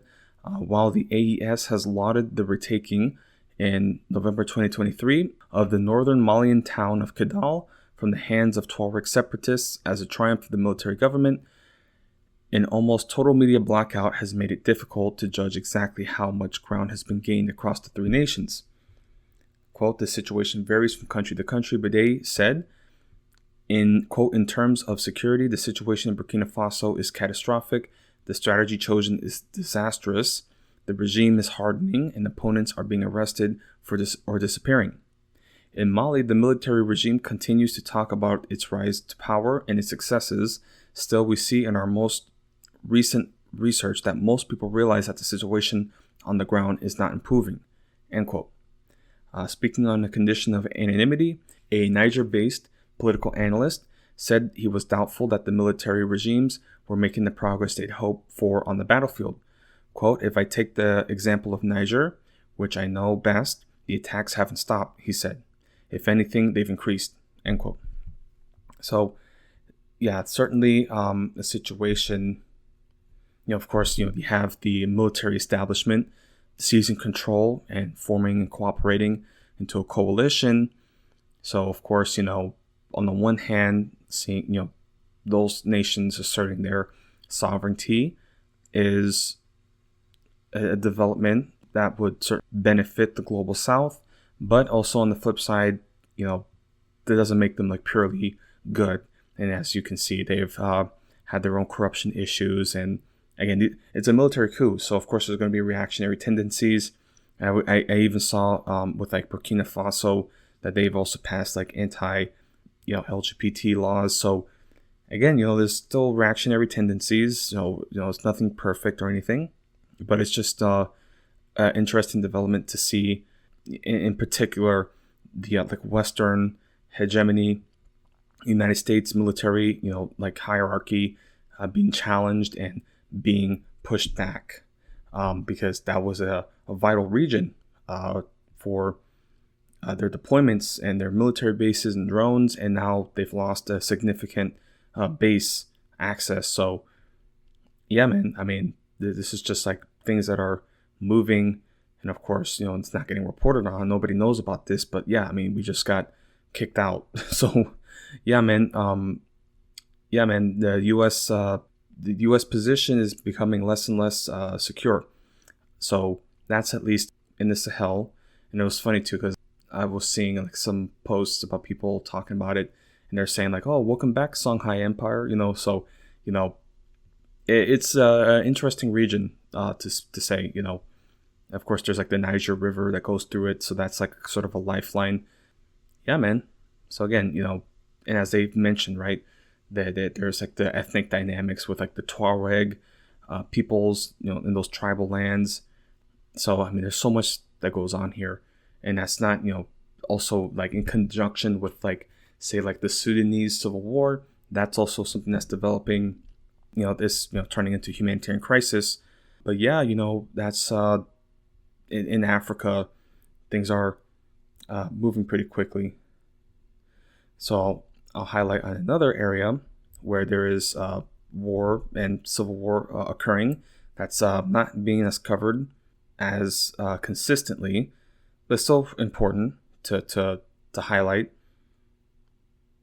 So here, reading from AP News, here about the Myanmar civil war that is still brewing, but it's interesting to follow this, as I've mentioned, like the different tactics that are occurring, especially since these are primarily like guerrilla conflicts where you have to like innovate and adapt. With the Myanmar civil war that's happening, these rebels, they have been using innovative like weapons and drones and like basically like homemade weapons, explosives.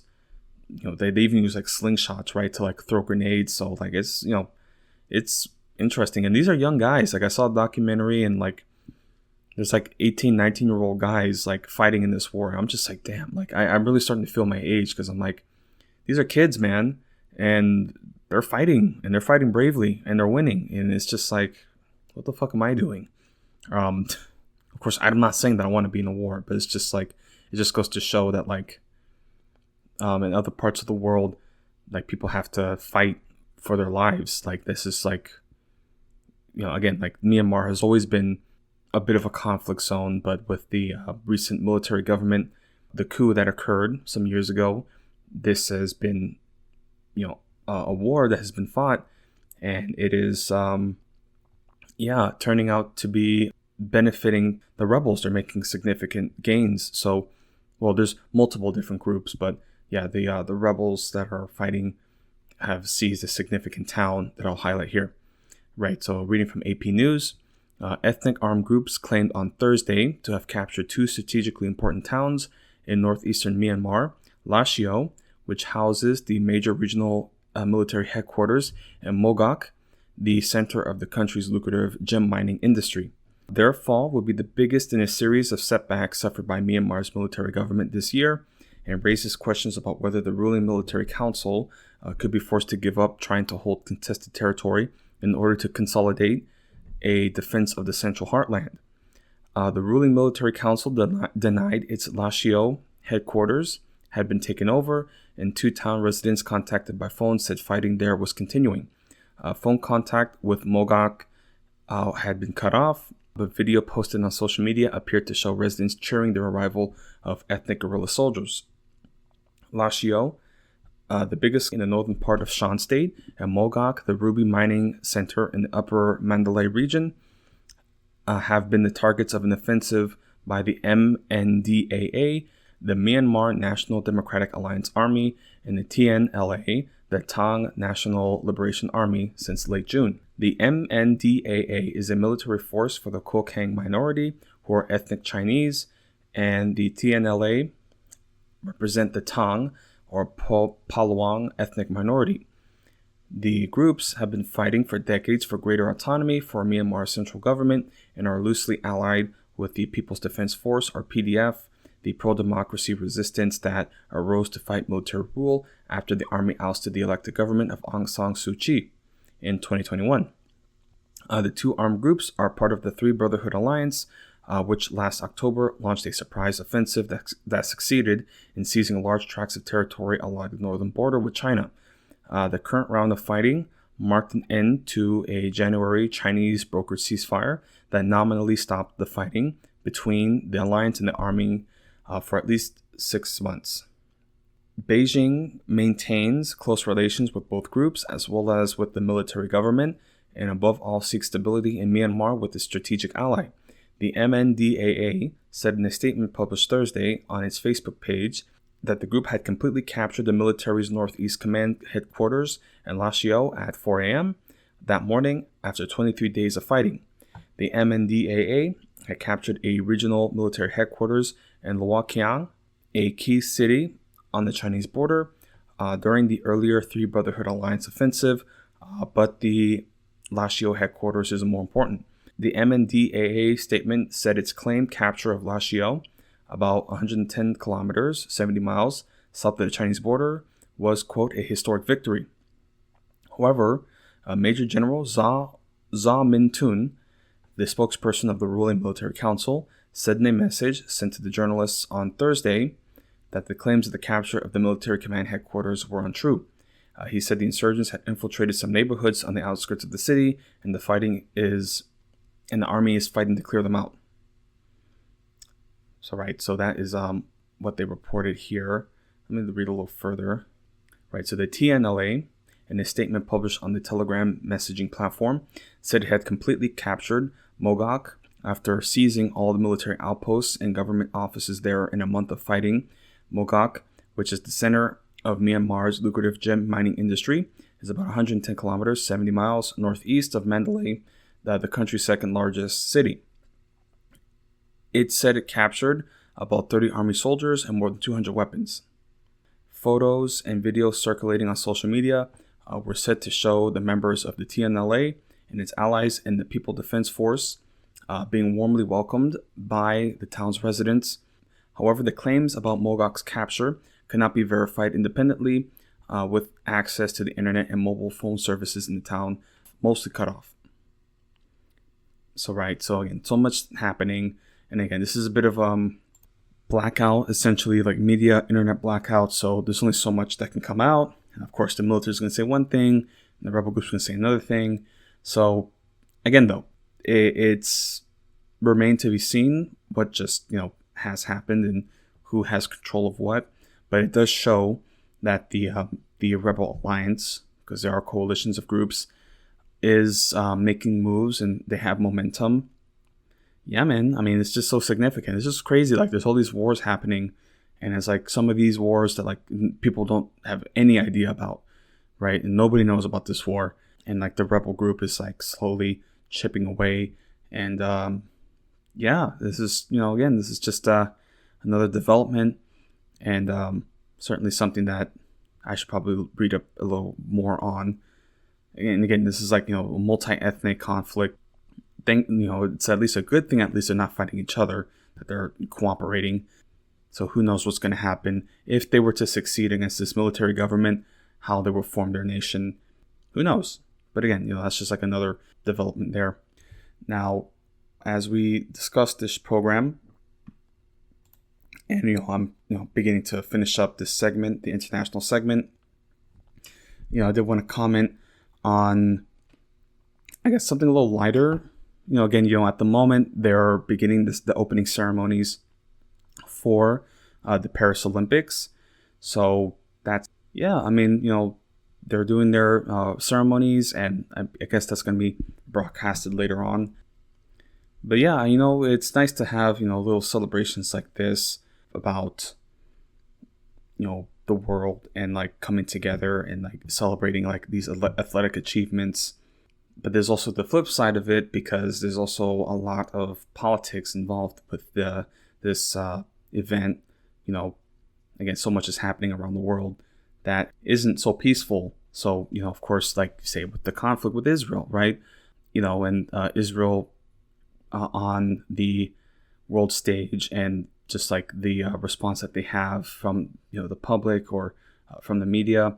Of course, the media, the majority of the established media is going to protect Israel, cover for them. But, I've seen like other images and videos of these Olympic events where people are celebrating Palestine, and then some fucking Israeli comes through and just starts yelling at them and tries to like take the flag. And it's just like, they can't just like for 1 minute just not be a dickhead and like try to like, it's just like, again, like any mention of Palestine, they have to fucking stop it. They have to, but it's not a genocide. No, not a genocide, but just so happens any mention of Palestine, that's just enough to trigger them. You triggered? So, yeah. So that's at least what's happening with the Paris Olympics. I don't have cable, so I don't know how I'm going to keep up with it. And if I have to say, the events that I like with the Olympics, I would say like swimming, because I used to swim competitively, so it's nice to watch the Olympic swimming events. Man. Yeah, remember when Michael Phelps was like the number one like guy, and then like they caught him smoking weed, and he like he almost lost his career? It's just like, what the fuck? Like, I don't even know, what is he doing? Like, I mean, he's certainly a spokesperson, but yeah, Michael Phelps, man, damn. Yeah, man, remember that? And then, like, of course, like all the different like documentaries that they had about him, where he's like, he specifically evolved his arm span, his wingspan is larger than his body, and his feet are, oversized, and he's just specifically evolved to be like the best swimmer in the history of like ever. Yeah, man. And then of course there's Simone Biles, so that's nice to keep up with. I do like gymnastics though. It's interesting. I'm trying to think other events. I think they even talked about having like breakdancing, and even esports had been announced. So imagine being on the esports like CSGO Olympic team. Oh man. But yeah, it's nice. It's nice. It's nice. Sports, like, because I guess in America with sports, it's just like, I don't know, sports feel kind of dumb in America. But then when it comes to the Olympics, then it's like, okay, then yeah, I'm willing to watch it. Like, it's interesting because they have basketball in the Olympics. They don't have baseball. Of course they don't have football. Yeah, it's just like American sports are just so uniquely American, right? So anyway, I did want to highlight, however, because there's other developments that have occurred, as I said, because this is, of course, a big event, and they have been reporting about the French rail lines, like high-speed rail lines, being sabotaged. So again, these are just things that are occurring. And of course, I mean, this just happened today, so who knows what would happen there. Yeah, I mean, some people are saying it's Russia, some people are saying it's Israel and America, some people are saying it's Hamas. There was like a supposed like video of like Hamas releasing a threat against Paris, and it's like, what? Like, again, like, it's just so crazy to think about. So that's like the risk that's at play. Whenever there's like big events like this, it also poses a security threat. So right, so I did want to highlight here. So reading from BBC, and they're talking about like the opening events. I mean, it's currently underway. Like the ceremony is currently underway. So, or at least like the opening parts of it. Yeah. So let's read here from BBC. Everything was in place. Streets in the center of Paris have been blocked off. Metro stations closed, and thousands of police, soldiers, and other guards deployed to maintain security on the big showpiece day to kick off the Olympics. But the saboteurs struck away from the capital, 5 apparently unguarded places. France's state-owned rail company SNCF says the saboteurs either vandalized or tried to vandalize 5 signal boxes and electricity installations between 1 and 5:30 on Friday. One site was at Coeur d'Alene, east of Le Mans, and 150 kilometers to the southwest of Paris. The local community's social media page posted a picture of burnt out cables in a shallow gully. with this protective SNCF paving stones discarded. SNCF spoke of a, quote, massive large-scale attack aimed at paralyzing, end quote, its services, involving arson and theft targeting cabling, not just as Coeur d'Alene, but at Pagny-sur-Moselle. I hope I'm saying that right. A village outside the eastern city of Metz and Coisil, not far from the northern city of Arras. Small sites, but at big junctions of the high-speed TGV network. Another attempted attack on another TGV junction to the southeast of Paris was foiled by SNCF workers who had just happened to be carrying out maintenance on site in the early hours of Friday. The sabotage was clearly coordinated, and the effects were immediate on one of the busiest days imaginable for France's highly regarded rail system. The head of SNCF, Jean-Pierre Farandou, has spoken of a, quote, premeditated and calculated coordinated attack that demanded considerable repair work. So they've targeted these different networks and sites on the rail lines. I mean, there's even reports that it could be French environmentalists. So it could be anybody. I mean, this is France. They do all kinds of crazy stuff. Certainly in the wake of the election, with the coalition government, the left-wing coalition government. And I'll have to highlight on that later because that's like a bigger like EU sort of political development. And I certainly want to, dedicate that a little bit later. Yeah, but with France and this Olympic event, there are certainly going to be escalations and events and certain developments that are just going to hamper that. Again, what are you going to do? But yeah, that's certainly something to highlight on. And we'll see about with these Olympics, like what happens, especially like, again, tying in Israel, they're going to do some horrible shit. And then like how much you want to bet that that's going to cause like an incident. Like I would imagine like, because they, these athletes, they live in like a village. So like they have to live around each other. Like what's it like to have to deal with the Israeli team?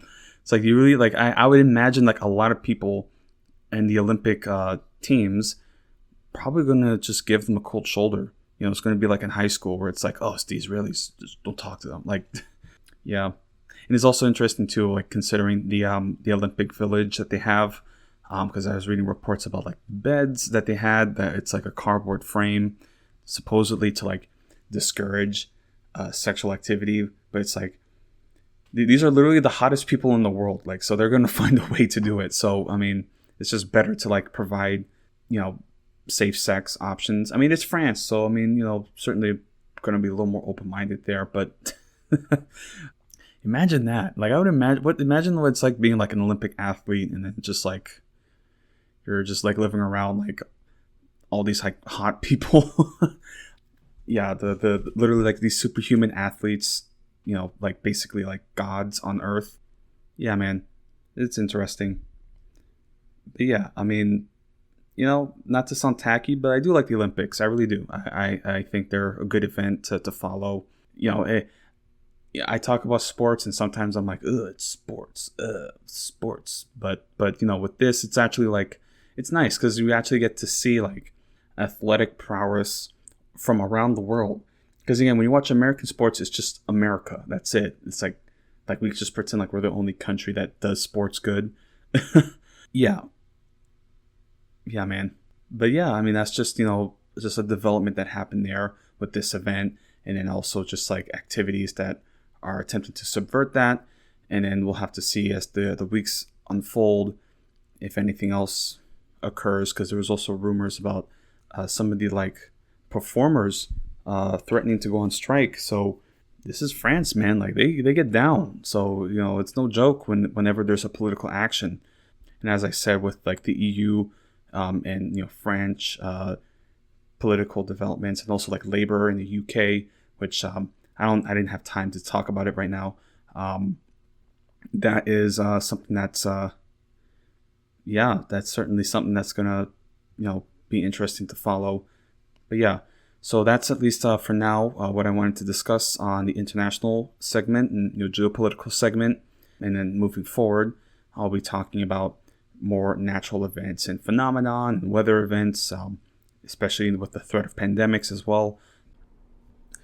And so, as we covered this final segment, it's been interesting with the last couple of weeks, especially since I live in Texas, and we just recently experienced a hurricane. And it was interesting. I mean, it's certainly been a wet couple weeks. There's been some rain here, and I'm glad for it because last summer was a particularly hard drought. Lots of heat. Oh my God. Like right now it's like cloudy and it's like 80, 70 degrees for the last couple of days. It's been great, honestly. So I'd much rather deal with rain than just like extreme heat and drought. But yeah, with the hurricane at least that came through, Hurricane Beryl, that was an experience. And I didn't live in Houston, so I only had some like little like reports from my family about what's happening to them, and they're okay mostly. But yeah, I mean, this is what I've been telling them for some time, and even now with this experience, they're still not gonna really internalize the reality of our situation. But yeah, with this storm, and really this is a historic storm, not just as like landfall in the United States, but just like its whole path, because it's the earliest recorded Category 5 storm. So yeah, that's pretty significant. So yeah, started out early on, major storm, hit around Grenada and the Lesser Antilles, and then also passed by, like really just like skirted off the coast of Jamaica. So it was funny though, because like a lot of Jamaicans online were just like posting about it. They're like, what? It's so fun to like see on Twitter, and like people were just like dancing in the street, like it's just like having a fun time about it, which is of course like, yeah, by that point it was a Category 4 storm, so like they should have stayed inside, but people are built different out there. Yeah, so it passed by Jamaica and then hit the Yucatan where it weakened, and then came back into the Gulf, and that's where it strengthened back up to a Category 1 storm. I think I'd even like really like right at the last minute of landfall, it hit a Category 2. So yeah, that just happened. Yeah, but the effects of it, as I was going through it, and it was interesting because again, as I've said, I'm from that region of the Caribbean, so I grew up with hurricanes, and really with like the hurricanes, it's almost like our kind of like snow days. So it's just like a season of the year where you just have to hunker down and like just get through a tropical storm or hurricane.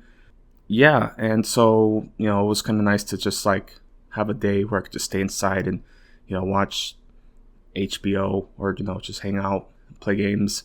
But yeah, it was interesting because we had our derechos, the derecho storms that came like a couple weeks prior to that.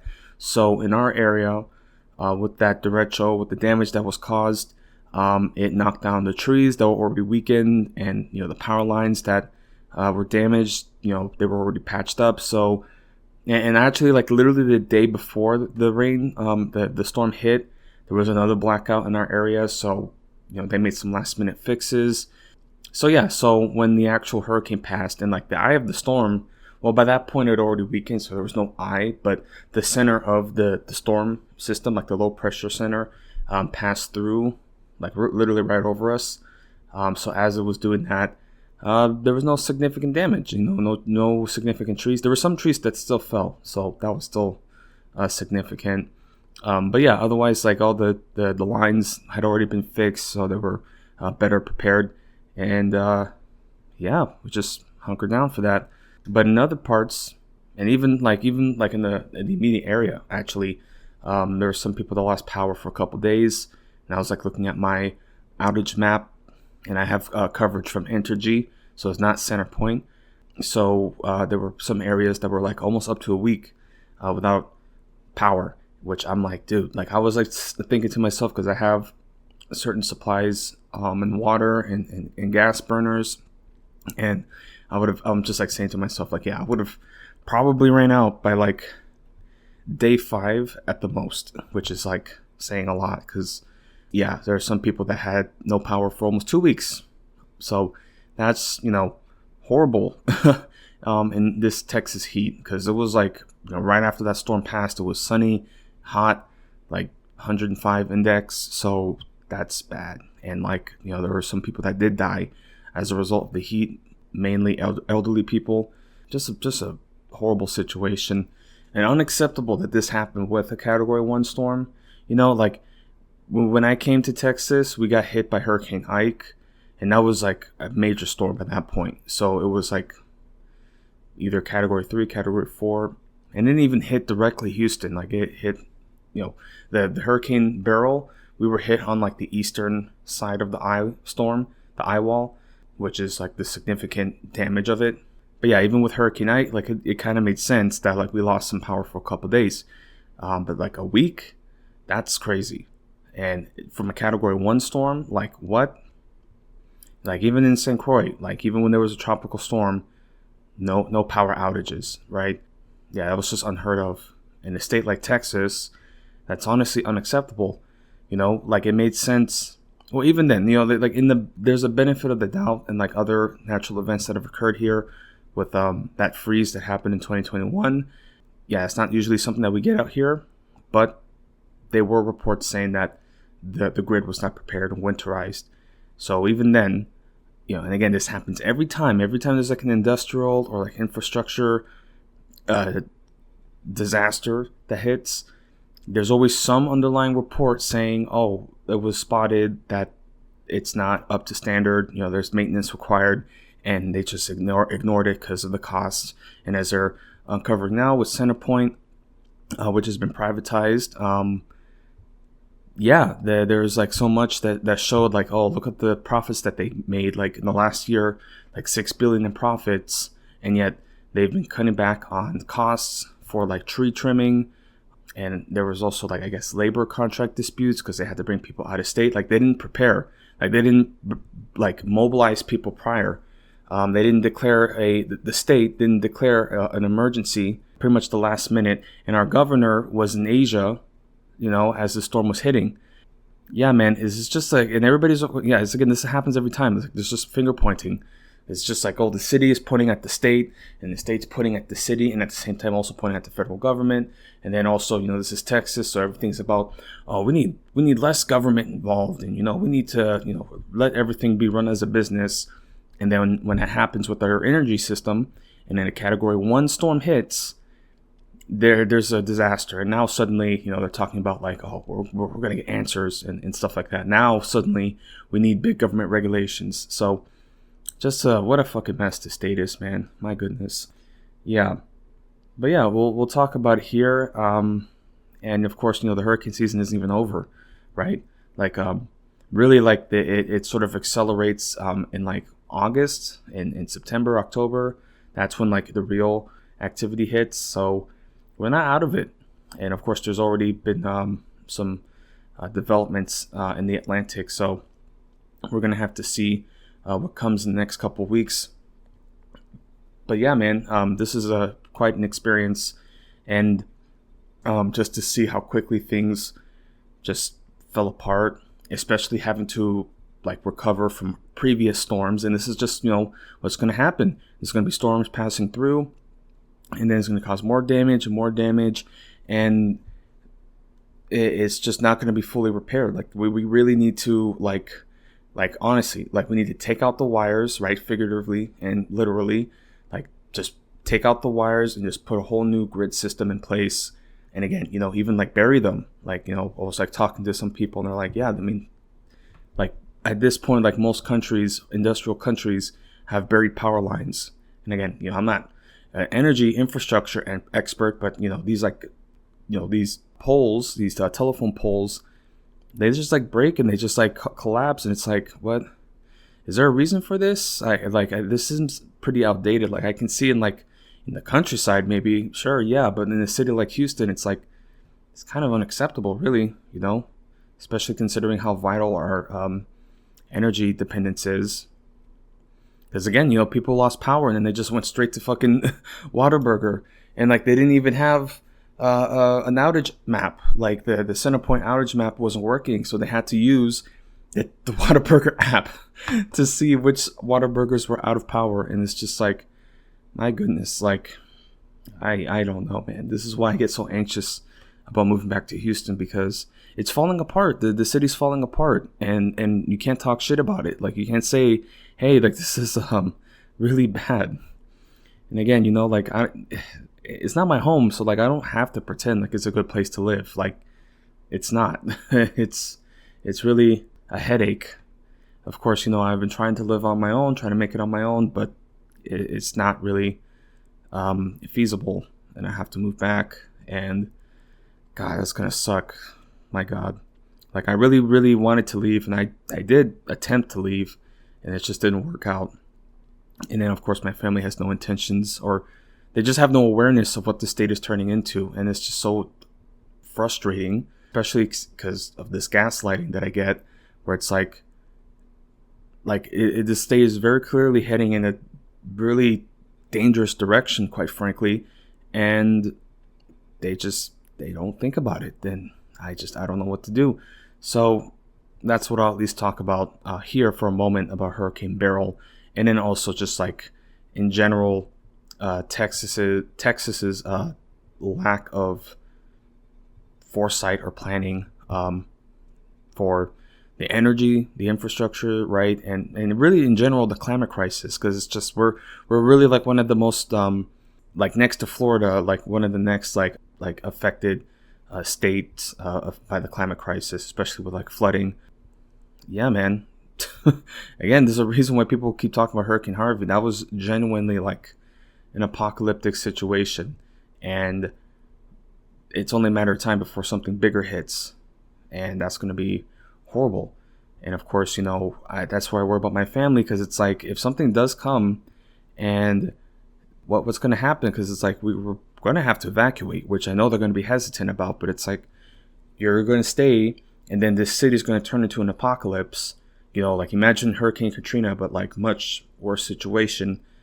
And then, like, even if you do stay, you're going to have to evacuate regardless, except now, like you're living in an apocalypse. So it's just, it's not a good sign. If we failed this, or a category 1 storm, and this calamity, basically hit, and people basically dragging their feet on it, like, I don't think they really mobilized like the National Guard, like, or any like emergency services. Like, everything was just so slow. Like, this is such a weak response. And this should have been a bigger controversy, honestly.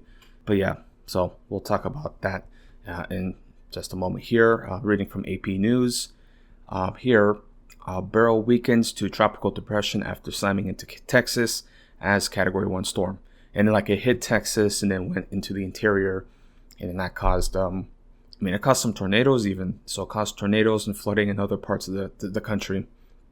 But really, the energy crisis breaking out in Houston, which is, ironic given that it's so-called the energy capital, fossil fuel capital of the world. So how ironic that the city most responsible for this energy, fossil fuel energy industry, is quite literally on the front lines of the climate crisis, and there's really no plan for it. Like, I don't even see like people in the city, like councilor positions, like talking about the climate crisis. Like, there's really no mention of it. So it's just like there's so much that people are missing here.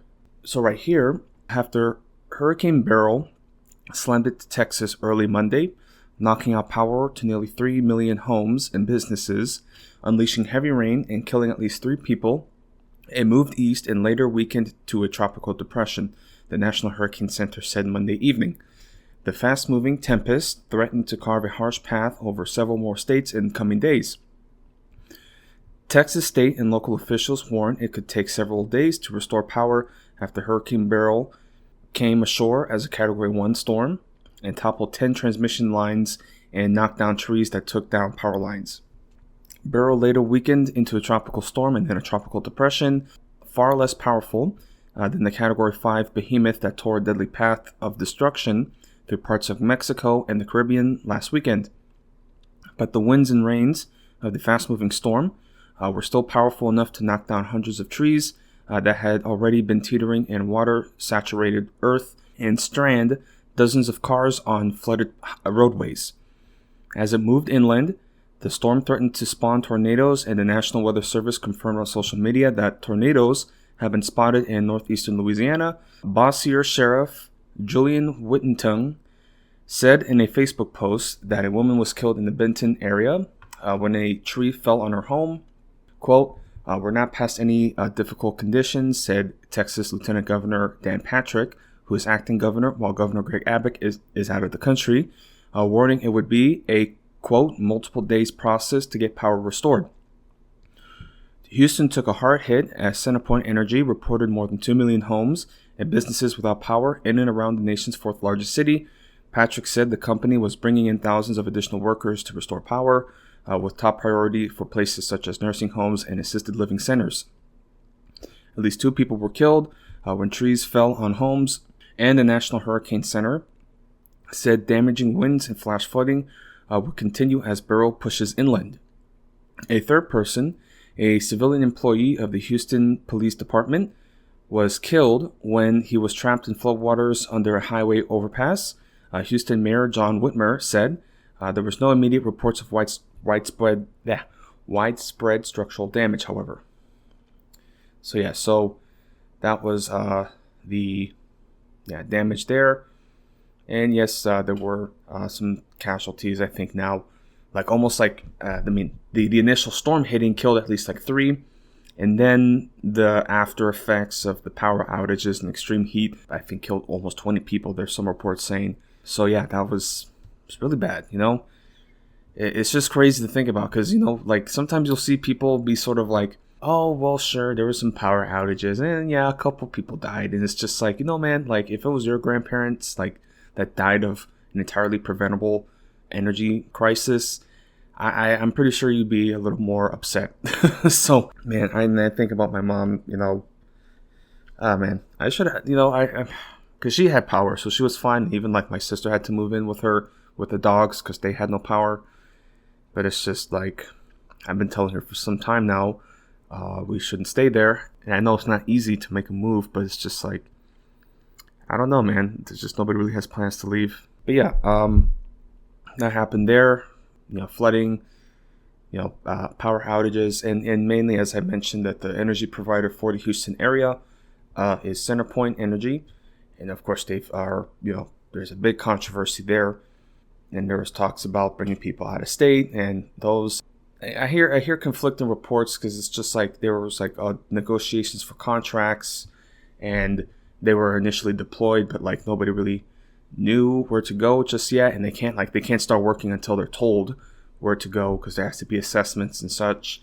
And then even for some of the power crews, there were threats of violence, threats of drive-bys, and people had guns pulled out on them. So it's you see the stress that hits pretty quickly. And of course there was also other hysteria. So I mean there were threats of violence that did happen, but then there was other rumors that came on Facebook saying oh, somebody gave water to the crews and it was laced with fentanyl. It's just oh, come on, please. I don't know, but that's just what happens, and of course, it's just of course, yeah, it makes sense not to, threaten or harass the crews trying to fix the power, but especially in the more lower income areas where there's already issues, say with mental health and such. Yeah, it doesn't take much for people to, take it out where it's not productive. So those crews did what they could, and of course, those are the only first responders that I respect. It's firemen, paramedics, and then nobody really talks about it. But the line crews, the electrical line crews, they're very much first responders because we got to keep the lights on, right? And especially Texas, we need AC. We need it, man. It's gonna be crazy to think about as future forecasts, show the heat rising, and especially out here. It's a very humid area, and that wet bulb effect is gonna be deadly. Yeah, so we need that AC. But I'm just thinking about other parts of the country that are say Phoenix, Arizona, or Las Vegas. What are they gonna do when they get a situation like us when they have no power, or especially like LA or something like that, like. But what's gonna happen? Like it's gonna fall apart very quickly, man. That's just what I worried about, man. Because one day there's gonna be a power outage, and it's gonna take weeks or months to fix, and that's bad. That's very bad. Anyway, so that's just reading from AP, and I want to highlight a little further and specifically talk about the utilities issues and with Centerpoint, because this is very much tied with how we are going to adapt to the climate crisis as it gets worse, because there's really no plan for it. Because this is what's just going to happen. There's going to be a disaster, and there's going to be a crisis or stuff, and then of course the company's going to apologize. Oh, we're sorry. Some people might resign, but like nothing's going to change, and they're not going to fix anything, and it's just going to be the same issues over and over again, because this is the more cost-effective way for them to handle it. To deal with the class action lawsuits that will come from that, and like it's for them cheaper than it is to actually like maintain maintenance and certain regulations, because again, like this is the thing, because again, this is a red state, so everything now is about privatization, and everything needs to be run like a business, right? Or we need less government involved and such. But now we're seeing the direct effects of that, and of course now there's going to be, shocker, a government response and regulations to ensure that this doesn't happen again. Wow, crazy. Oh man. It's just like it's just so frustrating living here sometimes, because it's like I talk about, I do really detest living here, but it's like all the things that I'm talking about would actually like fix things and make life better for people. So it's like, I don't want this state to fucking burn, okay? Because I fucking live here. It's like, I live here, man. Like, I want to have a functioning society. I want lights on, it's just like, it's just nobody listens and nobody cares until the lights go out, and then suddenly, and then you can't say I told you so, because then it's just going to make you a bigger asshole. And it's just like, God, it's just so frustrating. I don't know. But here, we'll talk about Centerpoint and the fallout from this blunder, right? This utilities crisis that occurred. So here, reading from Texas Tribune, Centerpoint draws state ire after Hurricane Beryl power outages, and here's what you need to know. So here I'll read. When Hurricane Beryl swept through southeast Texas on July 8th, its damaging 80-mile-per-hour winds took down thousands of trees and knocked out much of the electricity system. More than 2.6 million Texas power customers went without electricity for days in the summer heat. And of course, to clarify, when they talk about the numbers here, they're going to say the customers. So they're saying 2 to 3 million customers, but you can presume that there's 2 to 3 individuals per customer, because that's like, they mean like a household, or maybe even like a commercial residence or a commercial property. So millions of people were without power for an extended period of time. That's pretty significant. In the days that followed the storm, officials and residents alike turned their eyes to the Houston area's electric utility, Centerpoint Energy.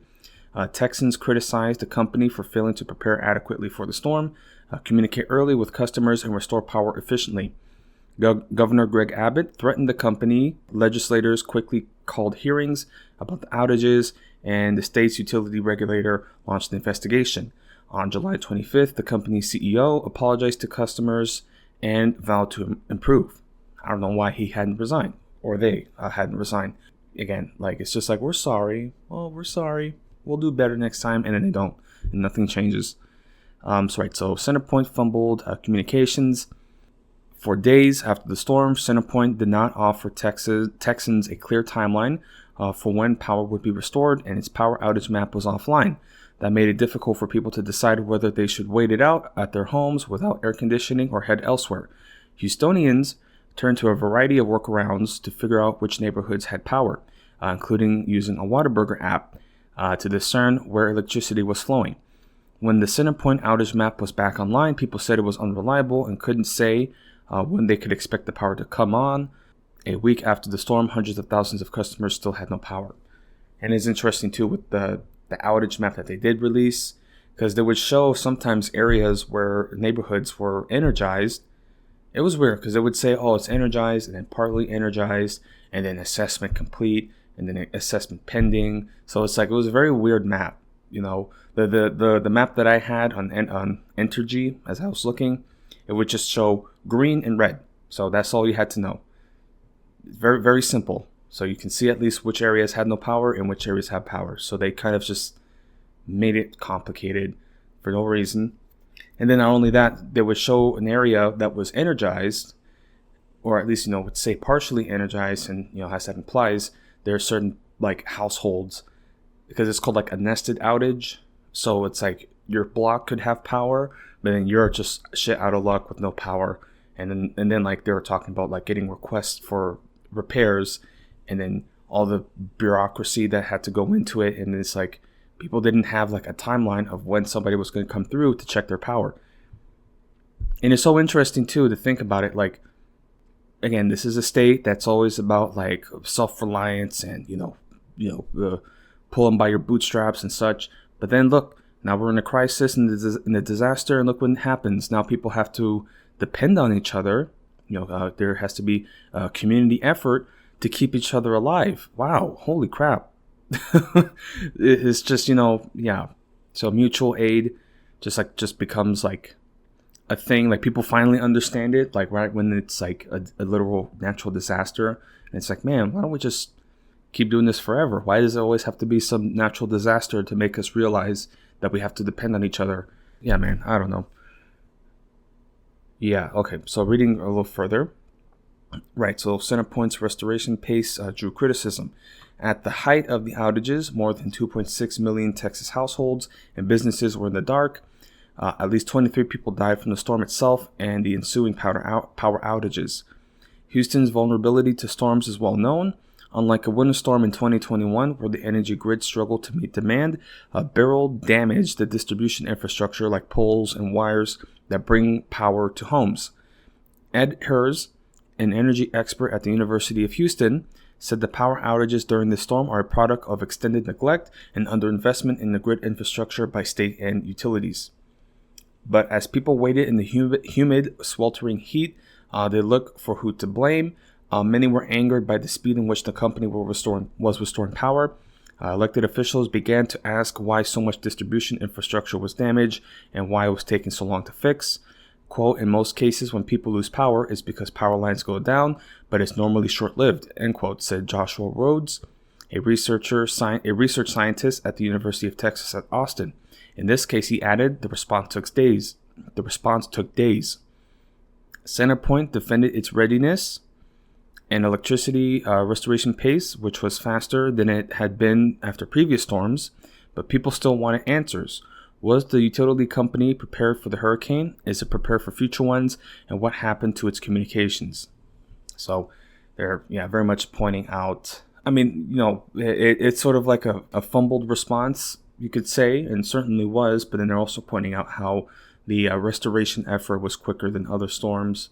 So it's sort of like, I guess there's trade-offs here. But still, man, like to consider like this crisis happening from 80 mile per hour winds, maybe like 100-mile gust. That's a strong storm, and obviously it caused some damage. But yeah, man, you would think it would be a little more prepared. Okay, especially I think the issue for most people was like they hadn't preemptively prepared. Like they had to like basically rush people in. I think that's what most people were upset about. Yeah, there's so much to unpack with that. So as I mentioned, over 2 million customers out of power. And there's like a graph here actually that shows the outages by like hour. So here they're pointing out that roughly 87% of Centerpoint's 2.6 million customers lost power. So over 2 million by 8:30 p.m. July 8th. Over 2 million were without power. And that's just like the Houston like metro area. That's crazy. Yeah, man. So basically like up to 90% practically were without power. And then the sort of delayed response in fixing it by at least, let me see here. So from July 8th to July 11th, it went from 2 million down to 1 million. So, they're saying, as I mentioned, that the response was actually quicker compared to other storms, or at least like the repair efforts. Still, man, like people, they that doesn't matter to them because they want their power and it's fucking hot. Yeah, man. I mean, this is like one of those things where it's like, my sort of, you could say, obsession when it comes to paying attention to the weather and the climate crisis. Like, this is where it pays off because I at least had, some foresight to have some preparations in order. And actually what happened in my area, living in Huntsville, so many people had lost power and they just basically came all the way up to our town to fill up. And it was pretty intense. Of course, I had already filled up, so I was just out of those lines. But yeah, like what the things that I'll notice is that, for one, there was no police really like present at any of these gas stations because like basically all the gas stations in town, there were lines because people came from Conroe and they came from Spring and the Woodlands to fill up on gas. And these are like, like upper middle class yuppies, So they came up to fill up on gas and like they had like gallons, like, people had a lot of gallons. So there was no police to like guide traffic, to control traffic, or basically just keep security because that's, people are in a rush like that. That's a security risk. And, it's sort of just like a little like preview of like what could possibly happen if like a real storm hits and like people are really like, out of power and gas and like it could be far worse next time because, people ran out of, these stations ran out of gas pretty quickly. Yeah, man. It's pretty intense to watch. So it's just so funny to think about like some like upper middle class like suburban yuppie just turning into like a marauder like overnight looking for the gasoline, like it's just like the Mad Max shit, and it's like some boomer like golf guy. Yeah. So anyway, but that was just like sort of like a little thing that I noticed, and yeah, of course, that had some supply chain effects. Yeah, man. And that's just, that's something to keep an eye on, at least here in my area or, the Texas area, there's nothing projected too much, but there has been some rain. We had a couple days of rain. So those bayous, especially down in Texas, they're going to be up there. They're going to be flooded still. So that just goes to show the risk at play, because when we get flooded out like that, those levees and those bayous, they get filled up. And then it's, it's sort of like, I guess, fluffing the bed, raising the water levels for when a true hurricane comes again, if we get one. Yeah, man, it's something to look out for. So right here, there's more here. I'll go over more about the utilities and the investigations that are pending. So what oversight does Texas have over utility companies? In Texas, utilities do not compete with each other, but have designated jurisdictions that they serve. The Public Utilities Commission of Texas regulates electricity and oversees utilities like CenterPoint. The PUC commissioners are appointed by Governor Greg Abbott, and their job is to review and approve rates charged by utilities, review the planning and construction of utility infrastructures like power lines, and coordinate with utilities on how to prepare and respond to hurricanes or other natural disasters.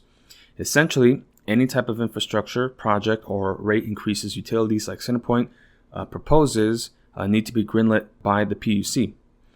The PUC could punish CenterPoint with a fine for its handling of Hurricane Beryl's outages, but when disasters strike, Ed Hers, an energy expert at the University of Houston, said regulators typically skip the fine and rely on the expectation that, quote, the cost of the cleanup is going to be more than enough penalty. He said regulators often prefer companies spend money repairing damage rather than sending it to the state as a fine. Regulators could also require CenterPoint to put money into strengthening its infrastructure.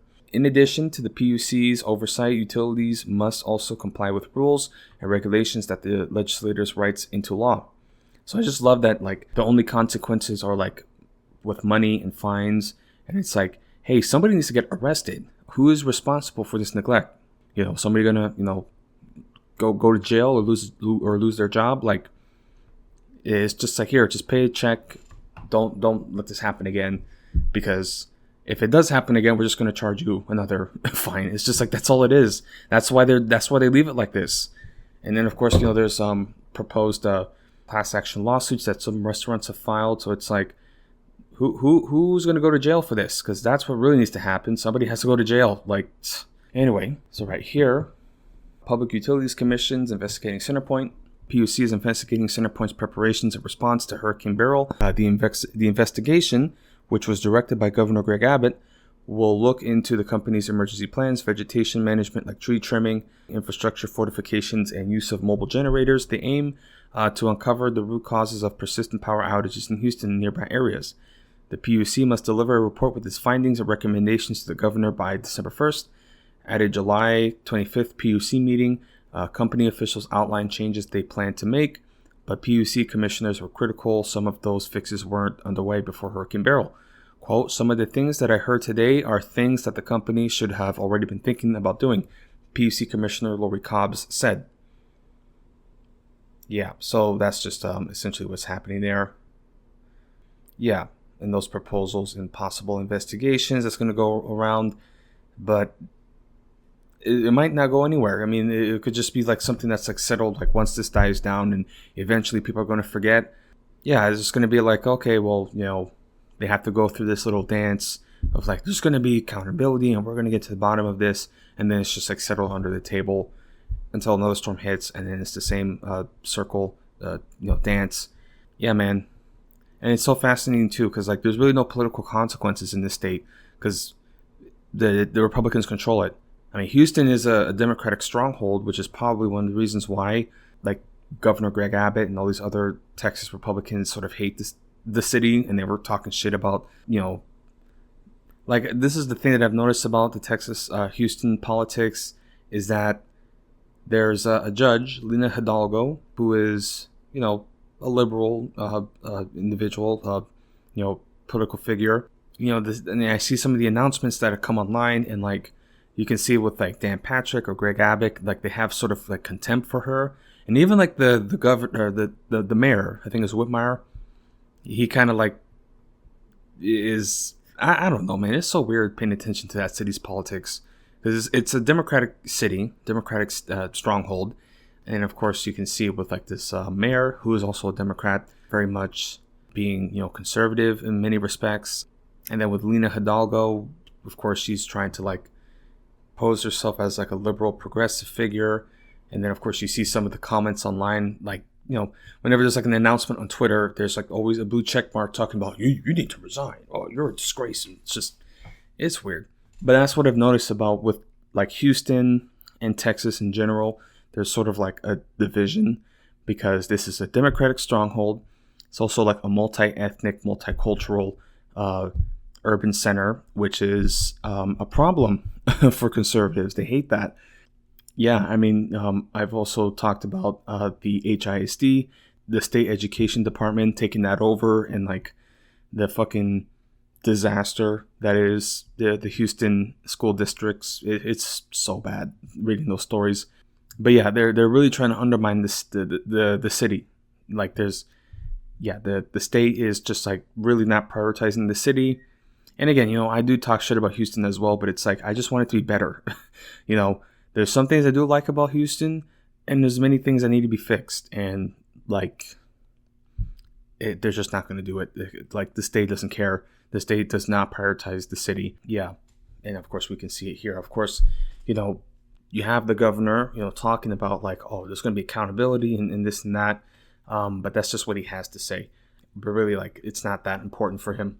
So yeah. That's just, at least with Centerpoint, the public utilities sort of crisis that's happening there in the response, and really just the same back and forth that happens every time there's a natural disaster in the state and the energy crisis that forms from that. So yeah, so that is in regards to the hurricane, and of course there's going to be more hurricanes down the line, possibly the next couple of weeks. Another storm could hit. I don't know. Again, this is just something that most people, when I speak with, it's not really the biggest thing on their mind. And I don't blame them. People have far greater concerns to deal with. But yeah, it's, this is our lives, It's like you can't ignore this. It's like you're going to ignore the world and not pay attention to anything until there's no power. And then what are you going to do? Of course, you can't really do much. Man, it's the cognitive dissonance. I can't really fathom it. Like I said, I've had people close to me just pretty much tell me just to ignore the news. And it's like, well, I can't, because if I do, then I'm going to be clueless like the rest of you. And then when a real disaster hits, like, I'm going to be shit out of luck.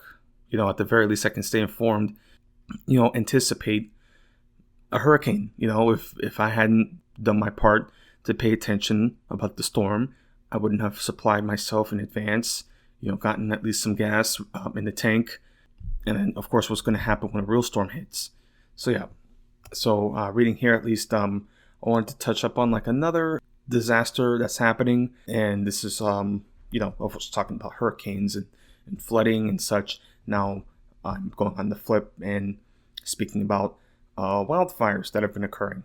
And there's been reports of a wildfire in Canada. I mean, this is just one of those parts of this is just like another one of those parts of the world where the climate crisis is going to exacerbate forest fires and extreme heat and drought, because of course this is with the forests in the Rockies, the boreal forests out there that are going to be affected. Really, if you think about it, it's like a northern, like Amazon forest, right? Yeah, really like untouched wilderness that's gonna start burning up, and all this like tree and ecosystems, being incinerated. And of course, that does affect a lot of towns in those areas. This isn't sustainable. Like, entire towns are now starting to burn down. And like, what's the recovery plan for that?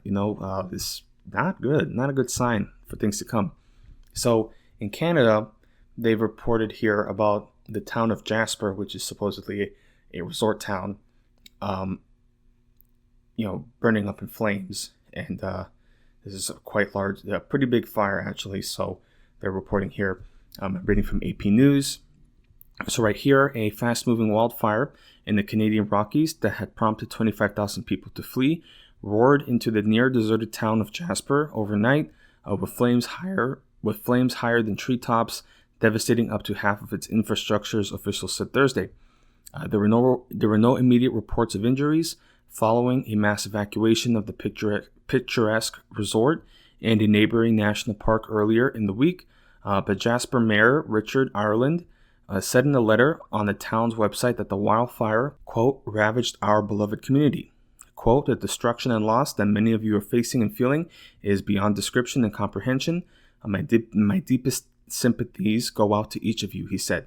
Danielle Smith, the premier of Alberta province, said that 30 to 50% of the town's structures are potentially damaged or destroyed, saying, quote, that's going to be a significant rebuild and significant displacement, end quote. So yeah, the town burned down, and some people are just going to have to be permanently displaced, and they're effectively climate refugees. This is what's going to keep happening. People are going to be displaced by disasters, and they're just like, they lost everything. And imagine like the insurance behind that also. This is not sustainable. So here Smith teared up talking about the beauty of Jasper, noting that many families from the province regularly visit a postcard perfect mountain town.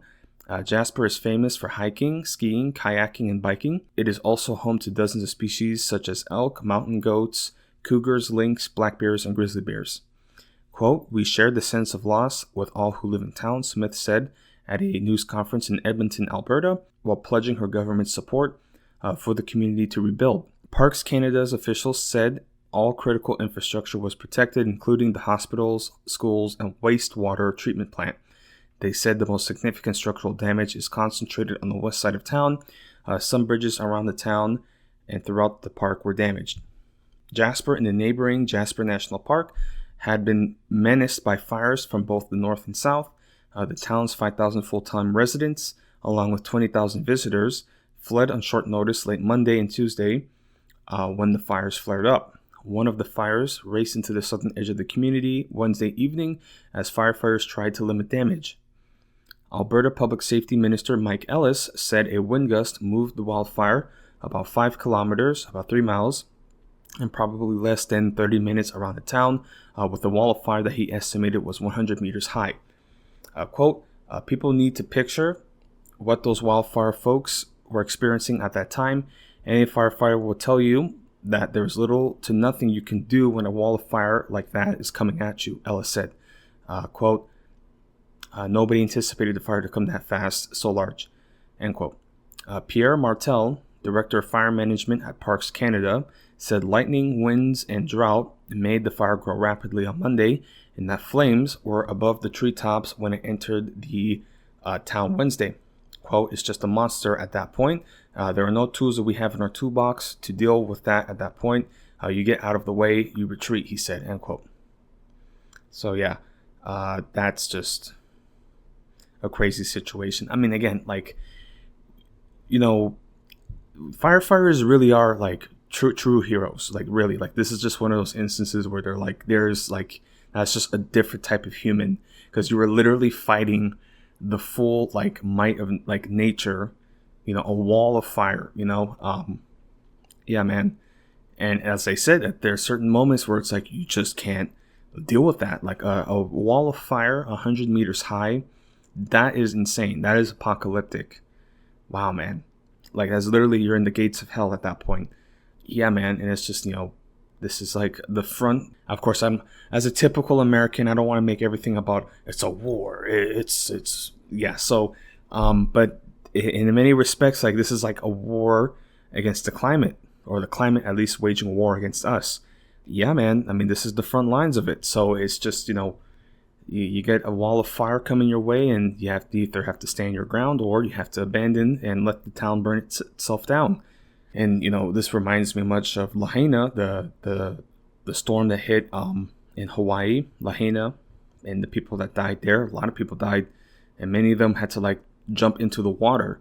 And, you know, some of those images that came out, I mean, people are like clinging onto the rocks, trying to like not burn themselves alive and try not to suffocate. It's just like unbelievable. Like truly, you know, I can't even imagine like what would happen out here if there was a fire. I mean, there was a fire last year. Actually, there was a pretty significant, like a 4,000 acre fire, like not just like literally 10 minutes outside of town. Like, even like the smoke was like coming in, you know. So, you know, it's significant, you know.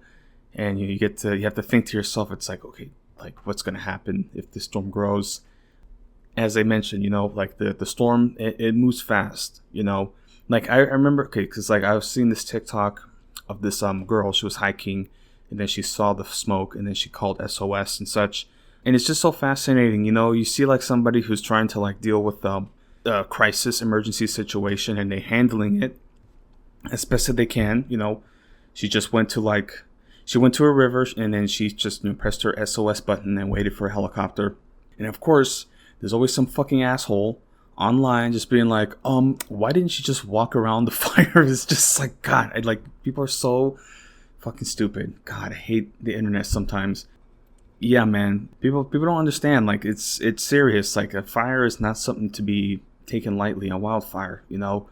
Yeah, some of the videos that I have seen of, like, you know, especially like those game cameras that people set up where a fire just like sweeps through. It's like, you can't outrun that. It is just like 1 minute it's clear and everything is all, you know, perfect, and then the next thing you see some smoke, and then just like fire just coming through.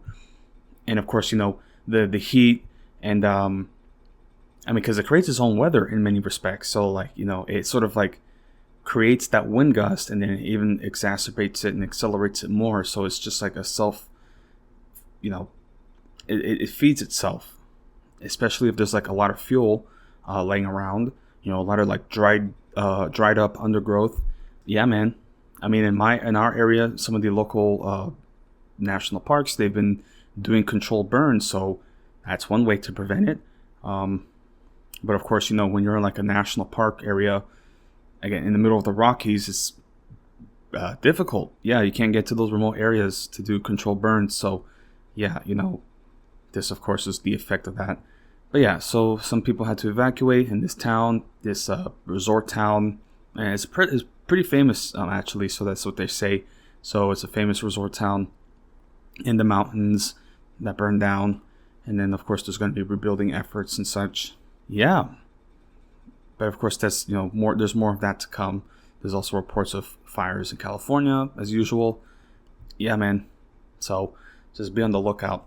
So that's at least, the major weather effects that I wanted to speak on. Of course, there have been other natural disasters occurring around the world. But yeah, those are just the main two that I want to highlight on. Now, however, I did want to speak on the growing threat of pandemics, or I guess you could say resurgent threat of pandemics, with COVID especially. COVID has certainly gained traction again. They're saying that this summer is experiencing record, outbreaks, test results, positivity. I mean, the fucking president had COVID.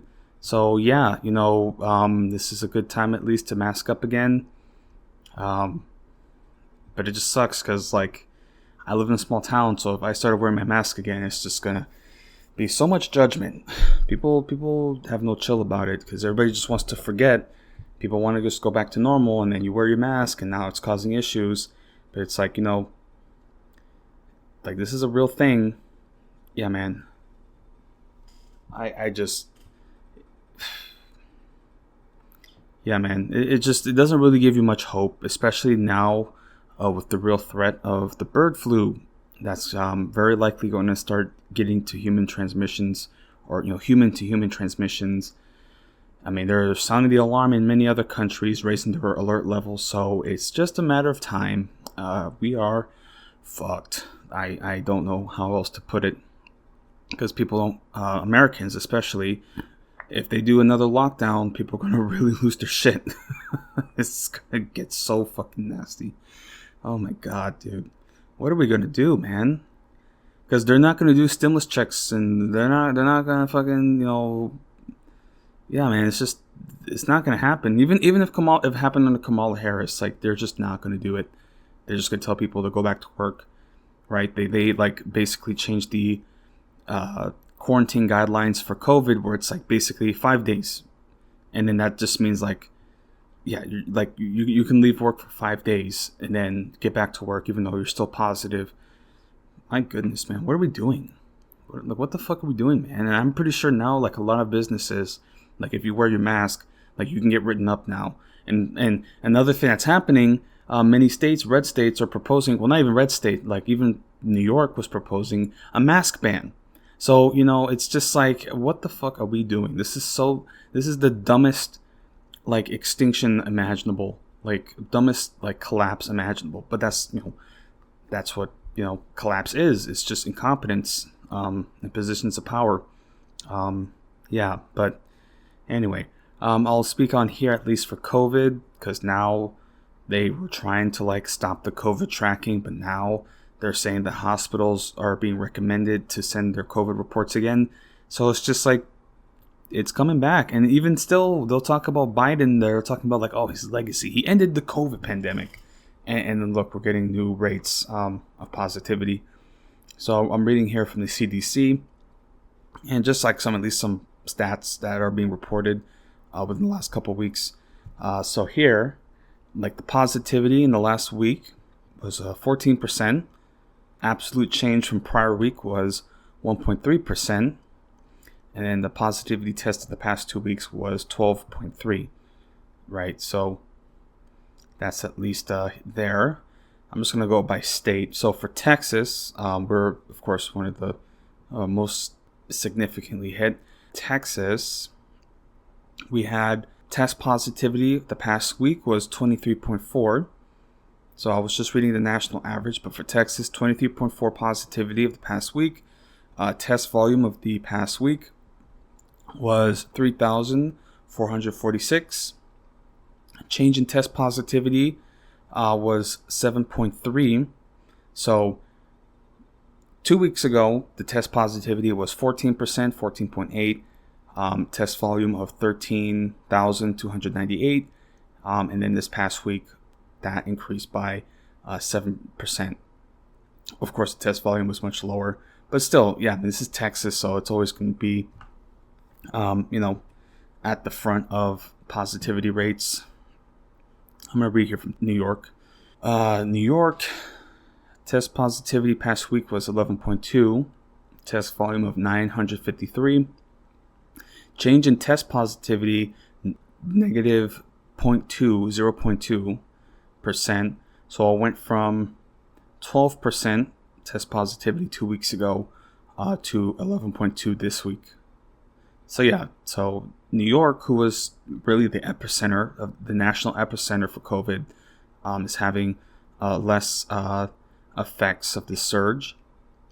I mean, again, who knows with these numbers? Because you can't even really trust the numbers. It's just, yeah, man. But I mean, we're in Texas, so you can always rest assured that the dumbest thing imaginable is happening out here. Reading here from California, test positivity of past week, 17.8%. Test volume, 2,122.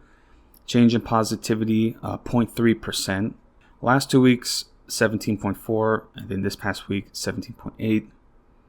I mean, that's just what I'm reading here, but yeah, it's saying it went from 17.4 to 17.8, but the volume the past 2 weeks was much larger. I think that's the discrepancy. So the test volume the past 2 weeks was 6,238. This past week is 2,122, so that might be why the percentages are off. Again, I'm not a big stats guy, but yeah, but of course, Deep South is really getting the main effects of it, because they just treat COVID like it's like it's a fantasy. It's like the Black Death out here, the Black Plague. It's like it's the miasmas and the humas, and you're just off balance, and we gotta leech you. Or I don't know what the fuck happens here, man. God, it's so stupid out here sometimes. Really tiring. But yeah, let me see if I can read some other stats here. Let me look at COVID deaths. So in Texas, we've had percentages of deaths in the past week at 1%. Percent change from the prior week, negative 9%. I'm trying to see here from deaths. Yeah, at least with positivities and emergency visits, they've been on the rise. I mean, we're having a big dip, but we're kind of past the trough of it. But who knows? This could be peaking out here, or it could continue to rise, especially with the threat of the bird flu outbreak that's very much on the horizon. So that's something to anticipate. And yeah, I certainly need to stock up on masks. Yeah. Damn, bro. It's crazy. And again, everybody's brain is all fried up. So it's just if a bird flu pandemic truly breaks out, people are not going to give a shit. It's just even though it's going to be an actual pandemic crisis where millions of people could die. We thought COVID was bad. Say if it's so funny now, because we're so we're so past the point of we've normalized this pandemic. So when when the first outbreak broke out, people were talking about numbers as high as 200,000, and that was unheard of. Now we're well past 1 million at this point, and then millions of more have been disabled from long COVID, and it's just nobody cares. Nobody fucking cares. It's just because everybody wants to go back to normalcy, and even though these are the normal times that we're living in, there's no going back. This is the new world, and you're trying to hold on to something that's, first off, didn't even exist, but it's now definitely dead. Yeah, I don't know, man. It's really difficult. I had hoped that the people in my life would be a little more aware, but I can see now that they're falling back into reactionary tendencies, because that's what people do. I mean, that's what happens in the collapsing system. Most regular people are going to turn into reactionaries because they just want that order and stability, and they're just going to fall back on the status quo that they're familiar with, instead of actually thinking how could we actually fix this problem. So and somebody has to get scapegoated, and as we're going to see now, as things further decline, that's going to mainly affect immigrants and poor people, leftists, right, the intelligentsia. Yeah, but again, that's just how empires fall. And again, how poetic that it's a pandemic and, a viral outbreak that is what's really like the death stroke for this country. Because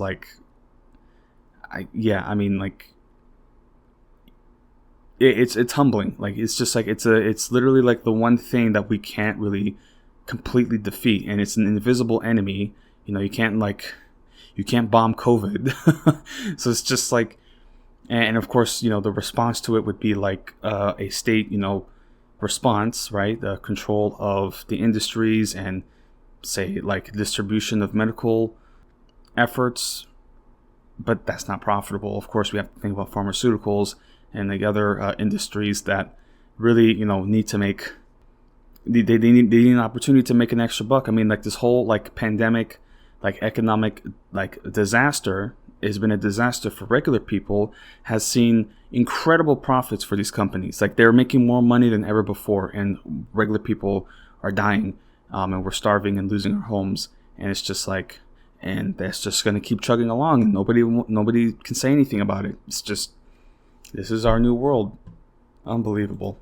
But yeah, so as I was speaking on COVID and that resurgence there, I'll speak on the bird flu threat that is very likely on the horizon and very likely going to make the jump to humans. I mean, it has made the jump to humans, but it needs to start making transfers between humans.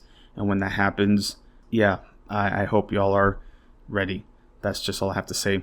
But I'll read here from Forbes speaking on the increasing mutations and like evolution of this virus. And I even read somewhere like in China there was like a strain H5N6. So yeah, there's new strains now popping up. This is accelerating. It's real. It's here. And by the time they make the announcement, it's going to be too late, because most people are going to be, out and about. Like, it was crazy, like when COVID was coming out and like trying to like meet up with people, and they were still like, oh yeah, let's go here, let's go. And I'm just like, bro, like this is not a joke. Like, even my sister, like, she was going to go to Applebee's, and I'm just like, don't fucking go to Applebee's. And then she's giving me an attitude about it. Oh, well. So here from Forbes, reading about the virus and the jump between mammals that are happening with the virus that they're reporting on. Actually, here, I'll read the title. So scientists show how bird flu spreads between mammals as H5N1 pandemic fears grow. So from Forbes here. Scientists have proven cows have spread H5N1 bird flu across the country and infected other cows, wild birds, and even mammals like cats and raccoons, according to research published in Nature Wednesday.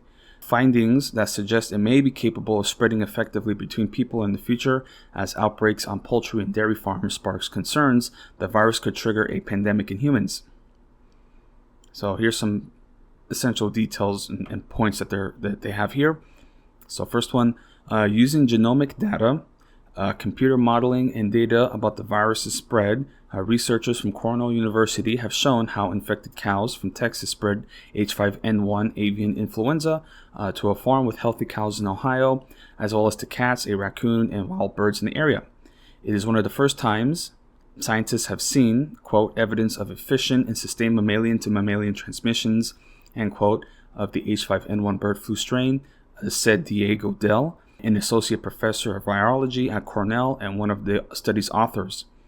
Another point here, while it primarily infects birds, the so-called highly pathogenic avian influenza strain is capable of infecting mammals, including humans, and Dell said, repeated spillovers into mammals from birds or transmissions between mammals raises the risk of the virus mutating in a way that could, quote, lead to adaptation to mammals, spillover into humans, and potential efficient transmission in humans in the future, end quote. This H5N1 strain is particularly capable of targeting and infecting cells for the mammary gland, a specialized gland that produces milk and is unique to humans and other mammals, the researchers found, and milk from infected animals contain high quantities of the virus. Genetic data showed the infected cows transmitted the virus to cats and a raccoon found dead at affected farms, likely through drinking raw milk from infected cows as well as wild birds, which the researchers suspect were infected from environmental contamination or aerosols kicked up during milk or cleaning. While the data clearly showed evidence of mammal-to-mammal transmissions, genetic analysts did not reveal signs that would lead to enhanced transmissibility in humans, Diol said, though he said it is crucial to keep monitoring the outbreak for signs the virus is adapting to mammals. So yeah, there's a lot to unpack there. And again, as I said, the more times it jumps, the more times it will mutate and most likely adapt into a human-to-human transmission. And it's very interesting that they're pointing to milk, raw milk specifically, as a transmission vessel for that.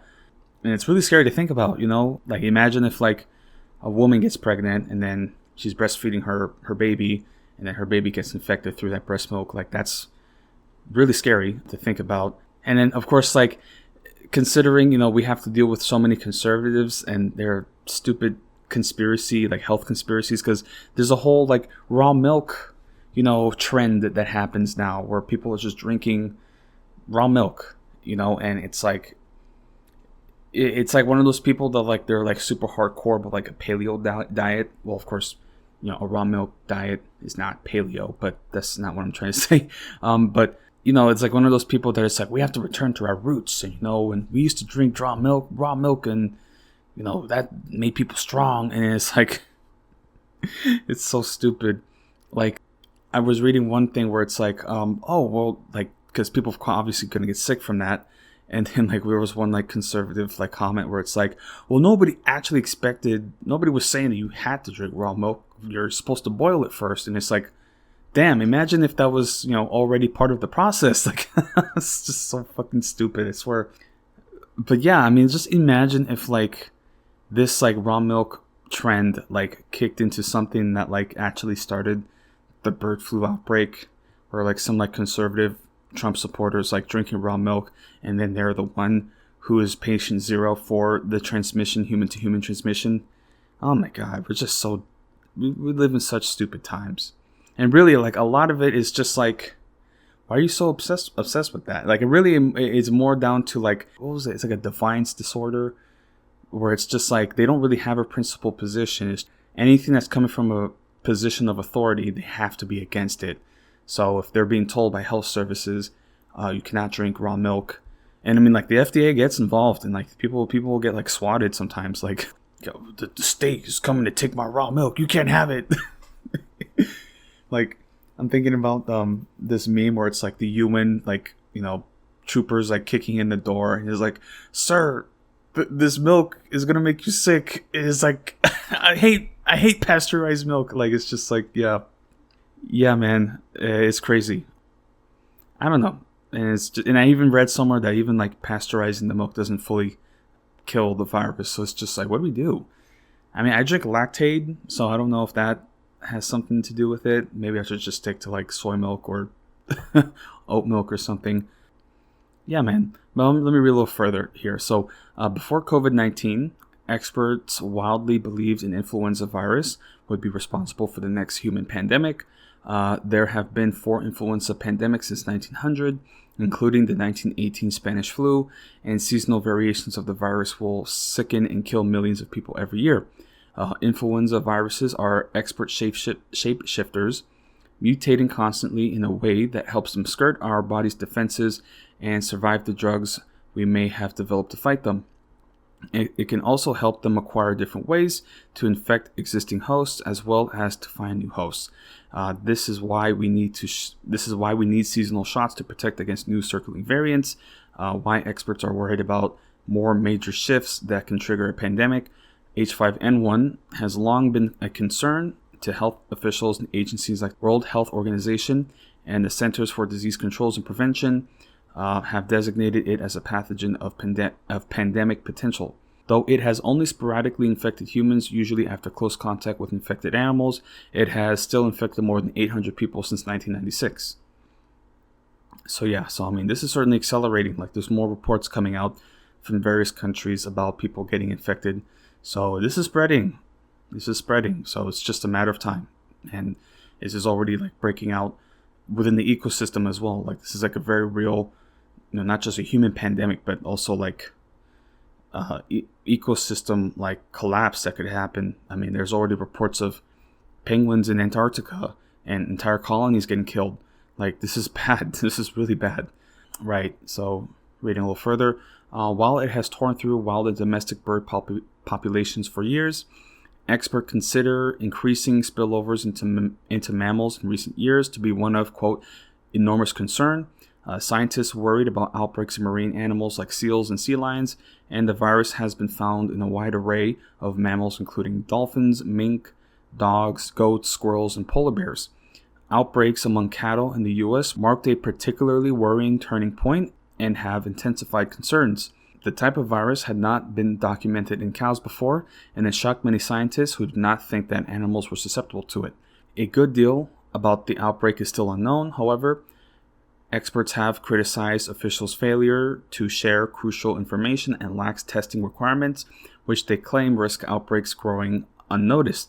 And genetic data has divided scientists as to whether H5N1 is adapting to better infect humans. The intensive nature of cattle farming raises fears the virus could gain a foothold in mammals outside of bird populations, as well as spread the virus to humans working with them and consuming products like milk and beef. Officials stress the risk to humans from bird flu is low, and monitoring for the virus on farms and in milk has been stepped up to look for signs it may be adapting to mammals like humans for hosts. So yeah, that is the threat that is still growing from this potential outbreak. You know, it's jumping between humans and of course new strains potentially growing, and also affecting animals. And it's just, again, it's really a roll of the die if you think about it. You know, once a new host is infected, it's just a matter of chance whether or not that virus adapts to become more potent.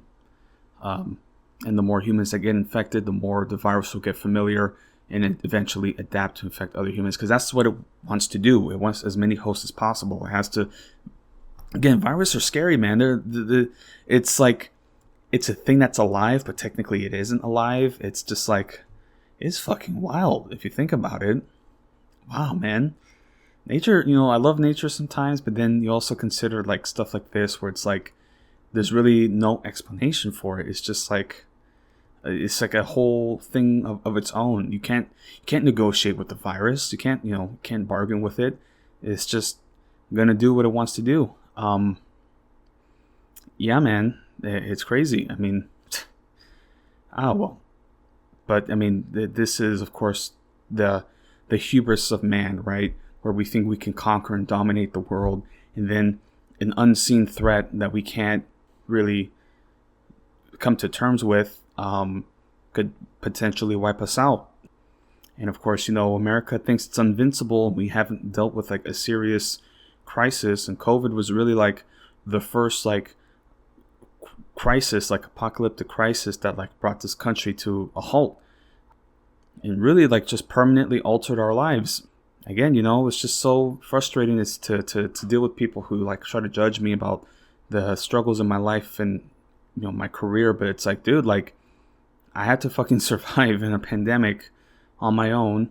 Yeah, there's going to be some hiccups there. You know, there's going to be some issues and struggles. I don't know. And then, of course, you know, they talk about my mental health, and it's like, well, I mean, yeah, first off, everybody's mental health was horrible during that time. So it wasn't just me.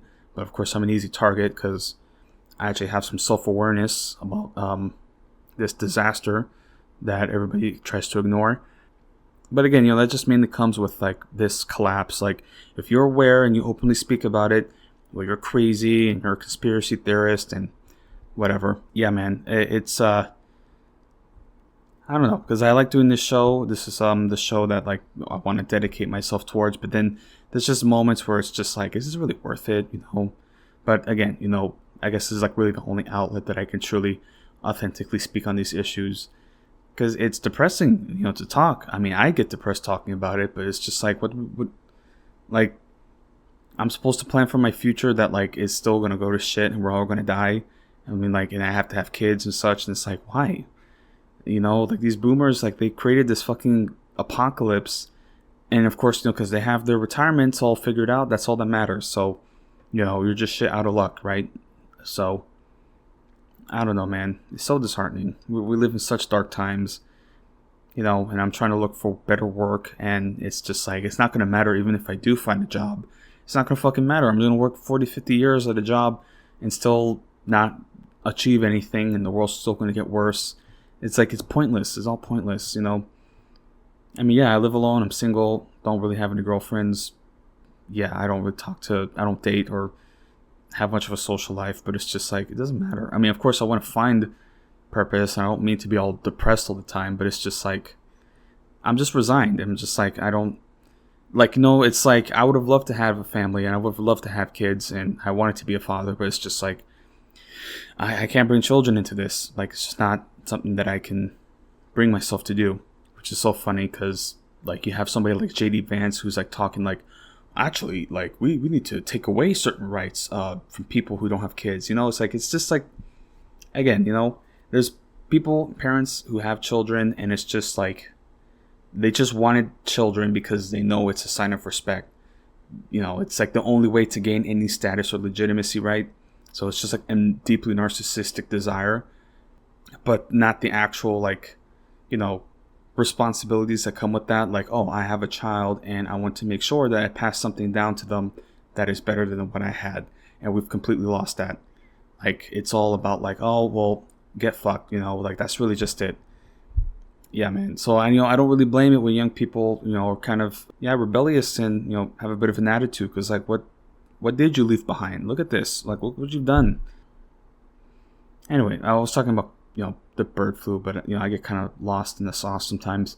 But yeah, it's, uncovering this and the climate crisis and these pandemics that are on the horizon, the basically like incompetence, really, lack of urgency with our public services. It's just not a good sign.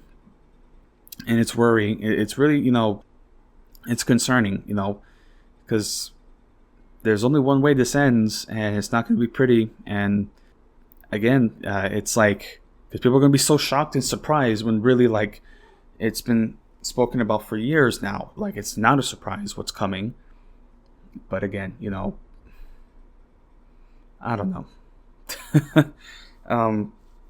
So anyway, that's at least what I want to speak on with the natural disasters, natural phenomenon, and pandemic threats that are on the horizon that are going to continue to grow.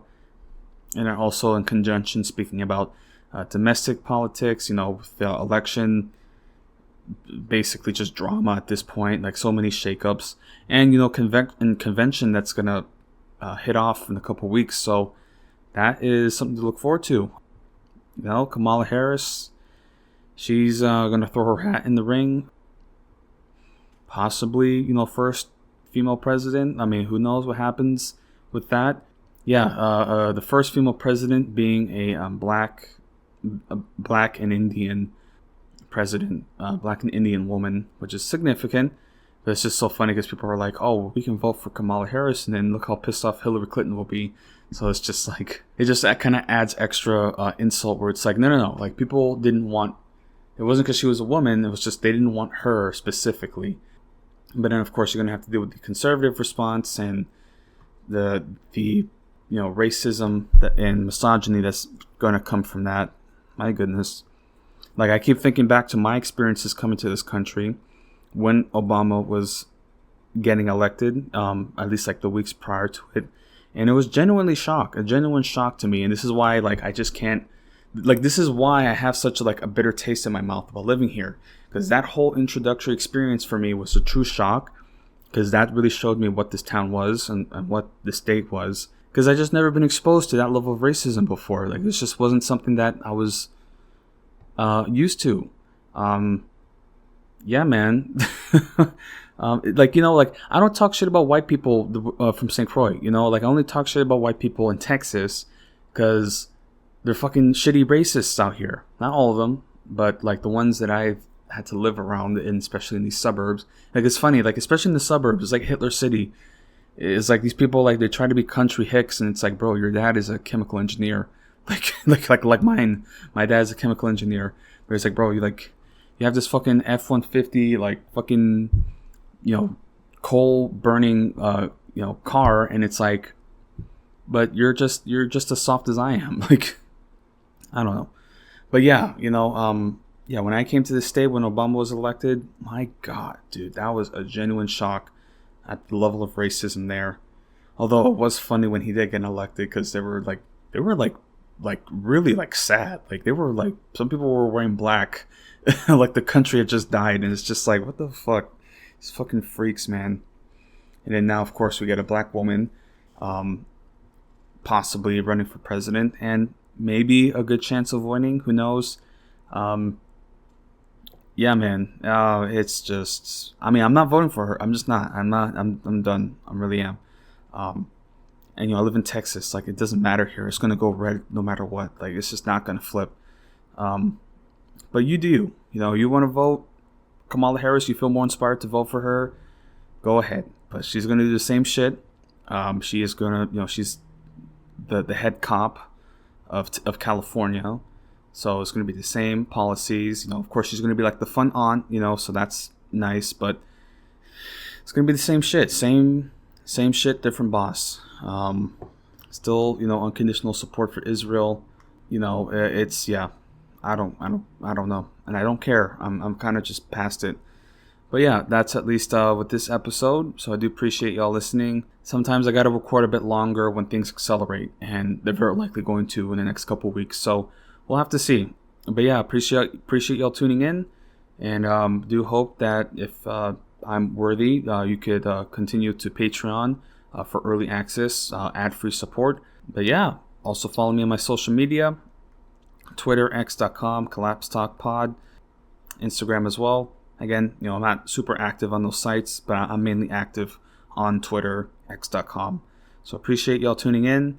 Hope you're, going well with any personal life issues. I know I'm trying my best. It's not the easiest, but hopefully at least you have people around you who support you.